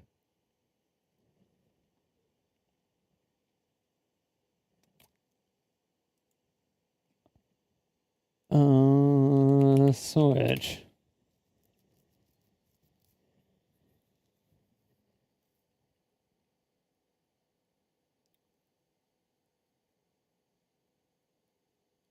Where was it? When did we watch it?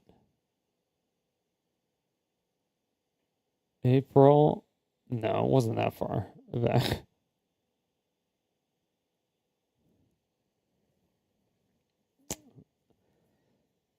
Nintendo finally bricked somebody. Does it actually brick?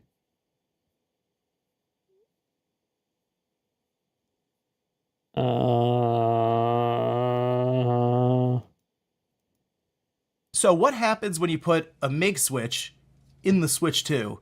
Now, I'm covering this because when I did an unboxing for the Switch 2, so many people were asking for me to put this little cartridge in the Switch 2 to see what. Okay, so this is how you actually do this type of fucking video.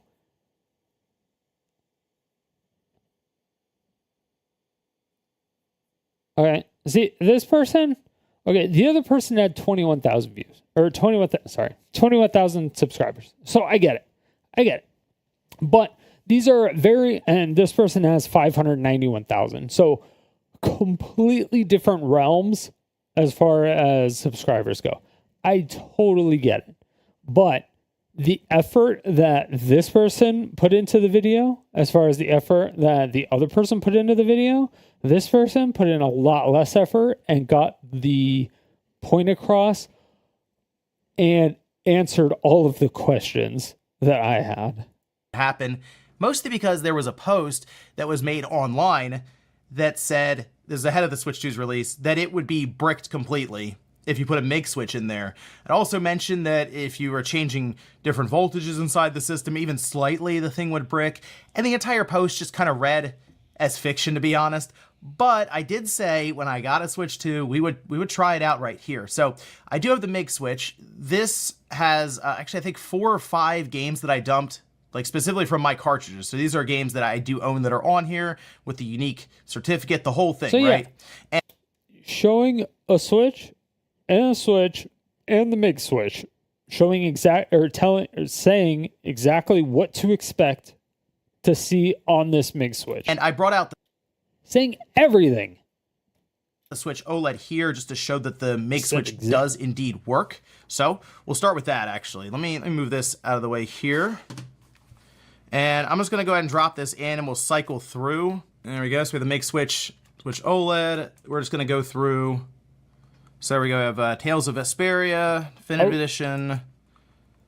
A little bit of a cut there, but it's fine for the most part, because we still saw the insert. Sonic Racing. And and Wild Guns Reloaded. I feel like that's all of them. Yeah, so we're right back to Crash Bandicoot at that point. So there you go, the Make Switch does indeed work with several different games on there. Let's pop back out. OLED off to the side, Switch 2. Okay, so I did have both of them. The OLED was also connected to Wi-Fi. This one, same deal. It does have the day one update, so it works fine with Switch 1 games. As you see, I had Mario Odyssey loaded up here, and then I also played Cyberpunk on it. So it is fully up to date. Oh, took it off screen. Let's pop the Make Switch in here. It looked the same. And there you go. It seems to read Tales of Vesperia fine. We'll pop it out, drop back in. Still stuck on Tales of Vesperia. Still stuck on Tales of Vesperia. So at least for now, it looks like it's reading specifically Tales of Vesperia, which wasn't even the last one that I left off on, as that was Crash Bandicoot. What happens if I try to launch it? Okay, it does need... I'm just going to launch it from here. I'm not going to try to download the update. Let's see if it'll even launch from here. It does not. Couldn't start the software. Return to the home menu and try. So you see how we tried to start the software before even trying to do an update? Because how people are saying the online update is what's like breaking shit. So he tried to just launch it without updating it first. And then it prompted him to update it. And he's like, no, we're not going to do that yet. And see, it's like there's a thought process that goes into actually troubleshooting shit and showing the user what's happening and what's going on without being left with questions of, did you actually do that? But I mean, the question I have right now is, are these two switches on the same account? Is the account banned? Because he didn't show any of that shit. Again. Go again. So it does attempt to at least read the cartridge, but it just sees it as, I guess, one of the game files that's on here. Let me go back to the OLED real quick. I want to see if maybe just cycling back through here will have an effect on it. So it sees it as Tales of Vesperia. Still just sees it as Tales of Vesperia. It is not coming off of Tales of Vesperia at all right now. And actually, if I go to it, it says a software update is required for my Switch OLED, which is interesting. There you go. It's downloading, I guess, for Tales of Vesperia, which I've definitely done that before here.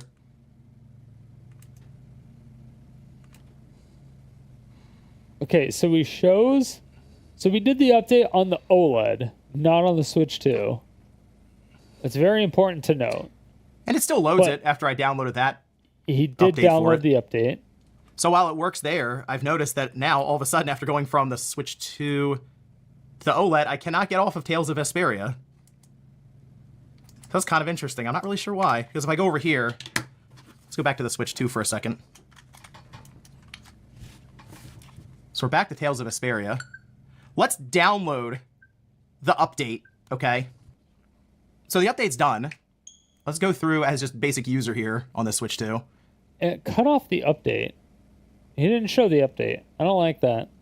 And it still says couldn't start the software. So the Make Switch doesn't appear to brick the Switch 2, but it definitely doesn't play nice with it. Now it just says it can't... Oh, wait, there we go. Look, we're back to Sonic Racing now. So now it is cycling through it somewhat. I'm off to, like, Sonic Racing. That's just what it's on now, it looks like. Oh, now we're Wild Guns. Okay, so it's at least cycling a bit better. It seems to, like, Let's see if it'll play Wild Guns. Kind of not. No. So the Make Switch can, it seems anyway, cycle at times. Not every time. Yeah. So that's just a much better video as far as how to explain shit and how to show everything. Except it would have been better if it showed him downloading it and just like speeding up the process and be like, I'm going to speed up the process of this download instead of just cutting it. Because people are like, oh yeah, when I download updates, then it bricks it. And then he cuts the download. And you're like, did you actually download it? Or did you like quickly turn off your Switch? Like, what the fuck just happened? And then you were like, okay, yeah, it did the same thing even after, and you're like, he didn't give the same message, to be fair, but but the Switch 2 can't read the make switch basically, but it also doesn't brick the system immediately when you drop it in, okay? So this is kind of what I was expecting to happen, where it would still work on like the Switch OLED without any problems. But in this case, it won't launch at all on the Switch 2, but it's also not going to destroy it completely. As for it cycling through games, I've had that happen here and there with the Make Switch anyway, and this could have just been one of those instances that was just lined up with going between the OLED and the Switch 2, and it just happened to be, or feel like doing that today, I guess. Because, as you see, we did cycle from Tales of Vesperia to Sonic Race and the Wild Guns, and if I can get it to go to Crash Bandicoot, that'll be all of the games that are on that SD card. Where was the Yes, it's already happening. The gates of Nintendo's guarded kingdom are starting to collapse. If you're not aware, the Switch has been out for like 24 hours, maybe 48 hours at the time of this recording. And a gentleman named David Buchanan over on Blue Sky has landed a userland ROP chain on the first day of its existence. And through this ROP chain, he's able to arbitrarily write to the someone who actually knows what he's talking about. Thank you. Thank you. frame buffer of the Switch 2, allowing him to render this little graphic here on the ROP chain on the first day of its existence. And through this ROP chain, he's able to arbitrarily write to the frame buffer of the Switch 2, allowing him to render this little graphic here on the Switch 2. I want to talk about what this means, how this affects kind of the security of the Switch 2, and what additionally is required to get to a full jailbreak, because unfortunately, this ain't it. Now, if you're new here, hi, my name is Low Level. This is a channel where I talk about cybersecurity, software security, a bunch of other cool stuff. So if you like that or just want to hang out, hit that sub button. Okay, this all starts about a couple weeks ago, where reports are coming out that hackers had gotten access to early releases of the Switch 2, and it supposedly was unhackable. The reason for it being unhackable was that the MIG they were talking about that MIG switch. Basically a mod chip from the previous Switch, was put into the Switch 2, causing it to boot loop. That's not super suspicious because like it's an old hack for a new device. They probably have signatures written for it. The second one being, if you touch the flash storage of the ROM chip, which is required to extract firmware from a device you want to hack, if you did this, the Switch could detect it and turn it into a brick. Now, too bad Stack Smashing stopped making videos. I don't know who that is. Unless Stack Smashing these no, I don't know. Exploit is found, it doesn't result into a brick, we're gonna have it's gonna be very hard to exploit the Switch, right? And so this caused a lot of people to regard the Switch as unhackable, saying hackers are reporting that they are having a hard time hacking the Switch 2. There's also a lot of speculation that all of these reports are just Nintendo putting up propaganda to be like, hey, don't touch our flash storage, please. One thing that I think could be happening here is there's ways to prevent these things called fault injection attacks. A fault injection attack is this idea in software security where basically there is a chip that is doing some kind of compute and you inject a problem into it, right? You do it either through a power injection, a laser injection, an EMF injection, or you literally just like stab it with a fork. The whole point of this process here, I wrote in some very high-level garbage pseudocode. If you can't program, that's fine. I can explain it really quick. You're trying to confirm that the firmware is written by the manufacturer, right? You want to make sure that only Nintendo code can run on this device. And effectively, you have this function that says, did Nintendo write the firmware, okay? And the way that did Nintendo write the firmware works is they compute the signature of the firmware, and they compare the signature to a known good, or verify that the signature came from Nintendo. And if it's not good, we return false. But if it is good, we return true. Pretty straightforward, right? Not that complicated. Well, what if we could cause the CPU to skip this return false? How would we do that? Well, what if we shot the Nintendo Switch 2 with literally a laser and cause the CPU to freak out and not run this instruction, okay? That would cause any signature to pass, bypassing secure boot. If you do want to learn to program, I have a great idea for you. The sponsor of today's video, me. Hi. It's me, guys. I honestly believe that if you're a programmer trying to write fast, effective code, or you're a cybersecurity professional trying to stop your stuff from getting attacked, all of these require you to know the basic fundamentals of computers. My courses on Low Level Academy teach you languages like C, networking in C, threading in C, assembly, and even a new installment, Rust, to learn the basics of how computers work. And Zero to Hero C programming teaches you the basics of the C programming language, the language that runs all other languages, and you can even learn arrays in C right now for free. Go check that lesson out. If you want to learn assembly, my ARM load operations lesson is also free. And I also have a free 3-day C course that you can check out right here on the landing page. Guys, if you want to be a good programmer, you got to know the fundamentals. And where do you learn the fundamentals? On Low Level Academy. All right, guys, back to the video. See you there. Obviously, the world of fault injection is much more complicated. Nah, fuck that shit. Fuck fundamentals. Just do what you need to do. Complicated than that, I'm largely trivializing the process, but this is the whole idea. So this protection on the Switch 2, where basically the chip can detect that it's being fault injected, like this is a more common mitigation that's coming out in software, because like fault injection to bypass secure boot is a common occurrence now for hackers that are trying to get hacks going like this on the Switch 2. And so this may be happening, but that was a big thing that happened with Apple. There was a really big thing that Apple had a problem with that they fixed very quickly. And that was a good pause. It was something that they had a problem with that they fixed very quickly back in the day. regardless of that, David Buchanan managed to land a userland ROP. Okay, now there's a lot of words here that are kind of complicated, very hackery, but I'll explain what userland ROP is. In the world, so userland is kind of like Michael Jackson's fucking what did he?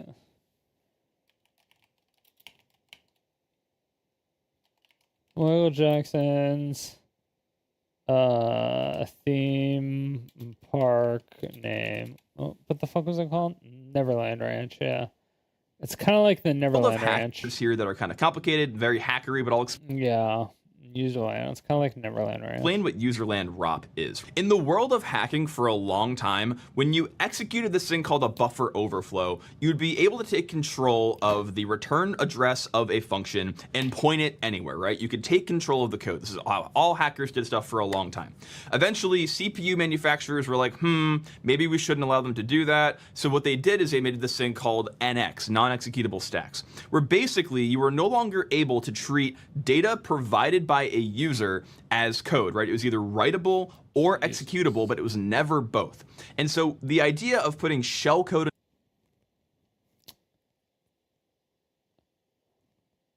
It's really fucking smart.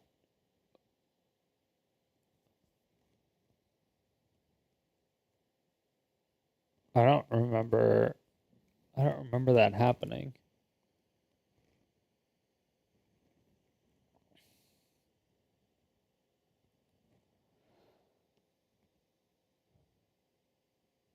I don't remember that happening. Oh, that's super interesting. Into a program that a hacker could just arbitrarily execute was no longer possible. So then hackers decided, okay, if yeah, because that's what made things like really easy. Yeah. That's when like the whole Nigerian prince thing started, was probably when this was fixed. And that's when they started doing the email address stuff just to try to target older people that didn't know any better. I would assume that's what they did. Because people weren't downloading the files, or if they did, it didn't matter anymore. I think. Maybe. I wonder when they we can't write our own code. Why don't we just use the code that's already in the program and use that to write our own programs? Hence a ROP chain. The ROP chain, which again is what David is using here to run this frame buffer example. Yeah, a ROP chain is this really, really neat concept in exploitation, where basically whenever a function returns, right, you have this little instruction here called a ret. The ret is literally just going to pull the next instruction from the return address off the stack. So it's going to do something by popping it off the stack. Now, if we can... The stack being the ISO model? something going to pull the next instruction from the return address off the stack. So it's going to do something by popping it off the stack. Now, if we can control where this return address goes, and there are other pop something gadgets like pop X or pop RDI, pop RSI ret, and then do something ret, we're able to use these ROP chains, which are basically just pieces of code that have no side effects. So it's almost like a man in the middle, but doing it at a processor level instead. And end in a return to write our own program, right? We literally can use these little gadgets to say, move this over here, pop ret, or do a syscall and then ret. So instead of using our own shellcode, which is how computers used to do it back in the day, now we just write code by using the address of chains that already exist in the program. We don't have to write new code. We just have to put the address of code that already exists to make the functionality occur in our program. And so this is exactly what David is doing here. Again, the nature of what he's exploiting, like how he's getting the buffer overflow, nobody knows yet, but he's doing this ROP chain to write data to a... That's not going to do anything though, because that's only going to change the address of certain things, and you have to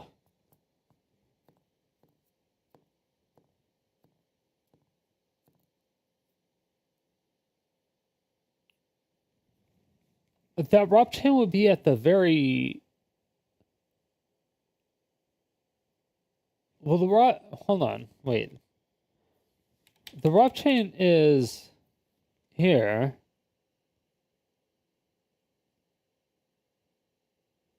And they're changing here. Move, call, move, pop, ret, add, not sub.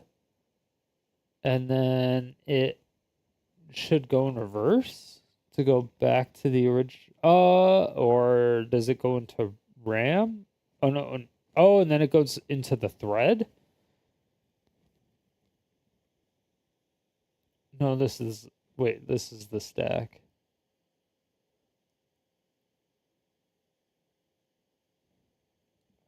RSP, move, any. Fuck.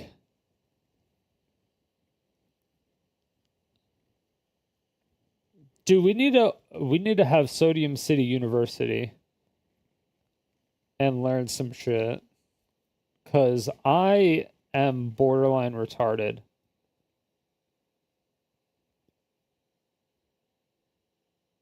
I should be able to understand this.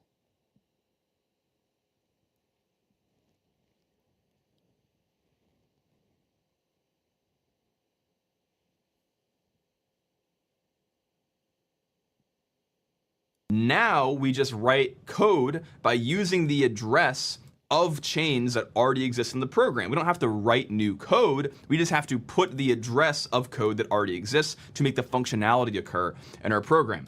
And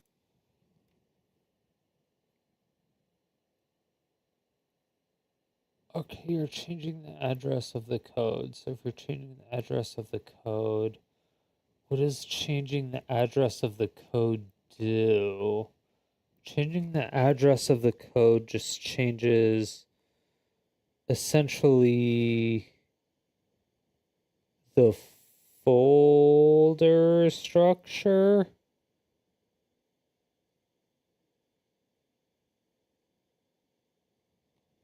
That's like maybe no, yeah, maybe. But even then, that's at like the top level. You still have to go through so much. You still have to go through so much security in order to even get to that level. You still have to go through the other like the kernel level and the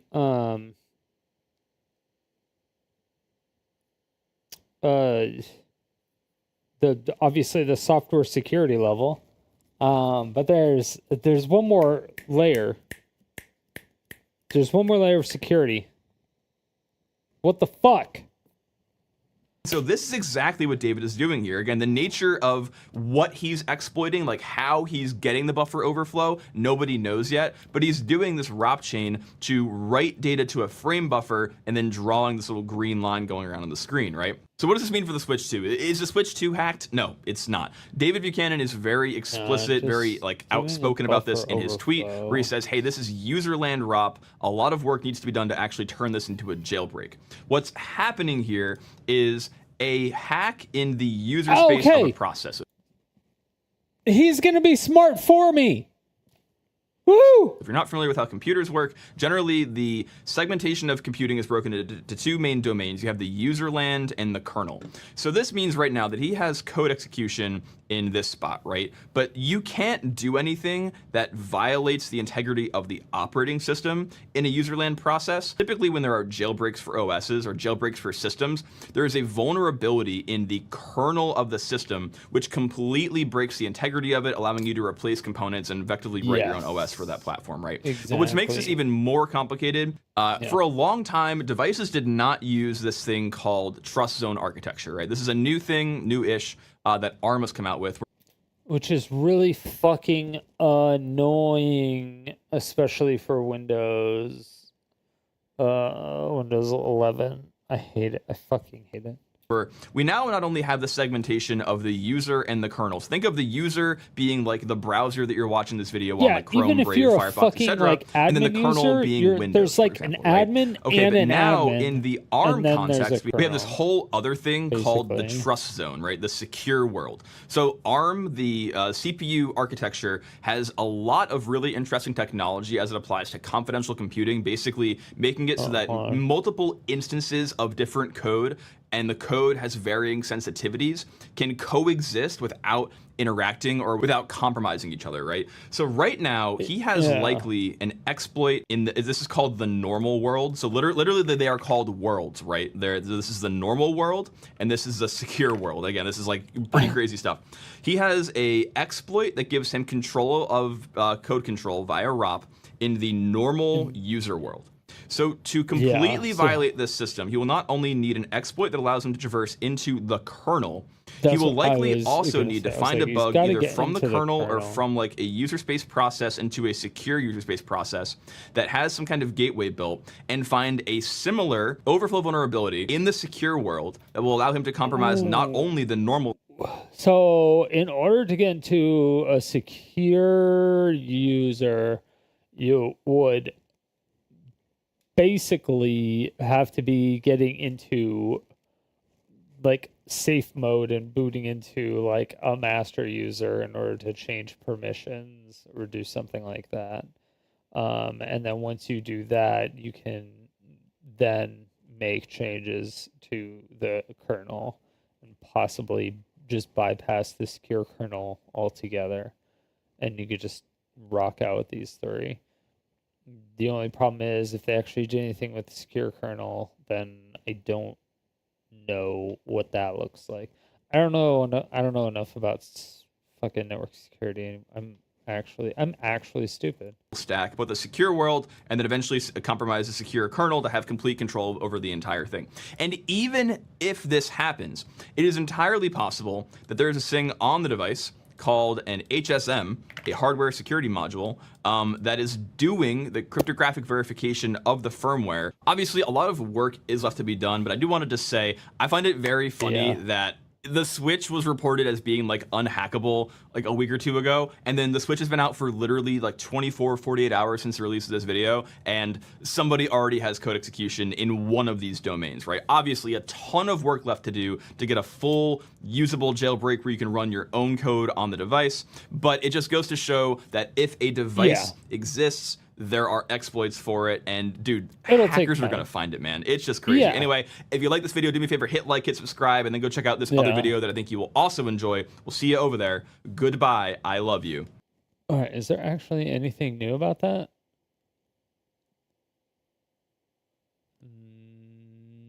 No. Nothing new. Yes, it's already happening. The gates of Nintendo. Yes, it's already happening. I'll put the video in chat. Make sure to give him a like and subscriber, Rooney. This actually gave details about like hacking the Switch and shit like that. So this was actual real information. This is good stuff. Good stuff. Good stuff. Good stuff. You know what I'm saying?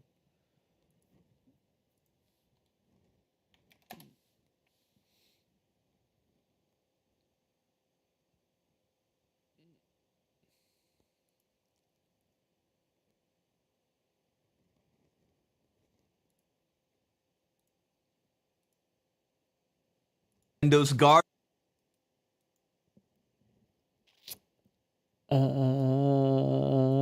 What is this? Yes, it's already happening. So I linked myself. What are you linking me? This is me stealing the BitLocker disk encryption key from this laptop in just 43 seconds, simply by poking it with a $4 Raspberry Pi Pico. This allows me to access all BitLocker protected data on this system and even lets me backdoor it. Let's see how it works. Let's start by exploring what BitLocker is. BitLocker is the... Yeah, BitLocker. Yeah, I already know about that. Oh, but the stack smashing. That's who that is. Hey, so I managed to... Oh, he stopped making...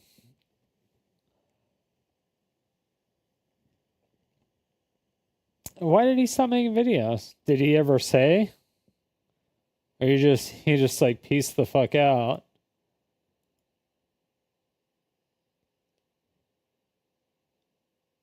It's an insane number to me. When I uploaded my first video on a whim, I never expected anything like this to happen.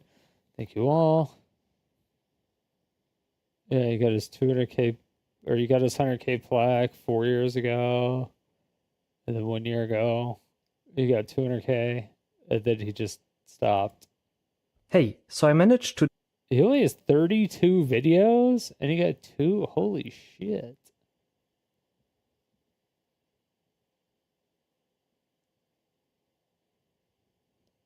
That's crazy.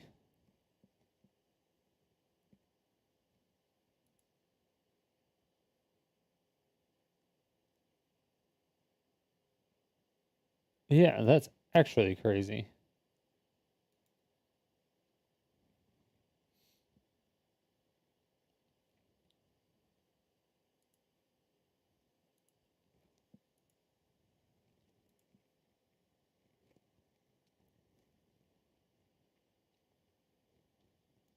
All right.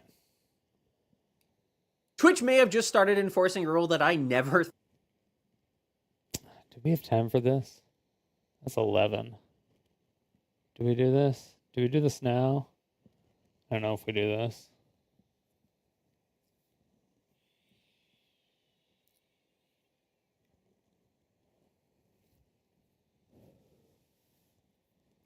I don't know if we do this. I think we might be done for the night. We'll have to pick this up. Twitch doing crazy shit. And then the H3H3 Nuke. We got fucked up Friday tomorrow. We got some stuff. To do tomorrow. We'll be fine. Yeah, we got a lot. We got a lot to do. We be Gucci. All right. Well, that's going to be it for me tonight. Thank you all so much for watching. I do appreciate it. All the new follows, subs, the resubs, the gifted subs, the biddies, the follows, the subs, everything on Kick, YouTube, Twitch. I'm all over the place. So, obviously do all that stuff. Discord, that's where I'm always at. Always responding, always hanging out. We got a Pokemon game over there if you like Pokemon at all. But yeah, it's just discord.gg/Sodium City. So if you want to be a citizen, just head on over there. When you're in Discord, just do join server, and I'll ask you for the name. You just type in Sodium City, and yeah, that's it. So, yep. I will see you all tomorrow night, same time. It is Fucked Up Friday, and until then, later.